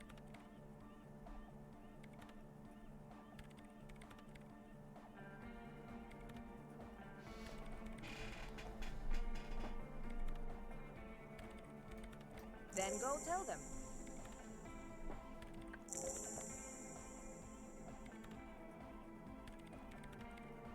Of course! A pine wood sarcophagus, or a containment facility of some kind, built by the first settlers. I have considered the same. The bad news is, there were 7 pinewood churches built in the first decade of provincial settlement. Most of them were burnt down during the revolution, or repurposed. Some of them might. A black grain hanging in the air. An amateur anthropomedic police officer. I'd like to say I've heard stranger things. This is a hell of a guess, however. Well worded, I might add. Yes, it is very interesting. But I wouldn't say you know. This is a guess. One that's going to have to be proved by anthroponetic scientists. She falls silent.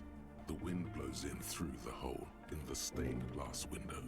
Cold and moist. I'm going to leave that out. But the rest?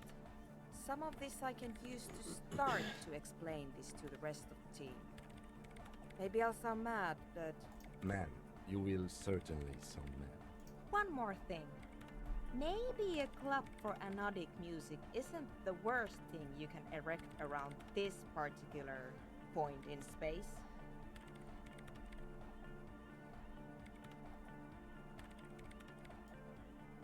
I wouldn't go so far as to... Yeah! Once the light is on in the universe, it will never go out! Thank you, Egghead. Let's leave it at that, shall we? We have an anthroponetic detection to perform in this district. The creepy woman! We were wondering about that when we worked there, but I had completely forgotten about it ever since. It must be anthroponetic crosstalk. The one you get in radios and long-distance calls. Now it makes sense, with the Pale right on the doorstep. Incredible. This would also explain why we get it on the police radio all the time. It's quite common, actually. When the signal gets routed through Pale, all kinds of irregularities take place. You may hear snippets of someone else's conversation, or the voice of your former lover, or an echo of an event that took place 100 years ago. Pale is a shroud of memories, and it doesn't really distinguish to whom those memories belong to. You could hear anything. Anytime.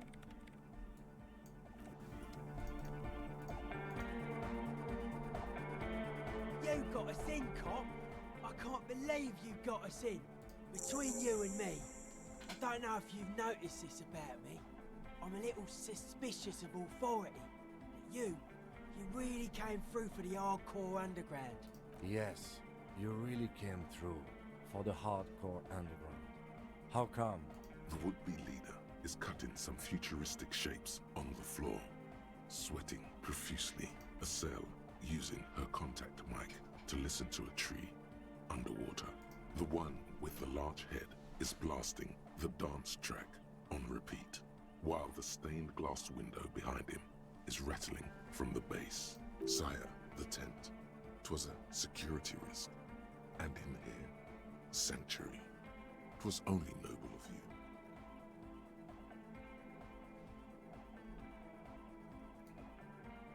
Okay.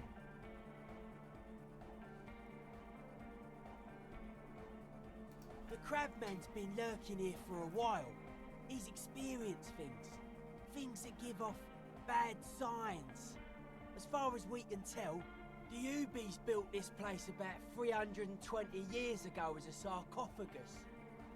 Not like a literal sarcophagus. Encasement, confinement, of something they were afraid of. Something new and unheard of on the Isla. I think that's what the Crabman is experiencing when he climbs around upstairs.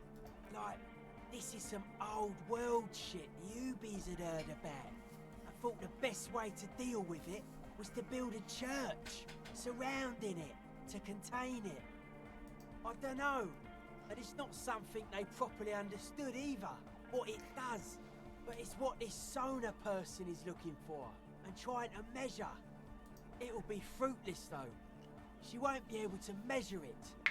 People like that always want to measure everything. All those things they really can't. Seems to be the trend around here, doesn't it? You can't measure shit like this. It's not like substance. Like a concentric ring spreading out. The struggling villages. And that is what caused the communards to fail in defending the beachhead. Yeah, a lot of failure has gone down around here. I don't know. Maybe, maybe not. It's not a thing we can answer, Copman. Even I have limits. I'm a limited-size person. Maybe you can figure things out, Copman. I think we got on a good level here. The signs are syncing up well. It's a miracle of carpentry. Their bodies carved into total shapes. I don't say much anything as a carpenter anymore. I regret the time I dedicated to that profession. And that why? You're a cop. I carry carpentry tools. 320 years, alone on an uninhabited island. I would want to build a safe place for myself and maybe a cop who's into building critique. Okay then, this is folk DeLoreanism. Hardcore. Total. Everything between an ancient, like that woman there. Like to show off large and intricate structures. Arches, spires. Right. Stands to... Year after year, flake after flake, white... Dead bodies of perennial plant. I saw some... They had sent end a quote. This is an high-quality carcass. The power of anodic beats and hard bass is needed to reanimate it. It never was. A 3,000-year-old... The way he says it, the force in false core is invested with 20 kilotons of disgust. I only said you... Andre doesn't care about the Ecclesiastes. He just wants the operation to run smoothly. And Egg is a demi-beast, but were you wrong? The founding party is okay with everything. Look around. Anodic dance music. Regular, I don't. Fucker giving me the evil eye.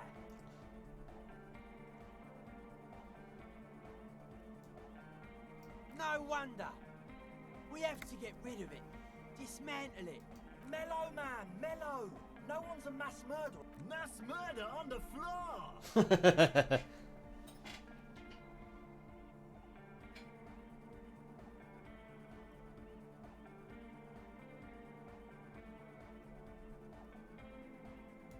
No one says Arno Van Eyck is a mass murderer. The Anodic, likewise. No one says Jermaine Egghead or on. I like this question, Cop Man. She did not live the life of a new. That's not the life that humans live. She was adored. Humans aren't. I don't know about you, but they hate me. And they do not think I'm innocent or some shit like that. This speed freak does not quite understand the sudden escalation of emotion in that argument, but he agrees nonetheless. There is. She is a party repellent. Will do. No, Noid. Stop twisting my melon, man. People are gonna love it. It'll be our thing. Plus it keeps the cold out. What a strange choice of words. That can't be healthy. What's happening here? Why do you keep coming back to this window?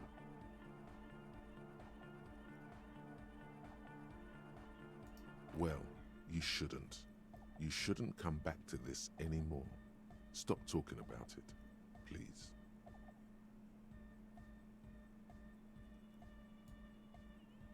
The mass murderer?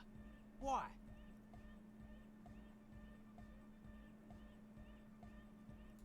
Okay, odd to say. I did get to talk to the crab man, though. Anyway, he's been giving me kind of a psychic rundown of this place. Dude's seen some crazy shit, but he's actually a lot like us. Have you been listening to what Egg's been saying? The man picks up on stuff, and he knows a lot about the church. I got a lot to learn from him. Good thing you didn't squash him. They're hardcore. They're just clothes. It's just a style, you know, normal hard style. Anyone can wear it. Suspicious people are esoteric people. We don't go around spilling it. It took us setting out for this whole enterprise to get our science synced. It's short for paranoid. It'd be easier to list stuff I'm not suspicious of. I don't have a top 10 list of things I'm most suspicious of, but if I had one, the left-right complex would be number 1. Number 2 would be their sole accomplishment, the pig-wheat paradigm. Something is off here. You feel like it should be the other way around.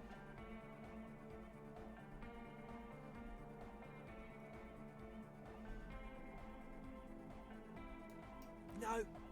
Politics is an inert complex of daily corruption. This is where the innovation happens. It's only a theory. I suspect they're breeding a pig-wheat hybrid. Probably in Grad. His eyes flicker.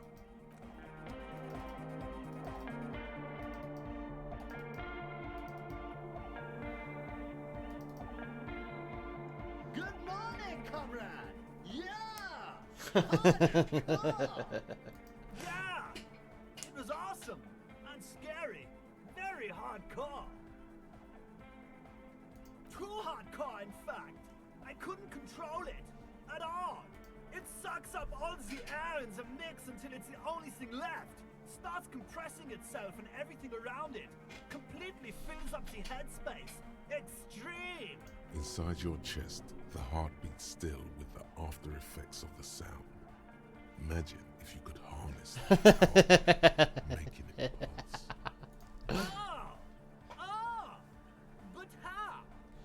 What about the compressor? The one with the spiky hair was setting up to achieve some sort of parallel processing. Sidechain the beat. Listen, you can use the compressor to select between which track it's compressing, either the auxiliary signal or the main input from the tape. Make it alternate between the signals. The compressor controls the gain based on the level of the signal on the aux sidechain input. It will allow maintaining a loud sound without peaks that fill up all the headspace. Sidechaining it, you said? Then he puts on his headphones and his eyes go wide. Wider than they've ever gone on drugs. He starts jumping up and down with bliss in total silence, still listening to his headphones. Hey, what did you do to Egghead Cop Man? Did you break him?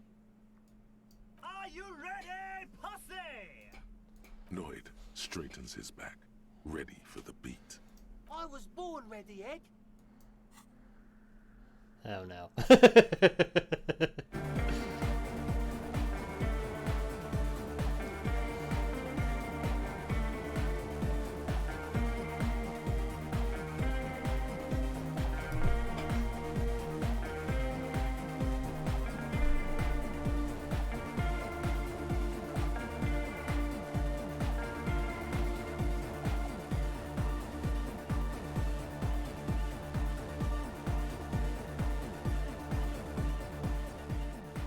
The audio assault is glorious.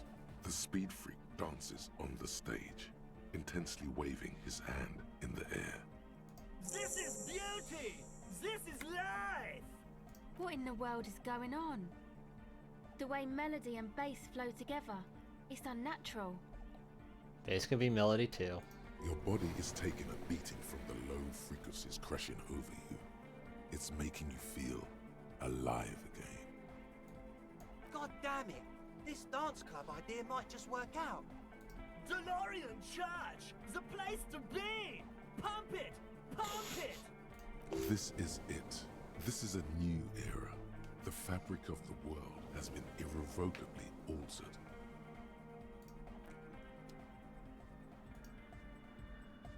Yes?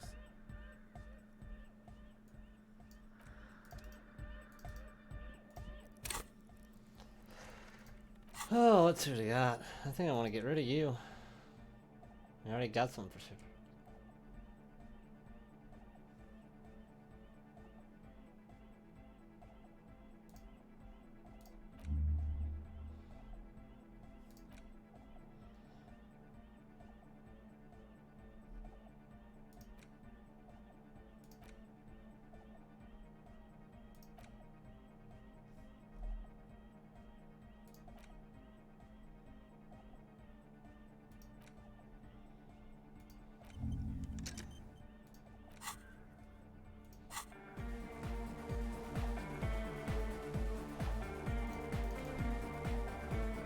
Yes, what is it?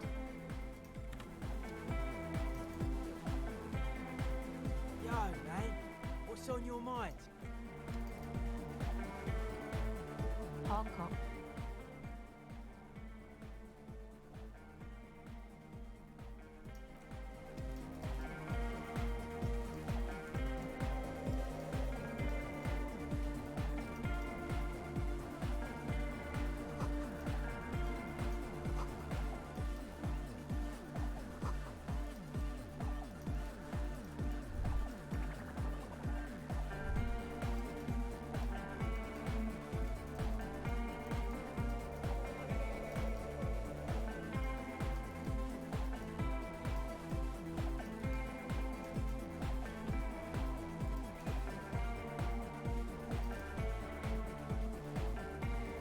Oh, the god of dance is back! I'm dancing with the god of dance! Oh yeah, If you don't know what the founding party is, there might be a way to mask it with minor demagoguery.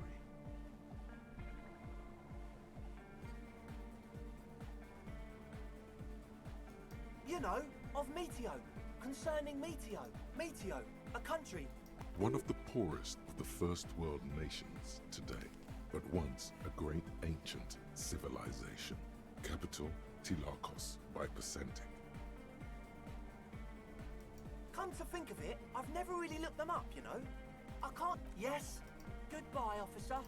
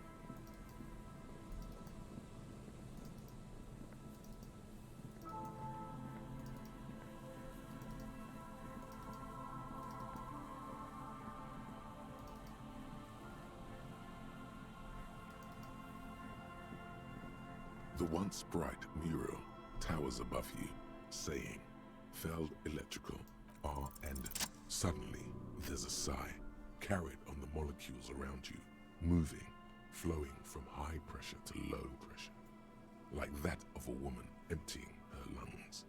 She wraps the collapsing stone box in front of you in her breath, flowing through it, in through the collapsed roof, flowing down a concrete staircase to the basement, sweeping away footprints in the dust on the stairs, and then the beach below the boardwalk, its winding tunnels, a whisper away.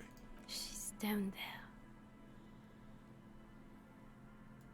Okay, why?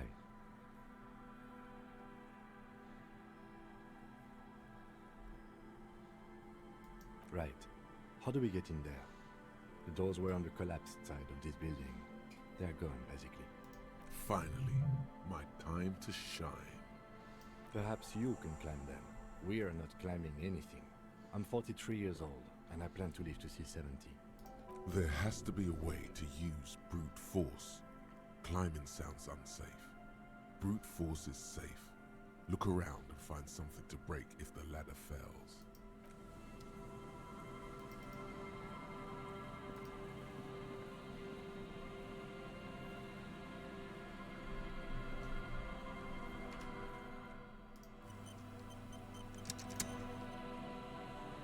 A rusty ladder leads to the roof. Yeah, that doesn't look good at all.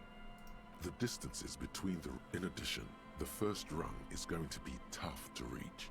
It's what, 3 meters above the ground, and you're 180? Okay, but still, the roof is collapsing and the wind gets pretty brutal up there. Dismounting from the ladder is going to be hard. Perhaps if you were to not climb the ladder. Instead, what if you were to do something more subtle? What if you were to reconceptualize climbing the ladder? Yeah, because falling from that height seems, well, splat. Teleportation is not a thing. Even if it isn't, no one told you. That's not how physics works, detective. And even if it were, wouldn't you need some kind of apparatus? A teleportation field or... What are they talking about? Teleportation, Mikhail. It's generally thought impossible. Oh yes, it could hurt. A lot. He is restraining himself from using a parental tone with you right now. All you need to do is close your eyes and concentrate. Darkness enfolds you. You can feel the distance between the bench and the first rung of the ladder. All you need to is... Zoot, zap, pow, crinkle. It's like magic. You feel yourself disappear, your atoms fading out of existence. Oh my god, I can't believe it. Bam! You find yourself on the roof, having mastered the art of physical displacement. You know, for the record, you didn't teleport there. You just climbed the ladder with your eyes closed. The wind at the top of the building starts howling loudly, blowing away the lieutenant's voice. Faintly you hear. Never mind. Find a way to let me in when you get inside. Don't go adventuring with a backup, especially if we think the suspect may be hiding here. Look at the skills I got.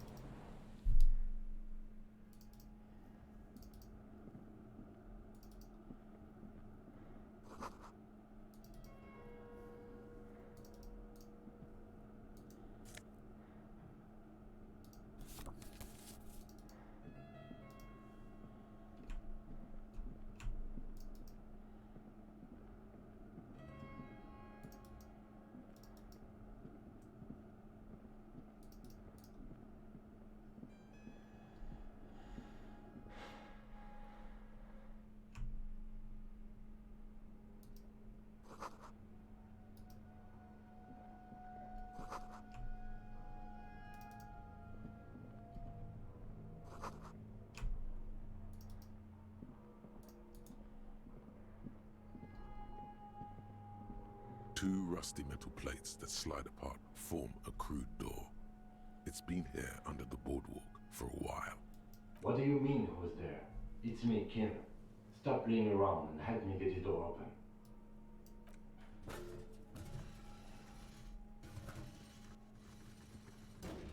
The doors seem to be on rails, but they've gotten jammed. You grab a side and put some strength into prying it open. With the help of your partner, the two metal panels slide open with a creak. Huh. I hope no one dangerous heard that. After you climbed up to the roof, you mean? There's the entrance under the boardwalk. It's next to a drain pipe, possibly a stone drain. It was easy to miss before. Yes. It's cool to risk your life climbing rickety ladders. Anyway, let's investigate these passages.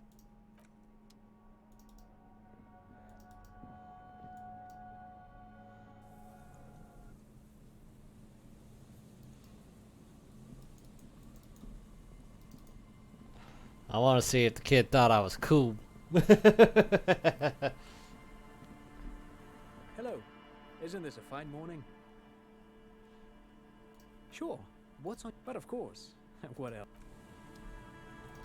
Well, he didn't have anything else to say.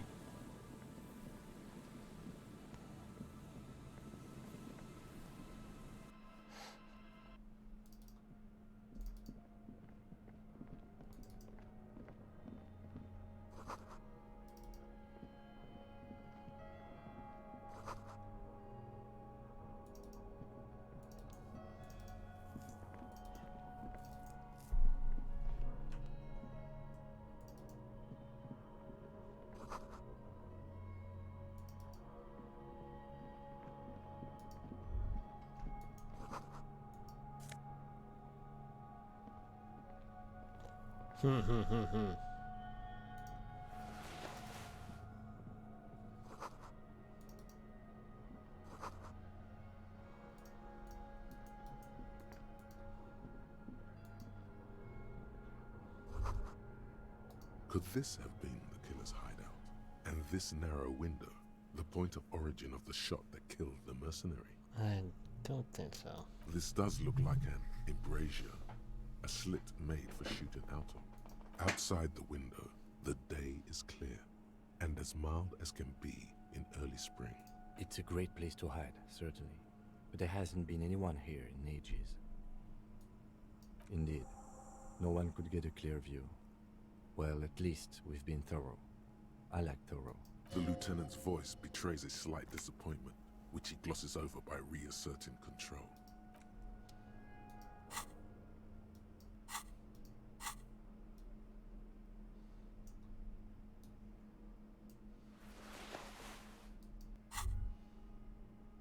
This hat is so soft, so warm. It wraps around your head, and your mind tingles with all manner of socio-economic theory. Kraz Mazov would have worn this Yushenka. Mazov knew where to cook those thoughts. That's why it bears a Mazovian logo. Glory to the revolution, comrade. Whether you like it or not, Wearing this hat has made you more. Exactly. I'll keep the authority for now. Just a little bit. A mustachioed and mutton-chopped man, amateurishly depicted, gazes at you with sad eyes. The plaque reads, K. Romazov. There is a spider web in the lower left corner of the portrait. Yes, I can see that. Looks like some communists were hiding out here. They left a long time ago. The lieutenant does not seem to share your enthusiasm.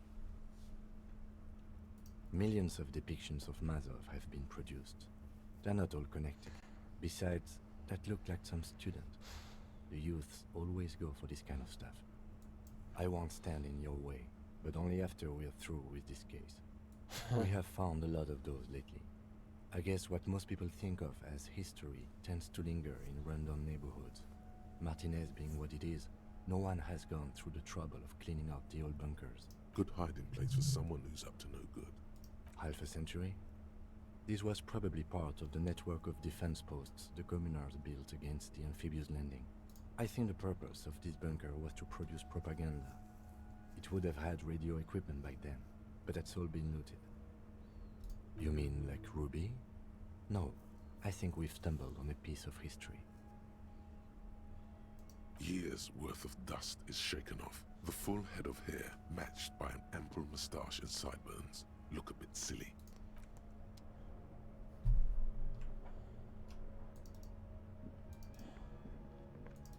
Wanna go back to this? Huh? Anything else to say? A mustachioed. Alright, no.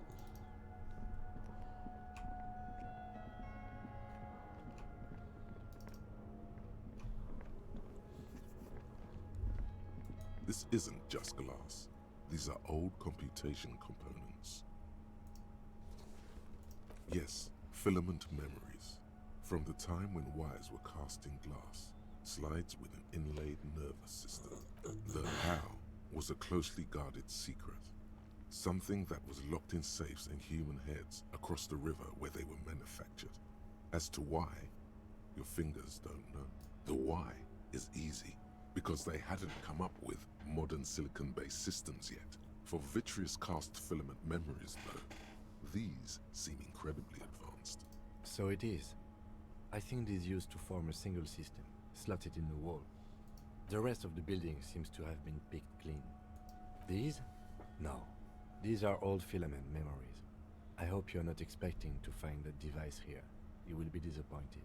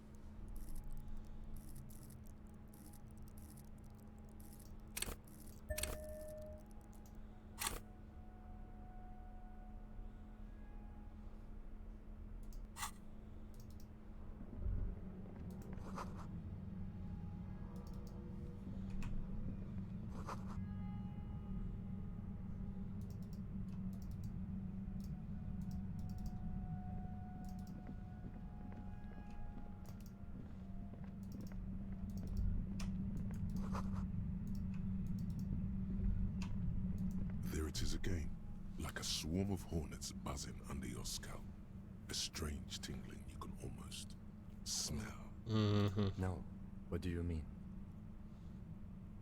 I don't feel it, but we should still be careful.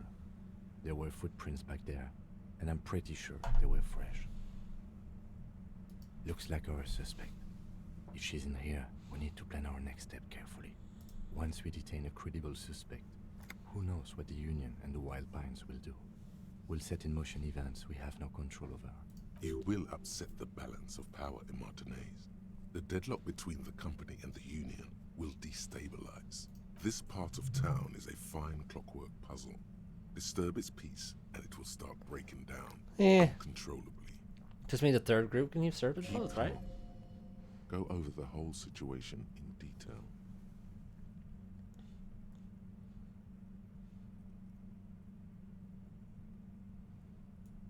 I leave that to your judgment. You already know what I think about cross-pollinating information like this. It's dangerous, but... He just can't be sure. Maybe it will yield something useful. Yes. There won't be time for that once things go down.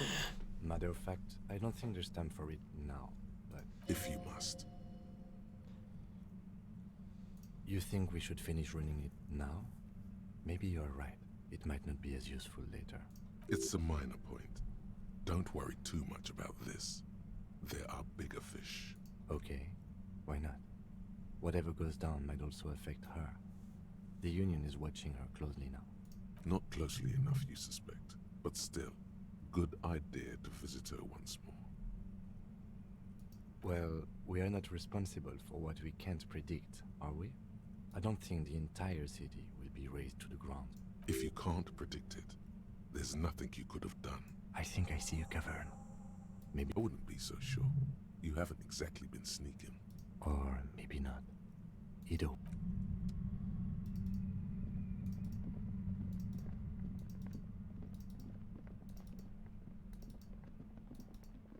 I don't care. We'll run away.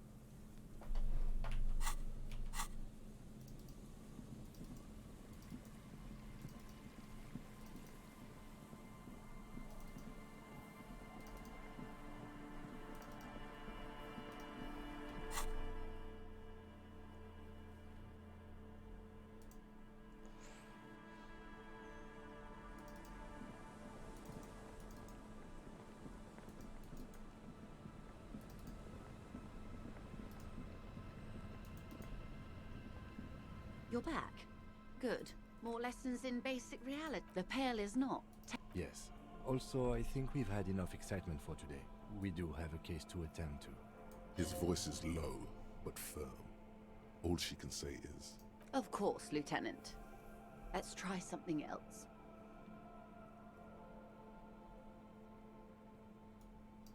Ma'am, remember you are dealing with a... The Lieutenant's right. You could sneak back later when the Lieutenant is not here. Unless you can convince him to step aside.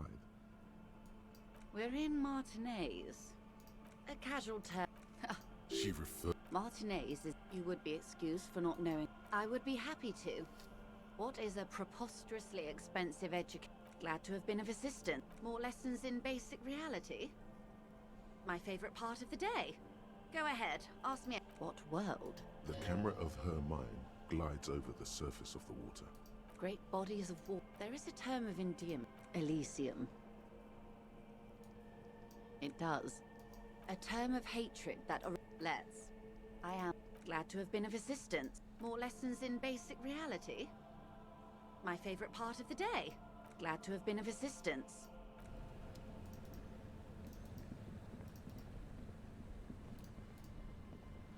Yes? Excuse me?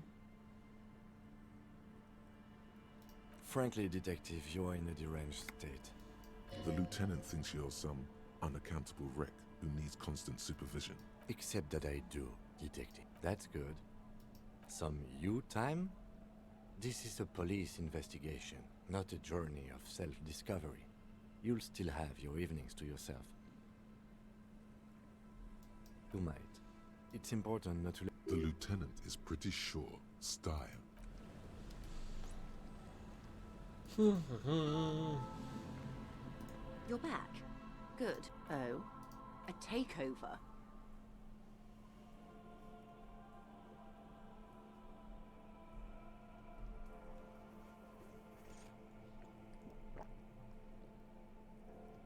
If they're taking it... Green livery, changing into red, blot by blot, like a cancer of the blood, metastasizing. Then we're talking about a war. Evrart needs to let me into the harbor at once. We need to talk about this. They most certainly are not. Crenell has 1,000 men on their payroll. The next batch will be a platoon of 20 men and a gunship. I've seen the Union's forces. They are better organized than these mercenaries. They also have the support of the people of Revachol West. It will take more than Crenell to wipe them out. Wild Pines will need to send more and better equipped men. Make no mistake, man. I am sure you have the money. The question is, how many years and how many lives are you willing to sacrifice? What do you suggest I do?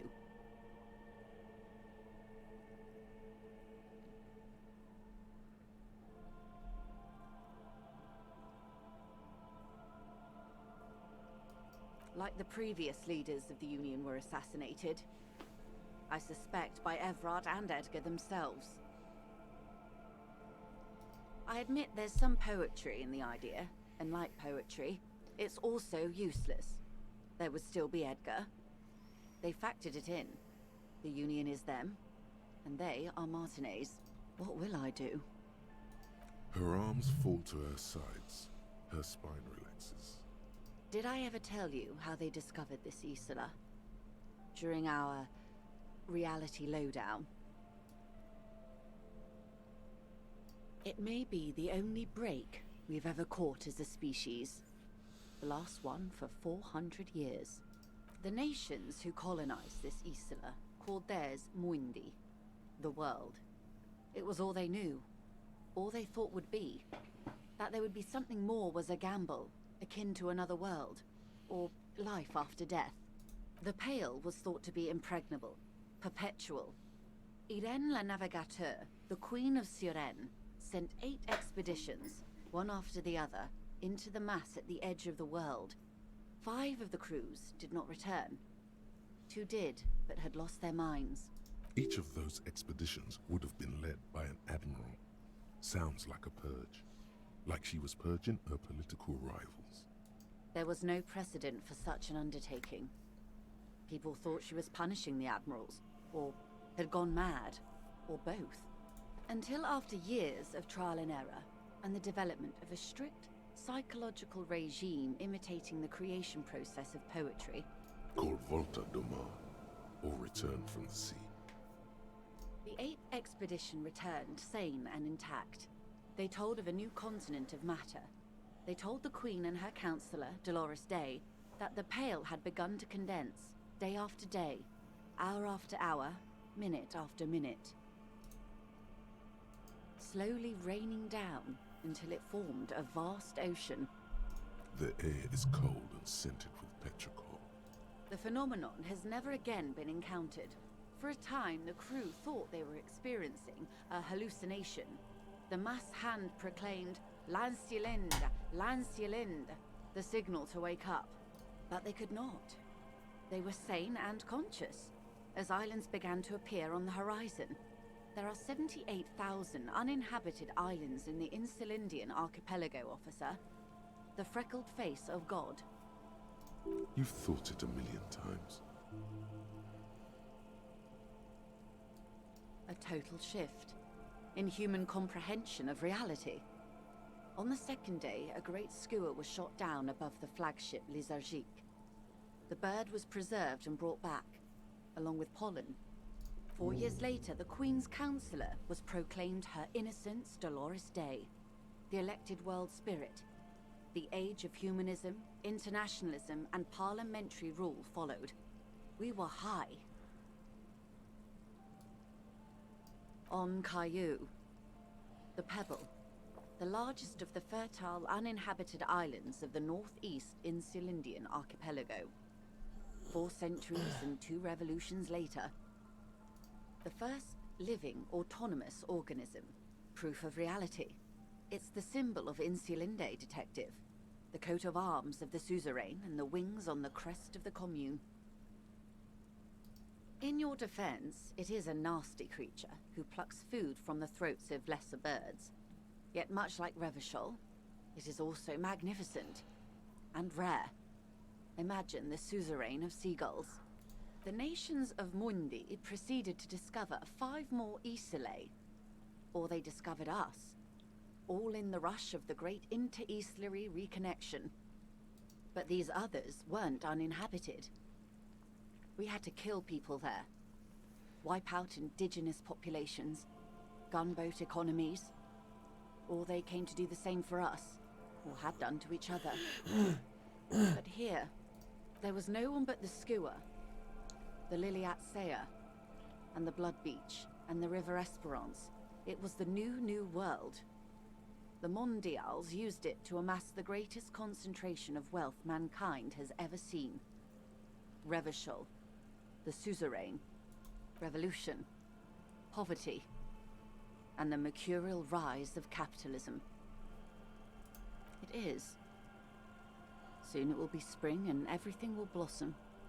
The gangs will run wild, jacking motor carriages, ferrying amphetamines through Coal City.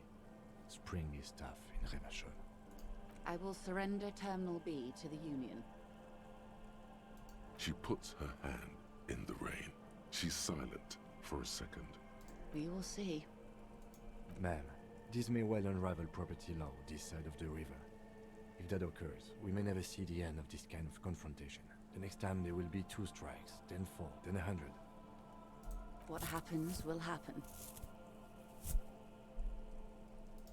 The age of capital has only begun. I will talk to my employers in person. We will amputate and cauterize Martinez, if you handle the situation on the ground. There are no employers. She's a member of the board, probably a partner. You are the citizens' militia. There are no superiors.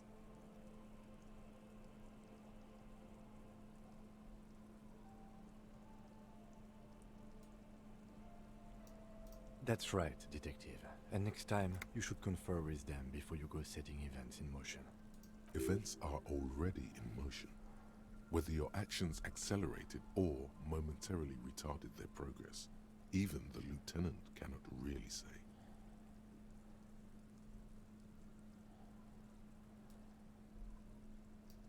Here I am. I am the face, and I'm here to answer. Rejoice Layton. Yes, Mr. Clare has a 2-month head start. I can't let it grow any bigger. And I've exhausted all my options from here. Keep the peace, and I will keep my end of the bargain. How far along is Cronell's investigation? A confrontation is imminent. They have followed in your footsteps. As your investigation reaches a climax, so does theirs. They are your shadow. Arm yourselves. Armor yourselves. Protect their targets. Violence may be unavoidable, but we can limit the casualties. Soon. I do not know precisely. They have cut off all communication, you see. They know I've been feeding you information. One last thing, Lieutenant Dubois. I've given the matter much thought and come to this conclusion. You're not an amnesiac. You're insane. Sweet. I know, because I too am insane. I just hide my illness better. And I'm rich. No, Detective. No one's as insane as you. Thanks. Don't worry, madame. I am very sane. I'm overexposed, baby. My travels take me through the Pale dozens of times a year. I've got the longing. And I've got it bad.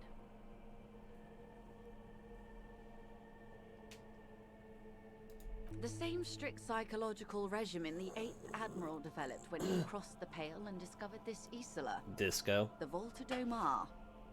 It's used by inter-Islary travelers and other troubled souls, even to this day. You could use a little of it yourself. Another woman gone. Watch out for yourselves. They will strike soon.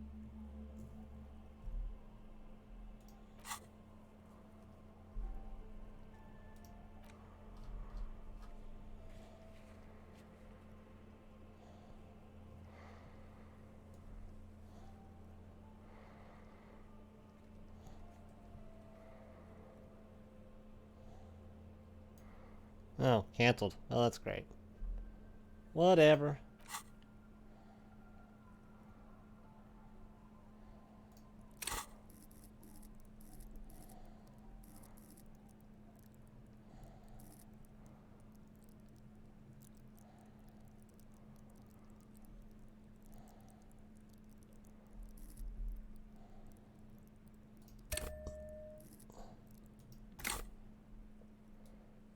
The lieutenant watches her boat grow smaller on the bay, its white sails fluttering. With worry in his eyes, he does not know if it was the right thing to do, but he doesn't say anything. You wonder what Everard has to say about this. Slowly, the sails turn grey-blue as more oxygen gets between you.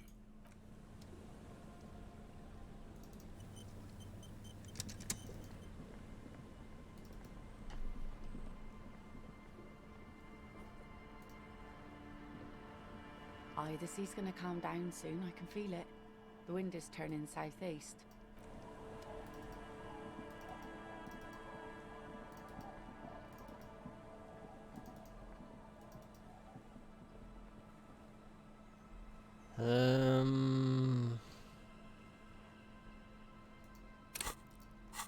What other things need to be done?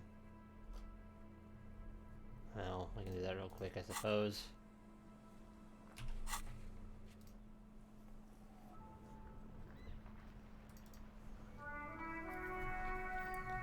Inside, you see a set of steering levers, a radio microphone, a pull-out. This is Precinct 57. How may I assist you?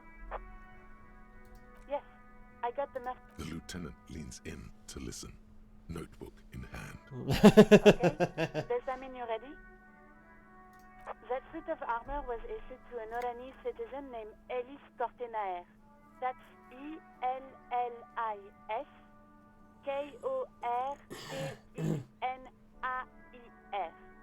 Exact date of birth unknown.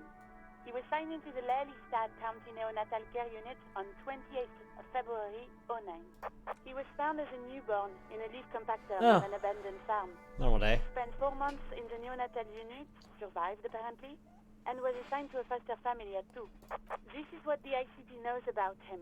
He was raised by foster parents, entered the East Brand Military Academy in Vredefort at 17, then served in the Oranese forces till he was honorably discharged in 41, just a year before the Seminese conflict. Then the armor followed him to Seminine, or at least I assume it did. And that's it. There are no records of his employment in Crenel, or any of its other incarnations, or him even entering Revachol. It's a garden tool used to press leaves into these. It is. Thank you, Alice. None, officer. Sorry. Even that is a small miracle. These organizations usually double-check their inventory. Thank you, Alice. Great work. No problem, Lieutenant. A compliment from Lieutenant Kitsuragi. Not bad. A name. This is very good. Ellis Cortenaer. Sometimes police work is about human dignity, about giving back names to anonymous victims. I'm glad the inquiry was helpful to your investigation, officer. Just a moment. 10-4, come in, officer. Over. 10-4, sir, glad to hear that. I'll write down that there is no need to issue a new one to you then. Over. 10-4, I know I already wrote it in a report, but it will stay on my desk for a few days. Over. 10-4, sir, roger that, and very glad to hear it. I will make relevant changes to the report. 10-4, sir. Sorry, but I'm under orders to give a negative to request for personal information. Over. 10-4. Order. Roger that. 10-10. Over and out.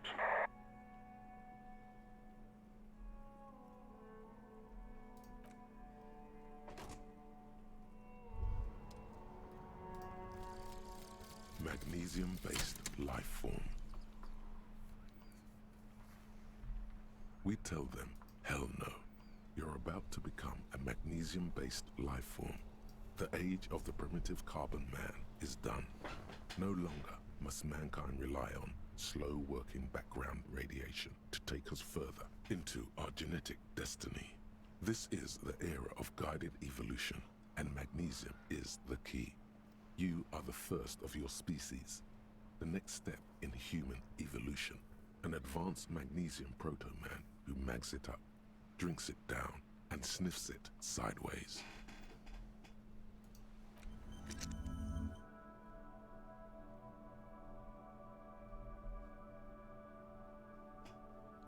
Whatever.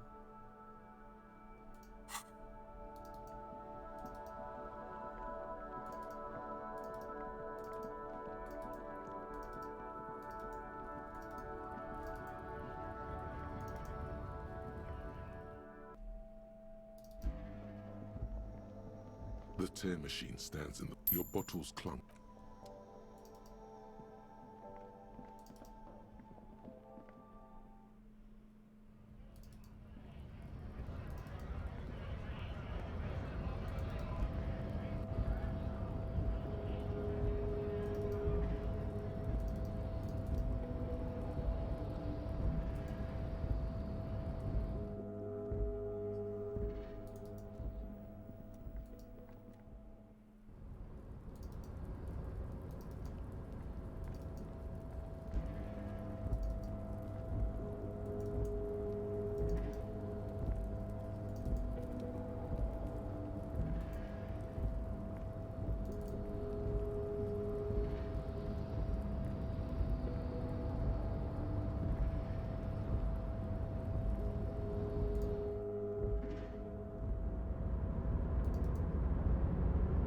Welcome back, gentlemen.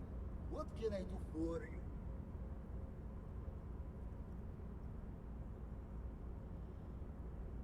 Oh lord, not this again. Oh, nothing. It's just that we've got this murder to solve, and yet we go around asking everyone about the money. And every time I ask, are you sure this is related to the case, you say, sure, Kim, I think it is. And yet, it never seems to get us any closer to solving the case. It's quite alright. I'm used to the question by now. To be blunt, I inherited my fortune from my old age. Actually, at the level this guy is, Go right ahead. I gotta get rid of that art degree if I really wanna get good.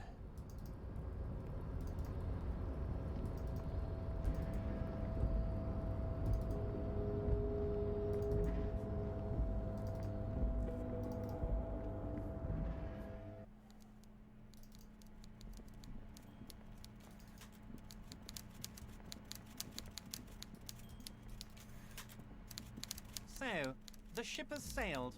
Did you see it? I know you did.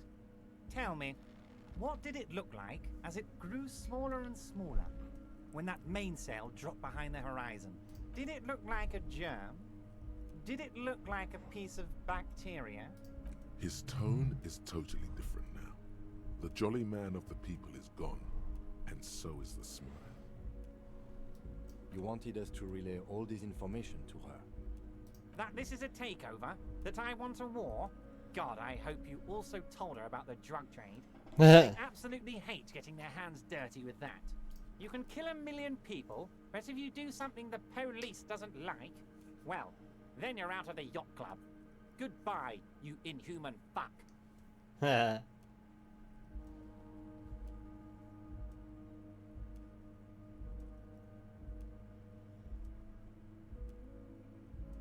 Harry, you made a conscious decision to relay that information to her. You could have kept it for yourself.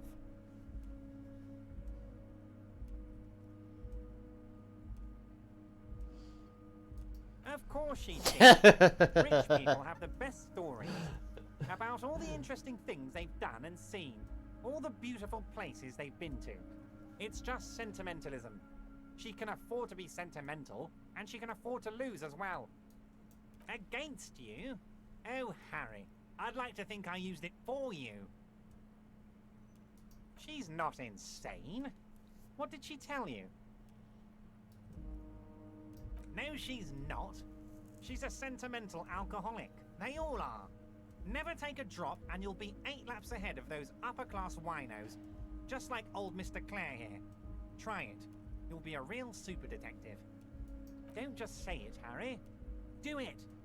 We gotta be more disciplined than they are, or we'll lose. What was always going to happen? We take the harbour and she fucks off to Ozon, uncorks a bottle of wine, calls her partners, and says they need to distance themselves from this nasty business before the big shit spinner splashes everyone. Only difference is the Union doesn't have to lose 2,000 men to machine gun fire.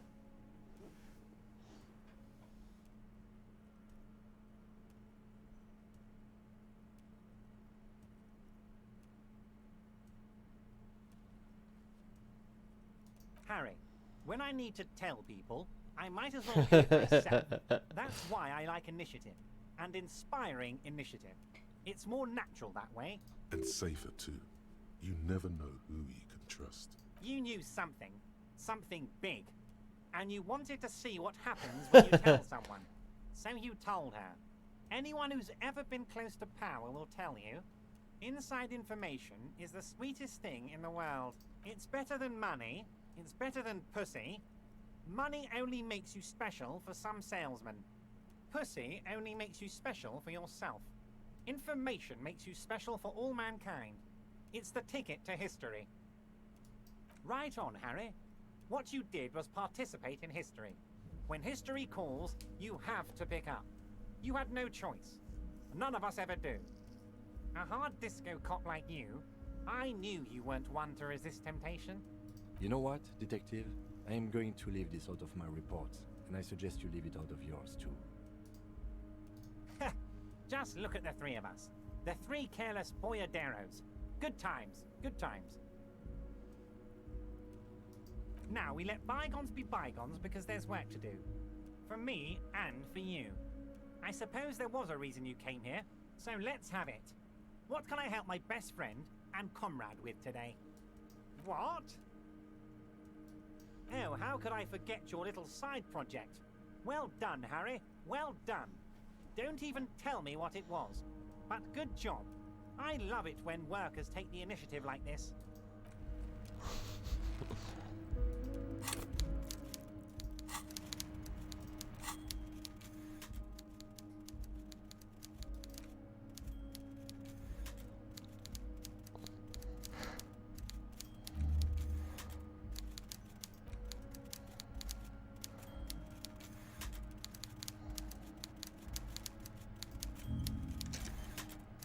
Sure, we'll do that.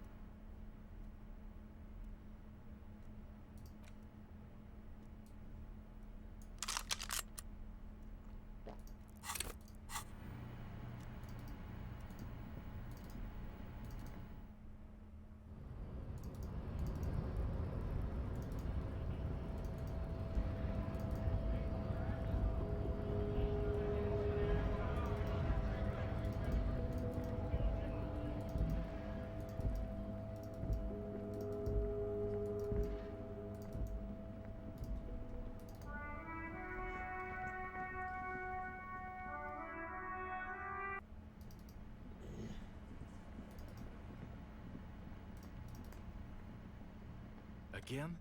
I can't believe this. It's not my style, he thinks, glancing at the man in sunglasses and the woman beside him. Oh boy, they're mad at him. No wonder. He just doesn't recognize them.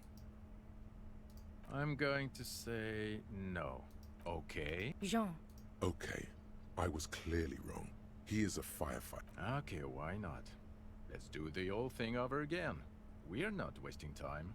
There is no time.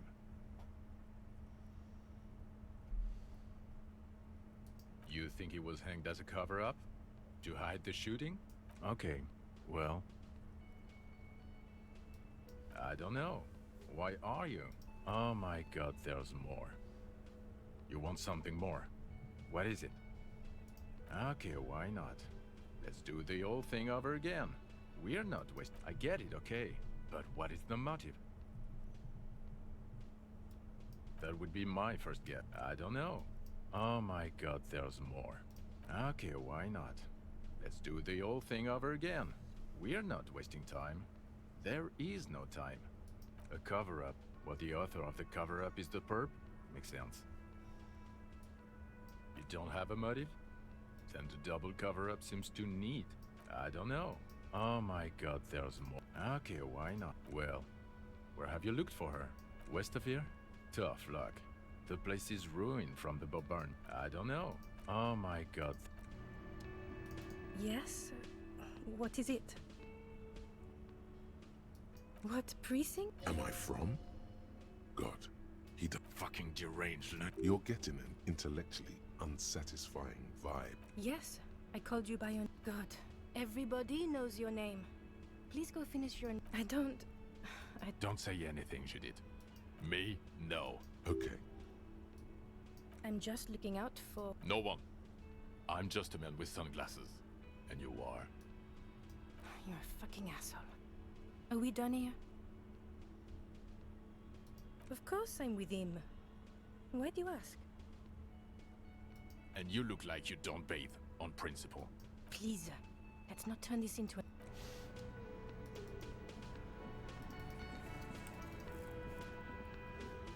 Anyway, oh hey, how's it going? Staying up longer than I need to. Let's finish this up. I don't think I got anything else to do.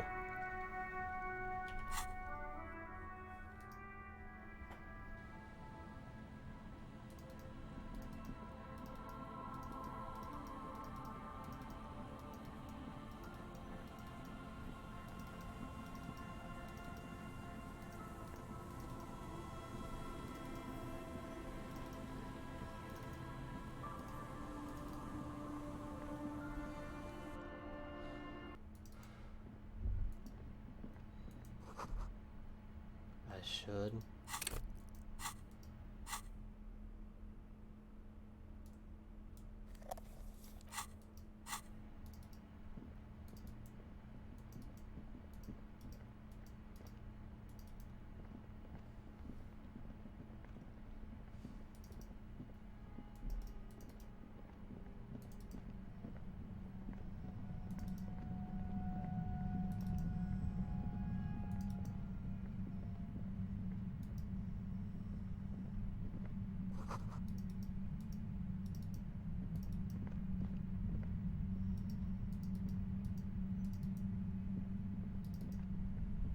Suddenly, your entire body is paralyzed. Aggressive white noise fills your skull. A strange pain, like you've never felt before. It's like 1,000 radio stations are being blasted into your head all at once. But her words are the only ones you can make out. I know you're feeling pretty uncomfortable right now. Don't move too much or fight it. That'll just make it worse. Can't say it's a pleasure, officer. I was really hoping not to make your acquaintance. But here we are. As she says the word officer, you feel a spike in the agony. It sounds like the entire radio frequency range is screaming directly into your neural pathways. No, buddy, that's not going to help. You can't shield yourself from this. It's an entirely new type of experience. Way worse than all the previous ones. Don't focus on the pain. Focus on doing your job. Tell her she's under arrest. really now? Check this out. You're overwhelmed with a new surge of violent static. It feels like a blood vessel exploded in your brain. I'm using a pale latitude compressor. You and your partner have been caught in its field. The explosion of static you're hearing is the ULAN frequency, blasted from that pale emitter that Angus mentioned.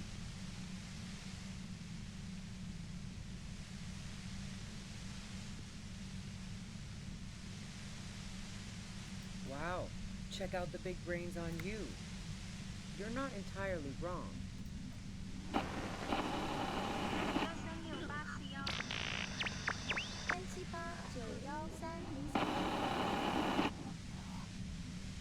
A pale latitude compressor is used to sort of make the pale more manageable.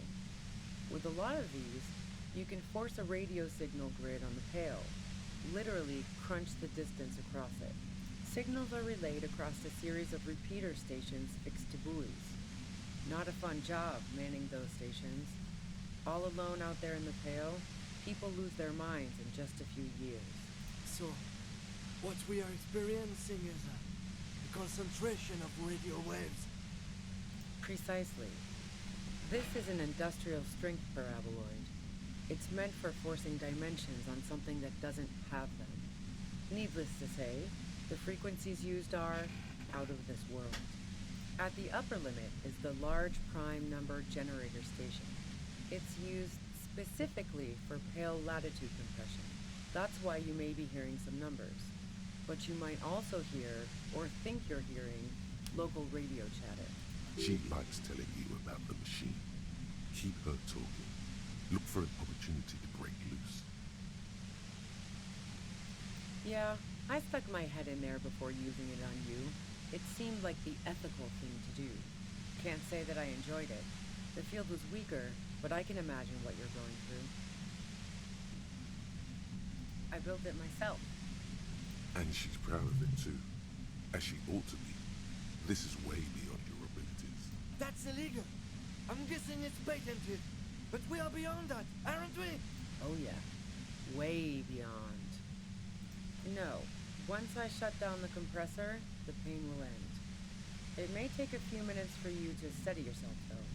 It's a bit like waking out of a very confusing dream.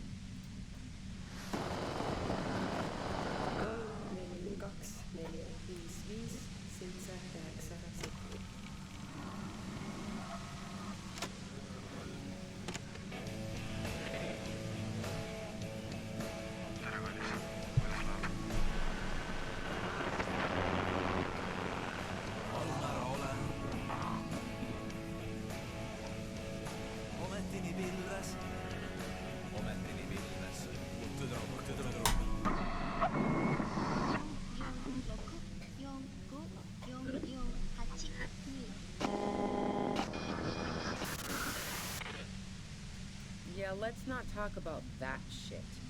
You were hunting me and fell into my trap instead. That's all there is to say about it. So she thinks of you as hunters, not cops, and of herself merely as prey. If you've got something really important to say, you can do it through the white noise.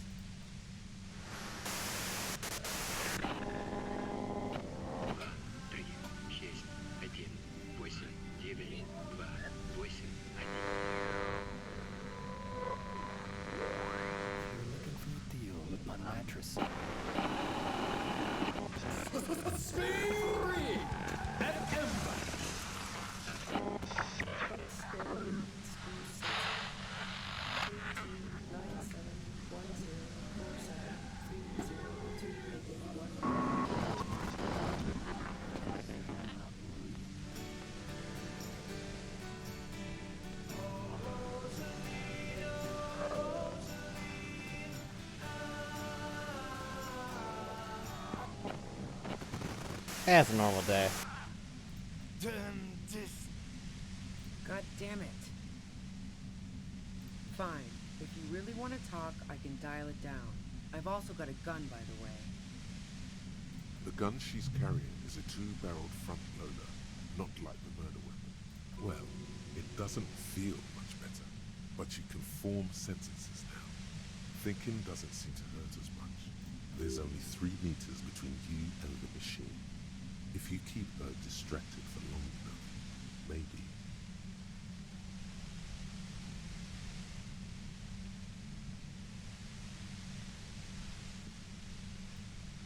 I heard you in the passages, and I've been preparing for quite a while. So you found my shack, huh? I'm not surprised. So nice. That's one knife I didn't want to find in my back. As opposed to the other knives she's finding there now. Hardy for one. This could have turned out pretty bad for me if you hadn't walked right into 25 bands of ultra-high frequencies. That's her admitting the bullet was an emergency exit. No, I didn't do it. I only helped stage the lynching, though I doubt that makes much of a difference to you.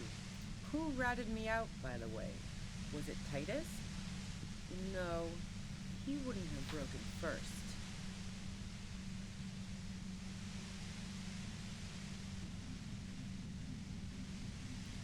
Oh, I knew the kitten had claws, but not like this. Oh, I wouldn't have wished that upon her. The girl was playing some dangerous games, but even with what she did to me, I wouldn't have wished that upon her. She had some pretty messed up people after her. She's going to come out of that meat grinder a different person, if she comes out at all. But Klausia couldn't have known I was here. How did you?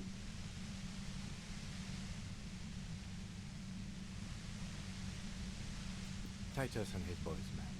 He told us you were on the proof. Even now, Kim is a paragon of professionalism.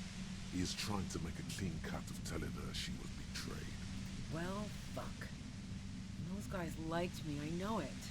If this is what happens to people whom people like...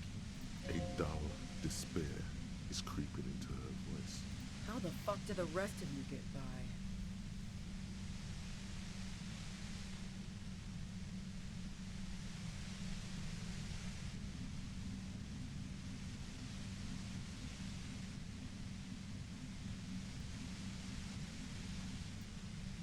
I did, didn't I?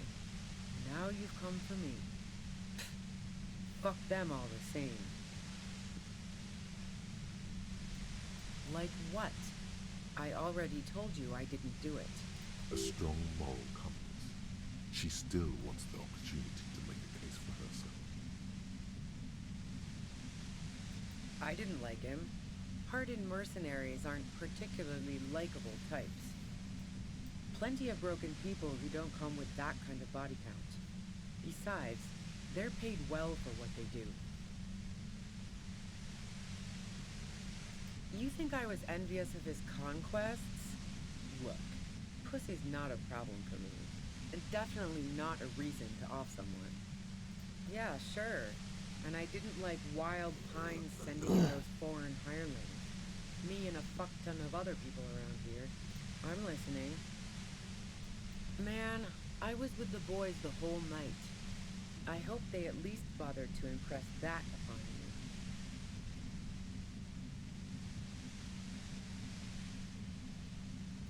you. Yeah, and I'm sure they also made some funny remarks about it. They always do. I've just can't do either without some power of mind over bladder. And anyway, that wouldn't have been enough time. Wow, now I'm curious. Please, explain. No, not since I was 14 and hanging out in the only diner in Dardun. Haven't been into low-risk, no-reward games since moving to the city. Why?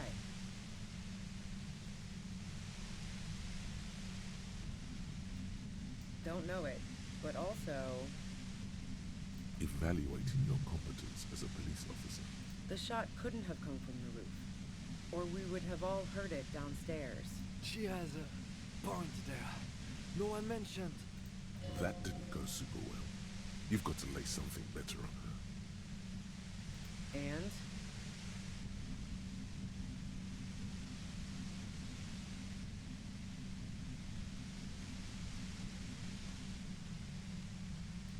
sure don't. A breech loader? No. This is such a wipeout. The gun store. Trigger Happy Jacks. What did you think? That I'm going to squeal on my gun supplier? Sorry, I'm not that kind of gal.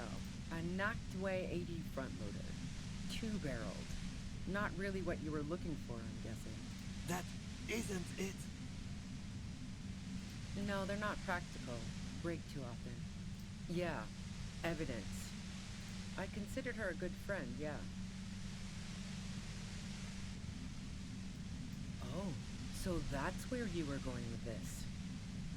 That's a very sentimental way of putting it. We both had pasts who didn't want to catch up with us, and we enjoyed listening to music together. Why not go on a road trip? The lieutenant watches her expectantly, occasionally shaking from the pain. Okay, fine. I was into her. Clausy was into me too for a time, I know it. We even fooled around once.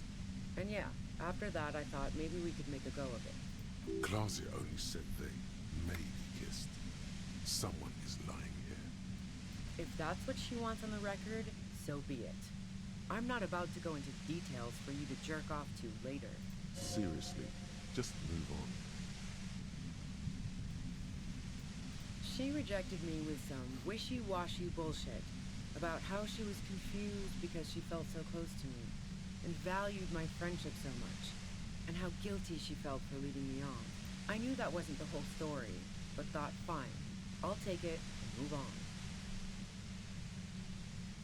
Yeah, one time when we'd both been drinking, I said some heated things about how dangerous her patterns with men were. I was a little worried to blow it out of proportion in her head. All the drugs she was doing can make you feel like you're living in a DeLorean tragedy. By the way, DeLorean tragedies are still held in high regard for innovation in language and motifs. They are also known for overwrought emotions leading to catastrophic outcomes. Yeah, the girl seemed terrified. The merc was beyond caring what happened to his mortal coil. It was a no-brainer. Go ahead, it's your body. And mine too, he thinks. But keep on. This must be done. I considered her a good friend, yeah. Wow. Pissing, pinball, and now peeping. I'm just not following your insinuations, detective. If I want to stare at a pretty girl, I can pick one up at a bar. Or, worst case scenario, look at a naughty photo. Who has time to go skulking about the whirling, drilling holes in walls? What the fuck, man? She's everyone's type. She's your type. She's beginning to suspect you've broken into her lorry now.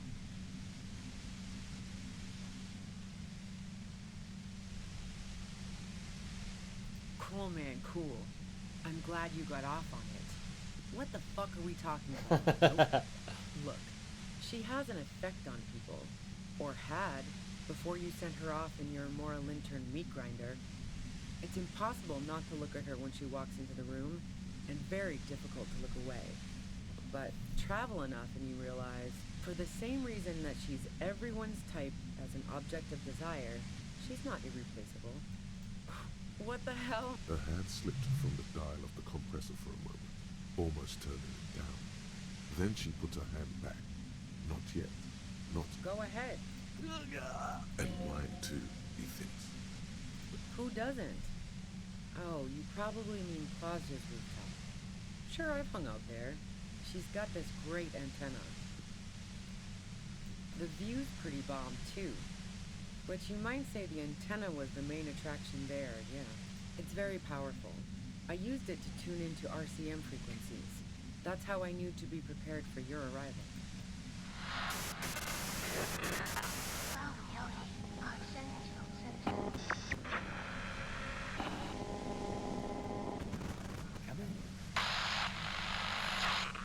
Yes, I'm sure.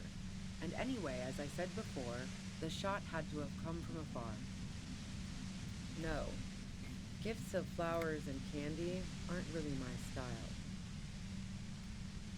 So now I'm leaving revolutionary symbols around? Come on.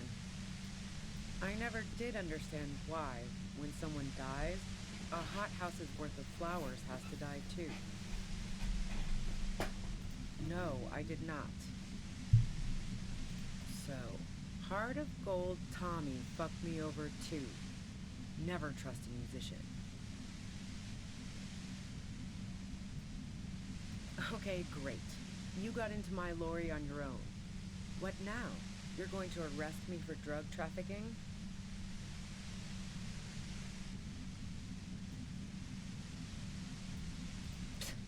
That's your prerogative. Man, it's to get away from all that murderous shit that I left Jamrock, my previous employer, for the Union. She deliberately avoided naming the mob she worked for. You might be able to find this out later. I got lucky being a dispatcher. Never had to do any of the really dirty work myself. This gun has only been used for self-defense against serious scum. There. It's going to be easier to reach the machine now. Based on what I've heard about you, you are serious scum. Yeah? Where? More questions before doing anything. How should I know? As I keep saying, he already had a bullet in his head when I got to him, and there hasn't been any useful gossip over the radio. Those rings around her eyes, her tired voice. She's been staying up late, listening in on the conversations crisscrossing Martinez. Police radio? You've been following the case? Who hasn't? You know, I can still see him there, in Claus's room, lying on his side. He was still warm, but the bluish light coming through the broken window made him look as though he'd been dead for a good long while. She eyes you warily, as though gauging your sincerity. It's okay. We just want to... All right, don't kill yourself over it. I was shooting the shit with Hardy and the boys over a few beers, like always. Then Klasha comes in, all pale and shuddering.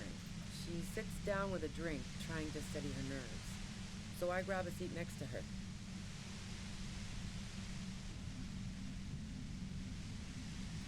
Oh yeah, super. But I didn't think too much of it at first. I'd seen her party hard before. No, I really didn't. She's not that easy to read. I just assumed she'd done too much blow. It wouldn't be a first for her. But no such luck. She was in some deep shit. She asked me to come upstairs. The merc she'd been going with was lying on the bedroom floor, dead. I knew she couldn't get the authorities involved, so yeah. You made it look like he'd been hanged.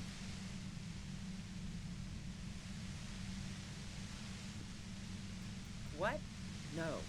Faking a lynching was her idea. Yeah, in cold blood. It really surprised me how quickly she was able to get a hold of herself once we got up there. It was like she was another person. The party girl was gone. She asked me to help her drag him into the shower so she could wind the shower head around his neck to fake lividity. Then she dressed him while I went to get the Hardy boys. Yeah, I wasn't sure whether to admire her or be disturbed. As I keep telling you cops, we didn't hear anything downstairs. No gunshot, nothing. But even if this is true, weren't you worried this lynching might lead to... War? The thought crossed my mind. But the mercenary's death was going to have repercussions either way. Although the way things are going... She doesn't want to talk about this, but not because she has something to hide.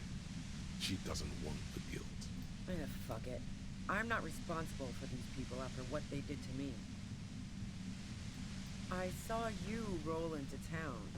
I wasn't about to stick around for questioning by a goddamn La Puta Madre agent. So this is what she was scared to tell Titus. This cop. Yes, you. Everyone says you're his peon, his human can opener. Through the sudden sharp pain in your head, you hear the lieutenant mumble something to himself. Fucking hell. And why me? You hear through the white noise. It's especially bad suddenly. Felt like a vein exploded. yes, they do. The cops, the criminals.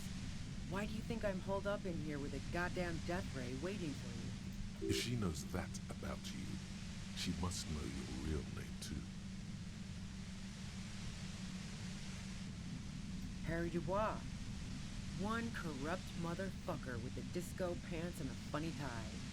Agent to la puta madre. So she knows your name. That doesn't mean you're on the tape. Criminals make up bogeyman stories about cops all the time. All of this just means that you're effective. Criminals know you and are scared of you. Is that a joke or a threat? I'm guessing both. Yeah, sure. She doesn't believe you. I'm sure La Puta Madre himself will explain it all to you soon enough. You've been to my lorry. You think the biggest player in Jamrock appreciates competition? And now I have Harry Can Opener in my lair. Fucking Titus. She's not going to change her mind that easily.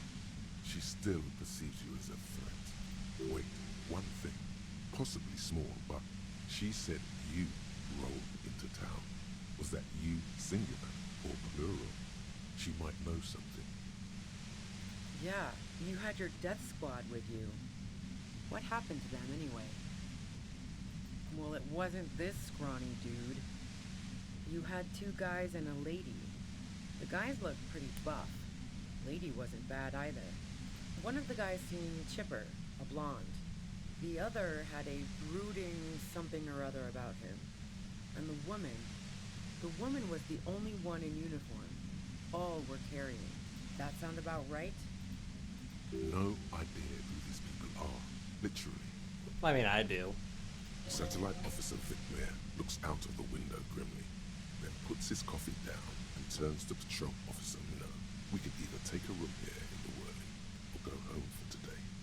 Let's go home, Jean. Nothing's going to happen today, she responds quietly. Jean takes his blonde wig off.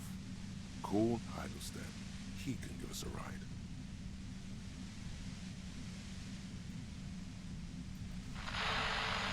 Friction, lock, set. Don't leave me here. Please leave. Fantastic. I've got to get on the road. Then you can go find your friends. Unless you have anything pressing to ask me. What bunker?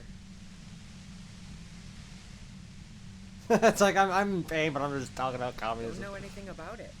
No one's been around since I set up camp. But I'm sure I'm not the first vagabond to...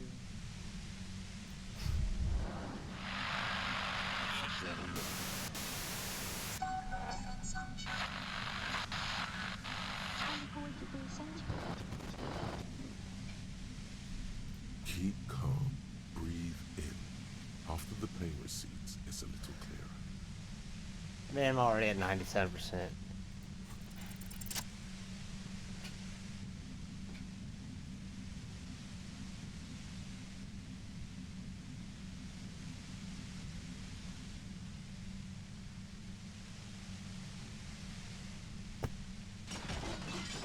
You did it. The compressor lies broken on its side. It's quiet in your head again. It still hurts like hell, but... She looks at the machine, assessing the damage. Her hand trembles. Oh, fuck it.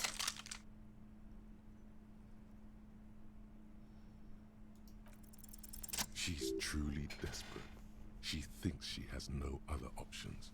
You need to give her options. You know.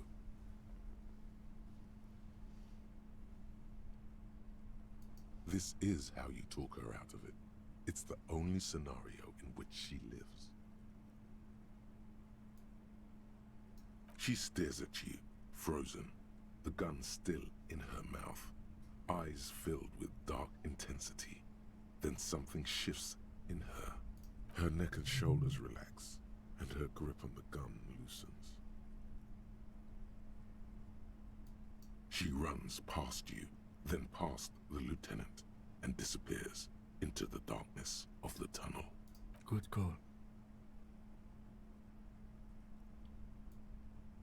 I would have done the same. had I not been incapacitated.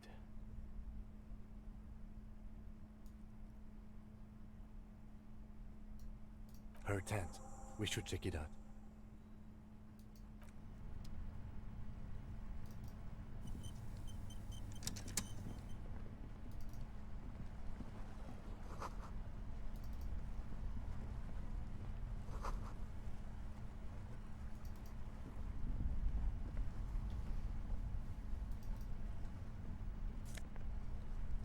Money.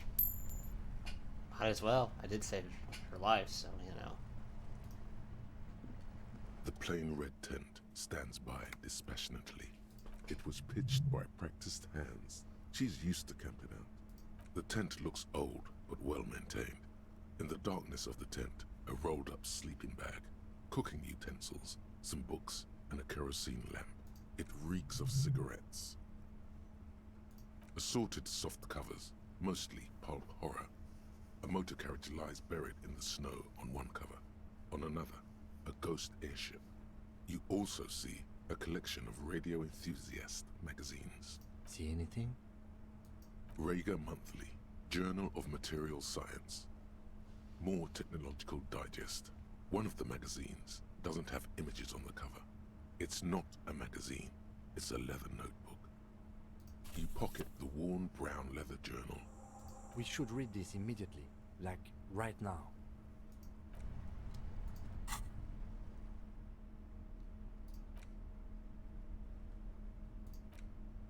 A thick journal.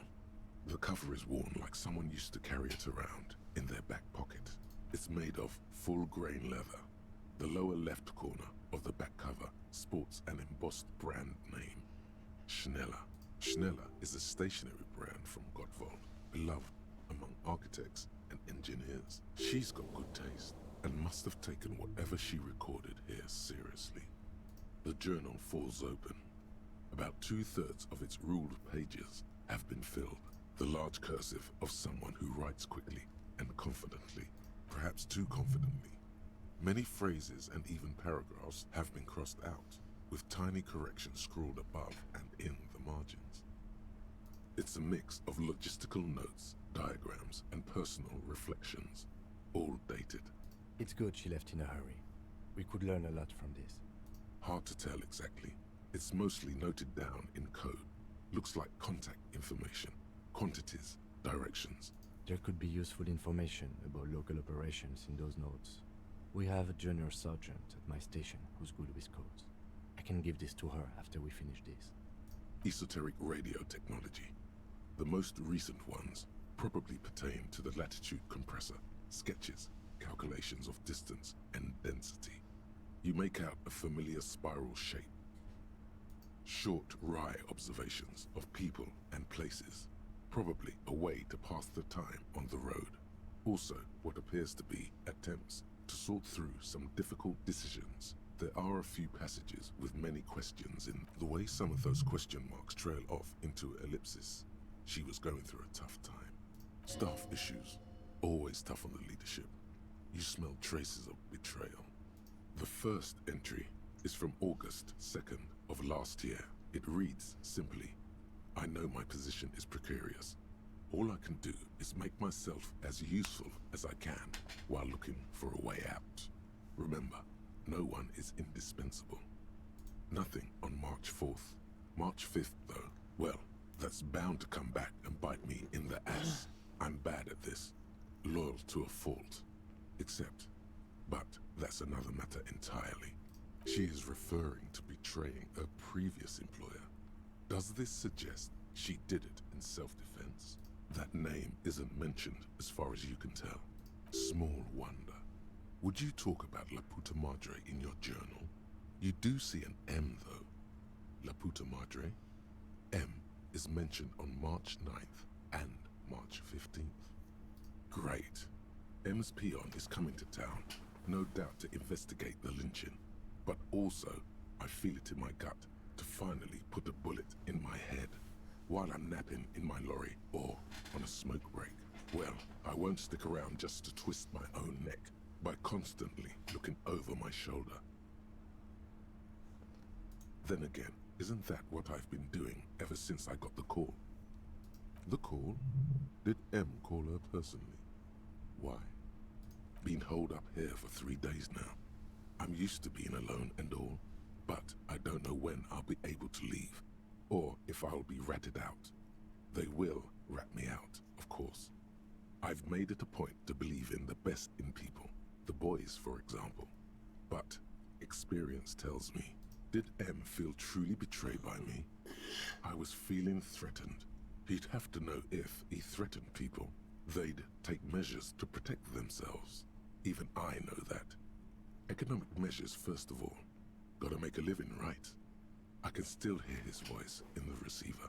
Taste the plastic. The entry ends abruptly. The most recent entry is from today.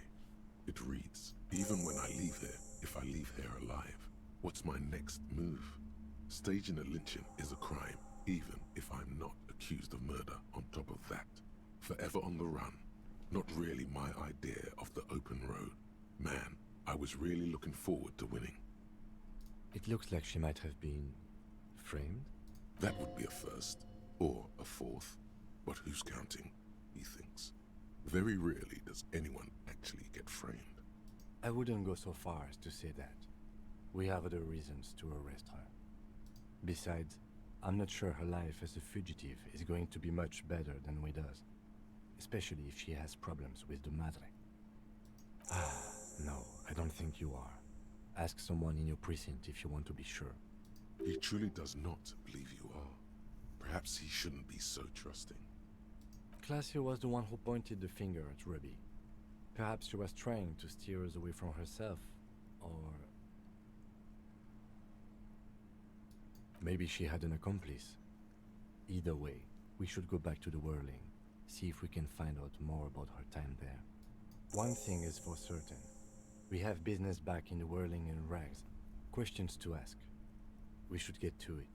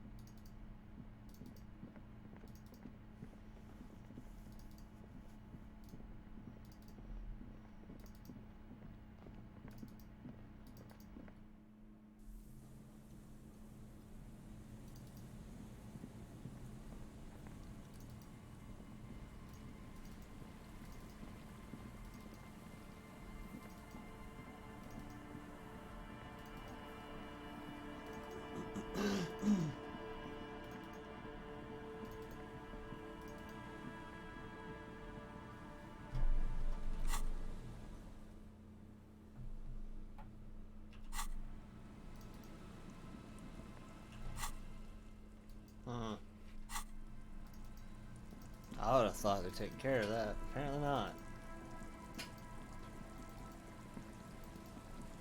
Apparently not.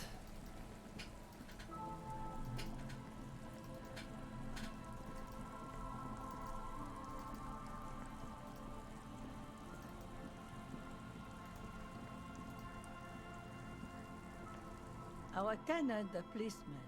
I hope the waves don't.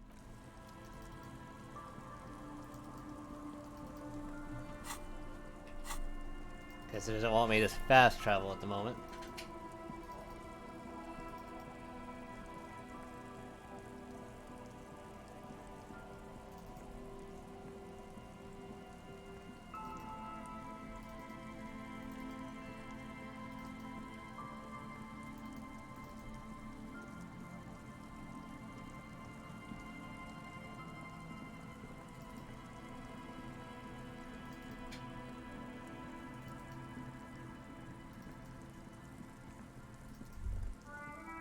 Stop. Just up ahead. Danger. You are prepared. Don't put away your friend. Your weapon. Raindrops slip from the barrels of your Villier's 9mm pistol. Yes, I hear commotion. Let's go. Good. Be ready to take damage.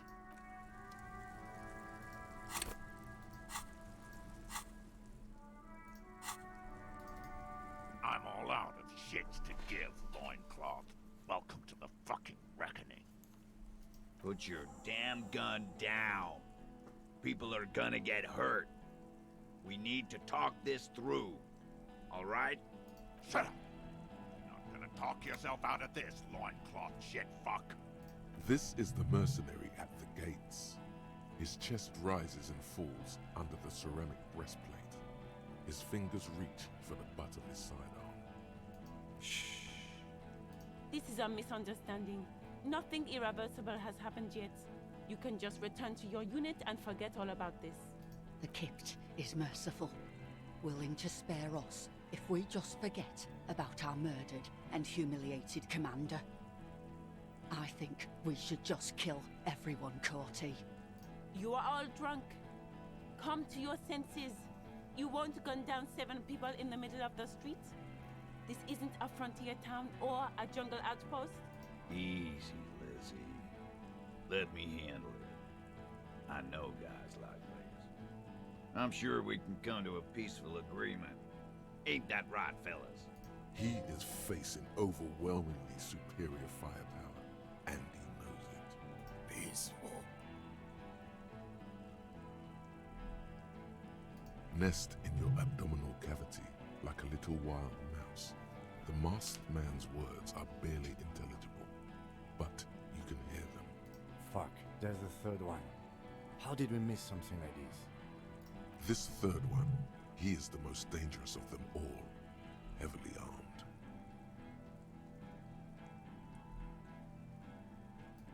If this turns into a firefight, we should take him out first. A sound strategy. He's the leader. My plan is not to get killed, but we have to intervene. The Mercenary Tribunal.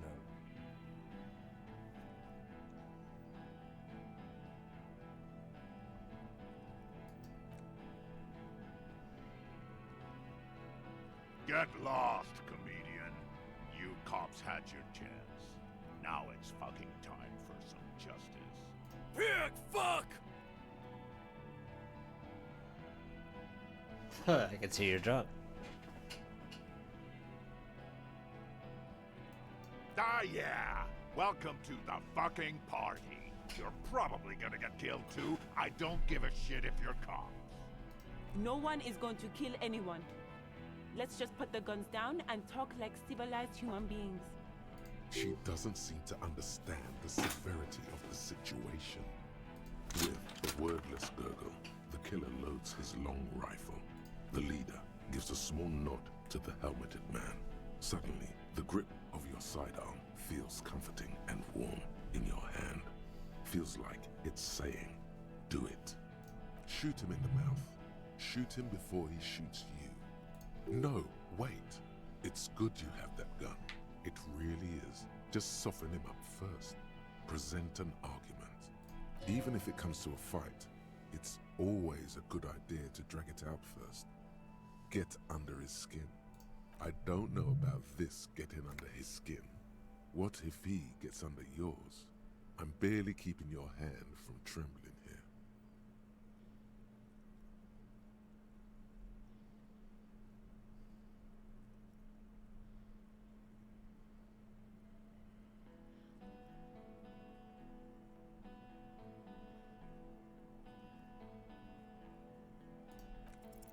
All right, here we go. This is an illegal tribunal. Krenner would never sanction this. Who's the commanding officer? Take your pick. I have some trivia, too. Get him interested in facts. You only have time for one argument. Choose wisely.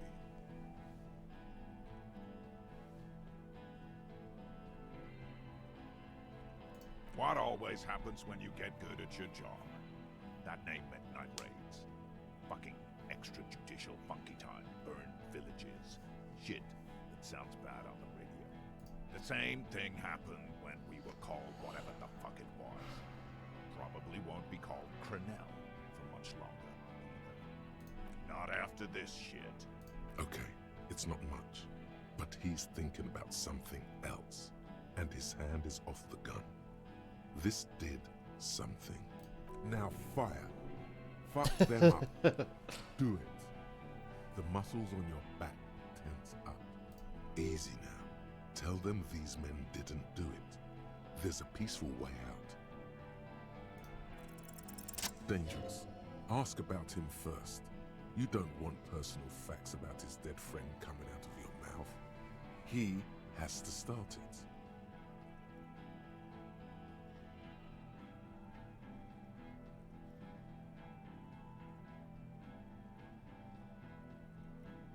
Sergeant Major Raoul Cortiner, reporting in to burn this fucking mud hut to the ground. As he moves, the interlocking pieces of his armor click softly. Click, click, click. The realization comes to you like a picture puzzle coming together. His name is Raoul Cortiner. The dead man's name is Elise Cortiner. He's brothers with the deceased.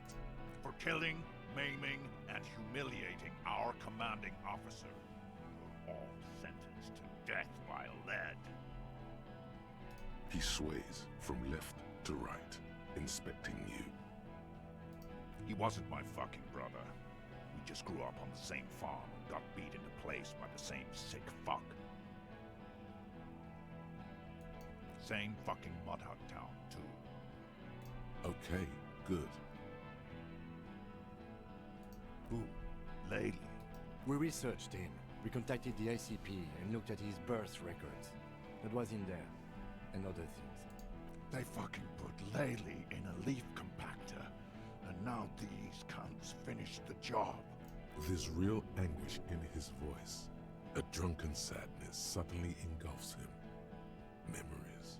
It's a mind fuck, Corty. He wasn't put in a leaf compactor. They're making it up to fuck with us. Major, permission to.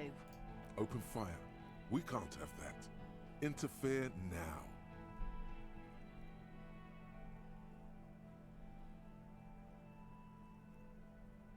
Fuck do you mean, talker? We've heard testimony. People say he was charismatic, a nice guy to be around. Yeah, he liked to chat up the natives. Share leaflets, squeeze a bit of kiptass here and there. Great fucking idea that turned out to be.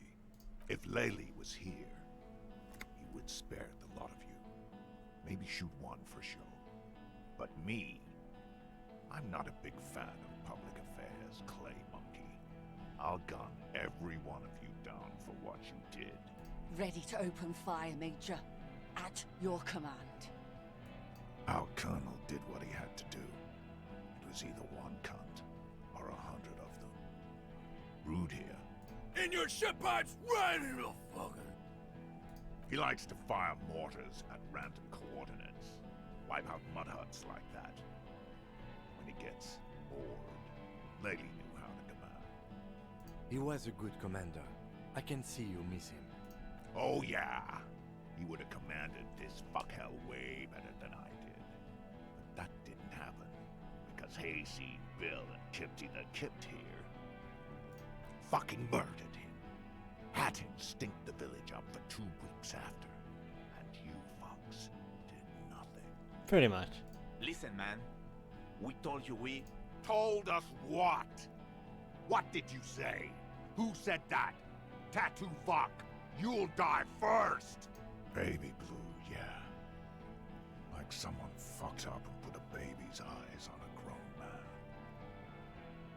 It was creepy, but bitches like that shit, I guess. Or, I don't know what bitches like.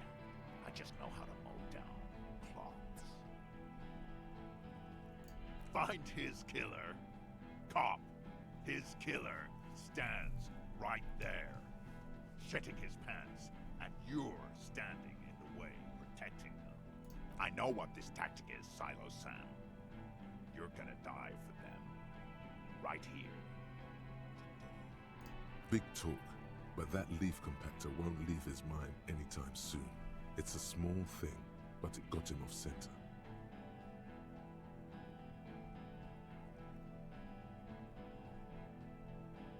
Well, you know what it is.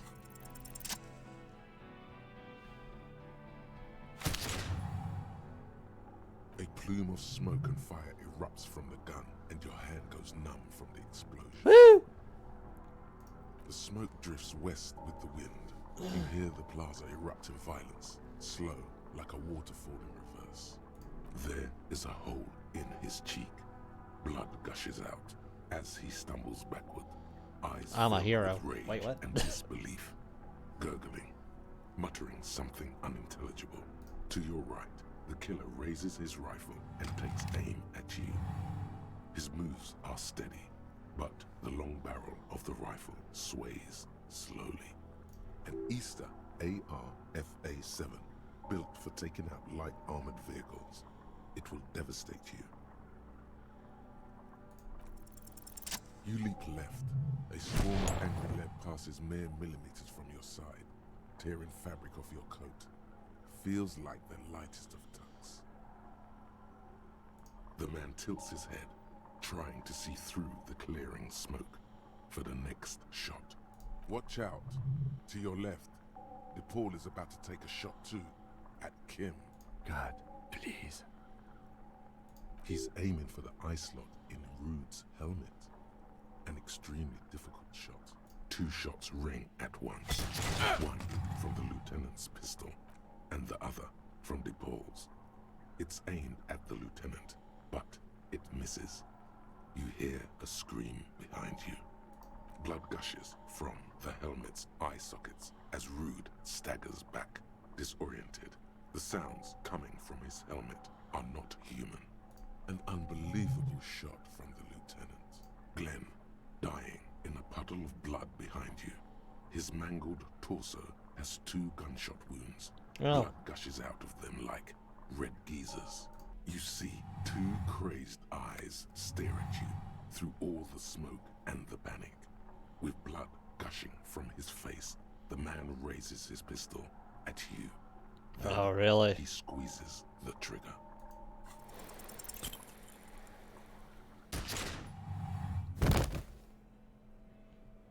Just see that one coming a mile away. You can't. There is no time. Something inside your pelvis explodes. Your entire lower body is on fire, and your legs can't support you. You fall down like a rag doll. The Hardy Boys are screaming, fighting, dying. Someone jumps over you. Nearby gunfire shatters glass. Stop! The cop! Protect the cop! He's down! Warm blood pools underneath you. It's sticky, and there's so much of it. Don't go into shock. Hold on. Most of what's down there. I don't care. You can also feel the bone where the bullet went in. Something very sharp, like broken teeth under your fingers. Nothing. A persisting darkness. Dancing lights of pain. Distant shadows cast by them. Like a hellish play. You're bleeding out.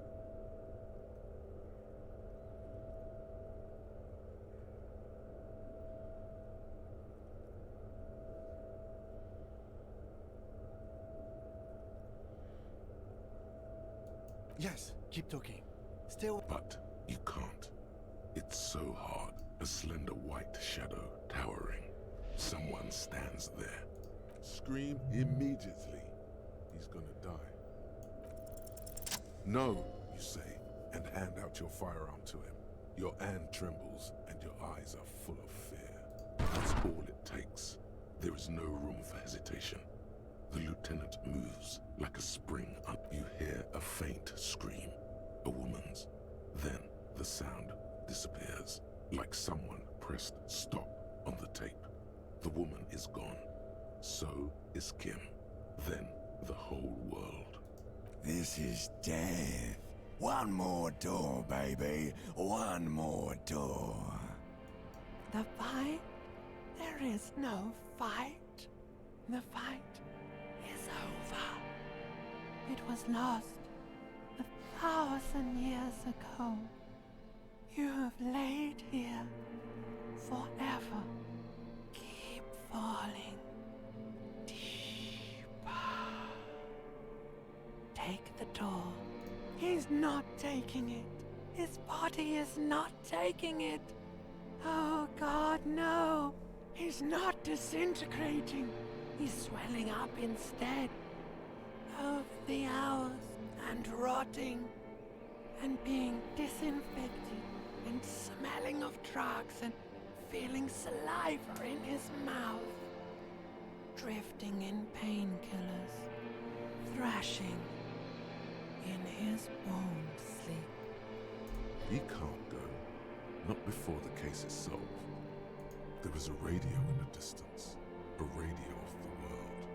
Playing sounds. Good morning, Elysium. Soon you will return to the world. Hours turn to days. Soon we will get up again and go through it again. Finally we know what the infernal engine was outside. The clarion call. The engine of a Caprice Canema. No, it was him.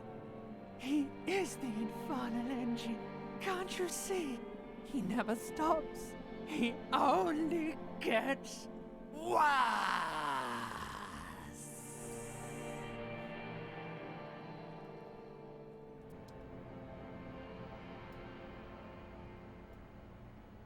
You see the lieutenant's familiar shape in the orange jacket.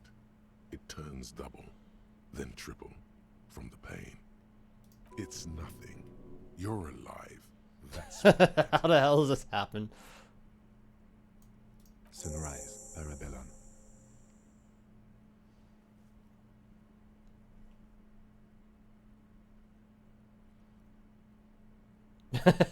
Yes. The joke wasn't funny anymore. I took it off. The close proximity of death must have made the lieutenant contemplate his life choices.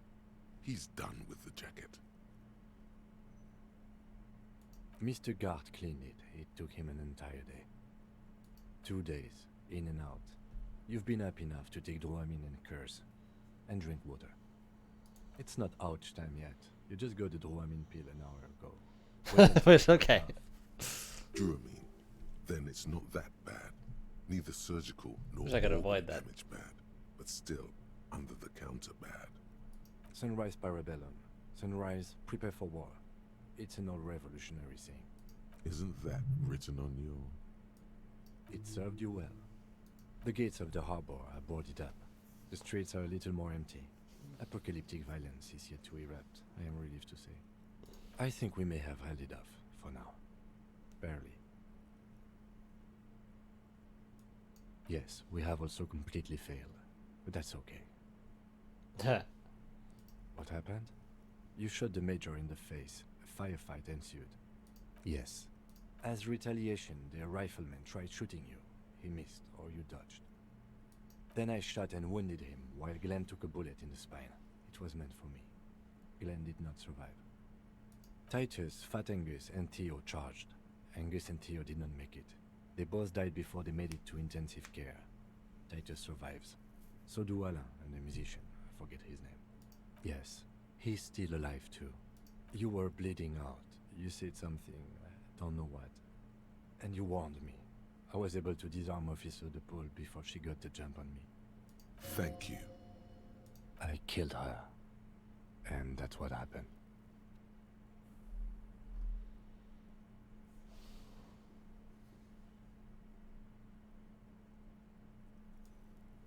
De Paul was the last to die. Evrard had their bodies returned to Crenel for a funeral. Company is yet to retaliate. Because we deterred them?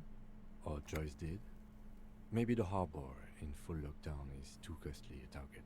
Or maybe they are simply taking their time and will attack soon. I don't know. This is the one. 4. Glenn, Theo, Shanky.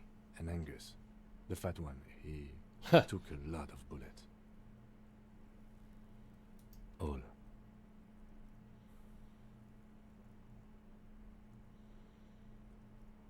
Let's face it, officer, and this is both of our fault. It could have gone a little better. 6 people are dead. But what's done is done. The violence is cordoned off. The Hornets did not get into the beehive. The worst scenario has not materialized yet. And we are still alive. Both of us. He did not expect you both to survive once you stepped between those 2 armies. His smoking, his hunched back. You have it worse, but he took a real beating. That cigarette has medicinal purposes. Reasonably bad. You were shot in the left quadriceps. That's your thigh. The outer side, thankfully, no major arteries were nicked. The bullet was removed and a bacterial infection treated with mercurochrome. We will see. You won't be able to dance much, that's for sure. You should be able to live with limping around. No. A man and a woman sit in the front seat of an armored motor carriage. The woman is driving. The man lights a cigarette. Jean-Vic Mayer is his name. The asphalt vanishes under the wheels of the machine. Ahead, harbor cranes rise to the sky. Back to that shithole, he says. I called your station after the fight. The injury was logged in. They told me they've sent officers to join you on the site. I'm sure they're worried about you. That means he hasn't seen them around while you were out. They're not really worried about you. If they were, wouldn't they be here? I don't know. I did. It's part of a detective's task chain. You can do it too. Actually, you can. You can even remove a fractured bullet, it seems. Not very. I have a concussion from that woman beating me with the butt of her gun. I tried to not move too much. Things would be worse if you didn't warn me. Thank you. I did not see her coming. Stupid of me.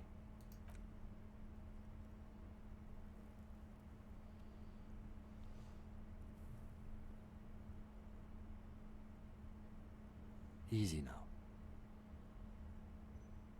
You can take it. Just don't lean on that leg of yours too heavily. Your balance is way off. You feel like you're about to fall over on that thing. How are you?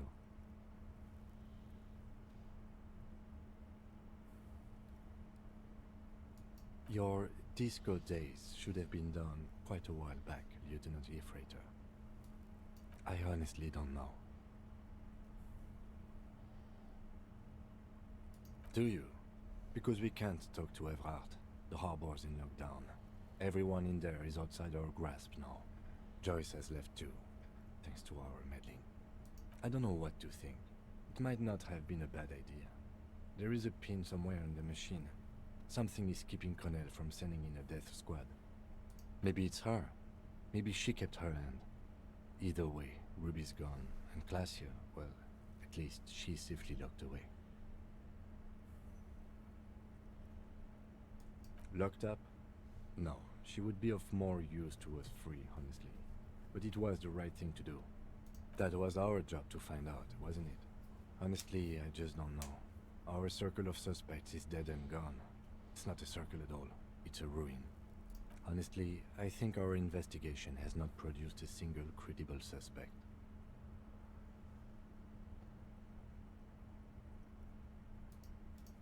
Don't be narcissistic. Half the cops in Revachol West are his peonies. Even if you are, it is not a decisive factor in this case. That does make some sense.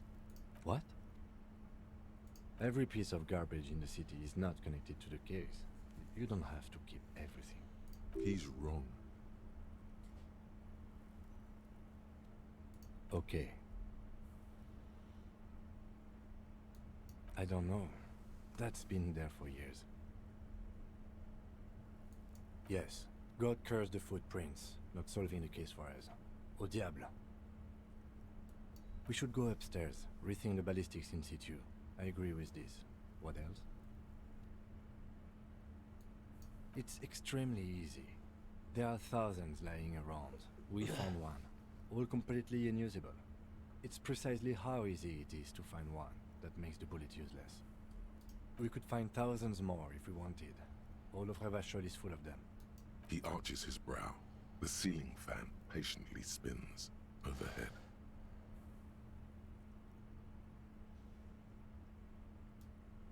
I'm listening. I'm ready to hear what you think about solving crimes now. Really? Because to me, it seems solving crimes is I'm always the opposite. That concussion must be making him dizzy. No. Are you ready to limp? I am ready. Where do you want to limp to? The lieutenant did mention doing more ballistics. Also, it's just close enough to endure the walk. Why not? Another look at the window, perhaps? The one he was shot through. I don't know. I can't think of anything better.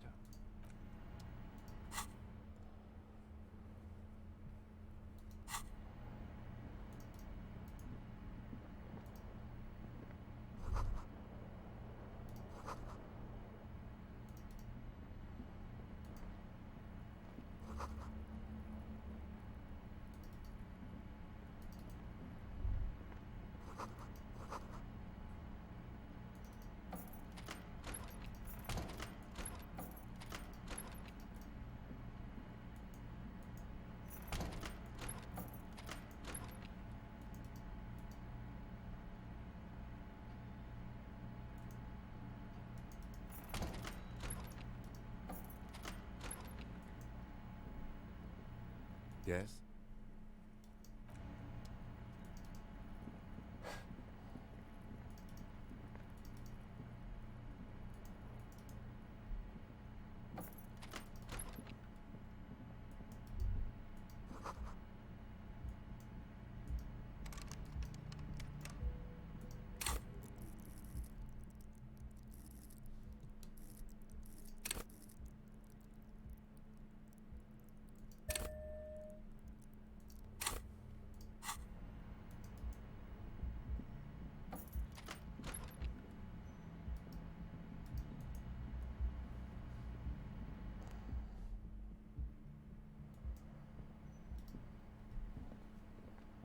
Two neon-lit shapes, a man and a woman having sex. A ray of backward motion explodes from his mouth to the roof outside, A prime, to then widen into a radius of locations in Martinez. B prime. B, it's not the roof, and you would have found it had it been on the coast, in either B prime or B double prime, which leaves the island in the bay. It's not impossible. There is a narrow opening between the commercial area and the collapsed tenement north of it.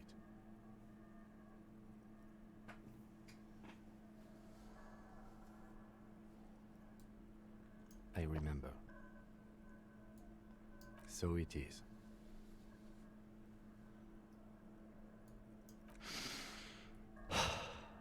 The lead is flimsy. You might as well go around Martinez looking under every rock and talking to every person. But what else is there? Not a lot, no.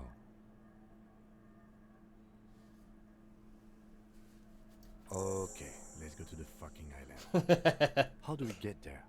Joyce Messier had a sloop, but she's gone. Ah, yes, of course. The village. Let's go.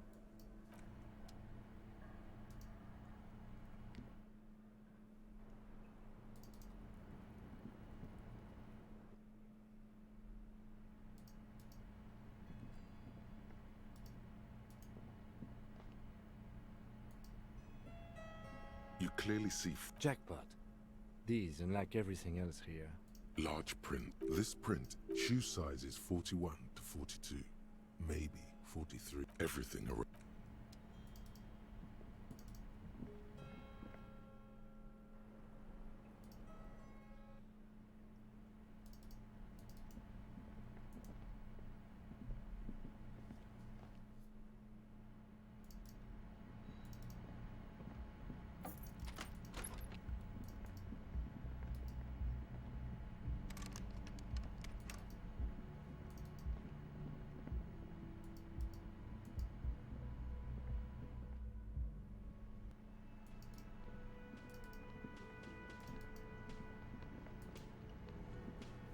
Oh, you're up.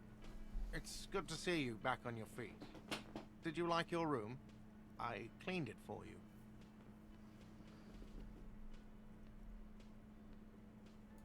You're welcome. I thought it would be nice for you to wake up in a clean place after you, let's be fair, defended this establishment and its clientele from gunfire. I give credit where credit is due, and that, sir, was a nice shot. I was watching until you hit him. Crawled inside then. Bullets started flying. Anyway. He really wants you to realize that he was also on the balcony looking by, in the danger zone, so to say. I wish you a quick recovery. Also, you and your partner are staying here free now. This establishment supports cops. The stay is free, the drinks are not. It just felt I needed to specify that. Oh, you know, people don't tend to stick around after shootouts. Turns out they're not good for business. I don't remember everyone who comes here, and many people wear sunglasses inside lately. Must be a fad. Yeah, I was, yeah.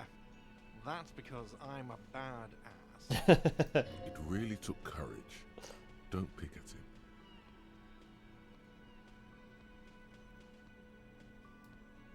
Yeah, I don't know. Clients were panicking. And also, I guess I sort of found out that I don't give a shit. No problem. They'll come back. They always do. Sounds about right. What the hell are you doing here? Hi again, Gendarme. Admiring the atmosphere. What about you, officer? Well, here's to you. Bye-bye, Gendarme.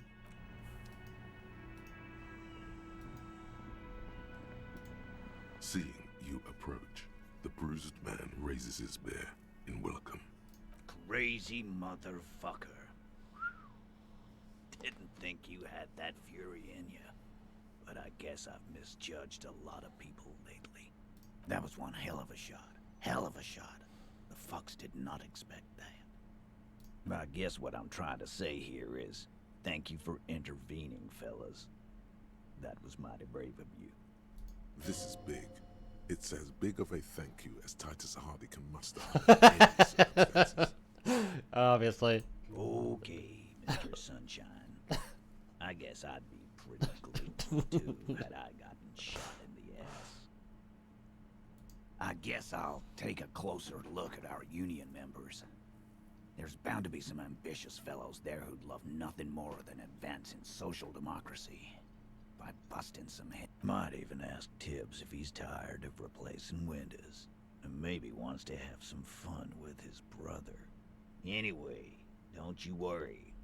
As long as Titus Hardy's standing, there will be Hardy Boys. He's right. The numbers are replaceable. In an organization of thousands of men, there are plenty who'd join. Dio was old. I think he'd be pretty happy with the way he went. Never could imagine him withering away on a sickbed. But Angus, he was just a stupid kid. Didn't realize the mess he'd gotten into. Trusted me. Still, the balls on that kid. Went down fighting for someone else's shit like a fat, angry bear. And Glenn was my friend. Best I've ever had. I'd love that crazy homo like my own brother. We're all fucked without him. But what do you do? This job is shit. Dennis, that poor little rat is dead too. I always thought he'd run. But no, he stayed. Stupid, brave fella. He didn't like him. That only makes it worse.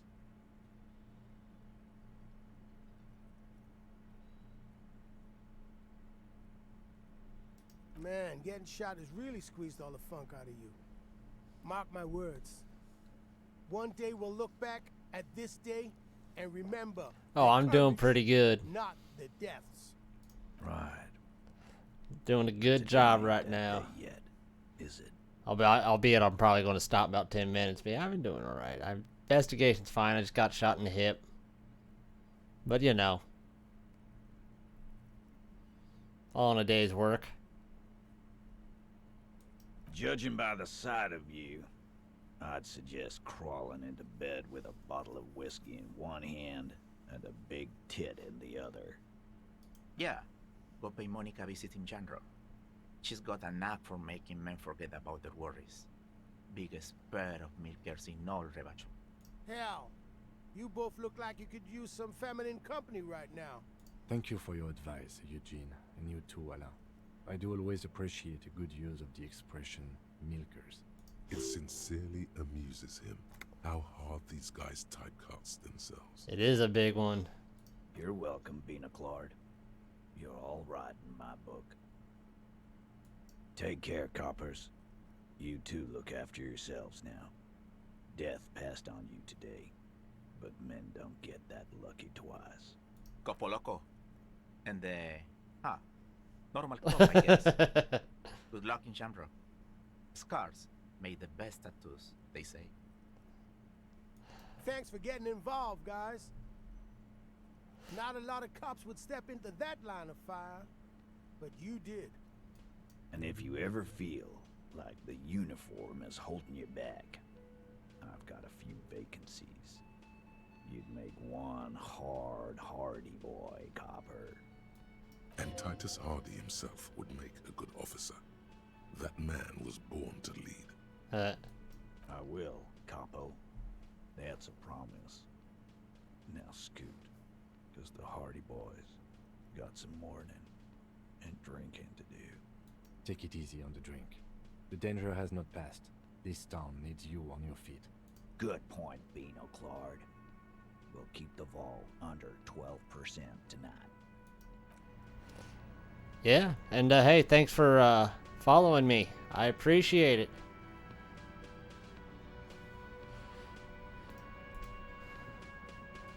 I really do. Thanks again, Just Kill 43. It's a heavy number there. You know, one day you will talk to me. I might. I've been on it for a bit, so...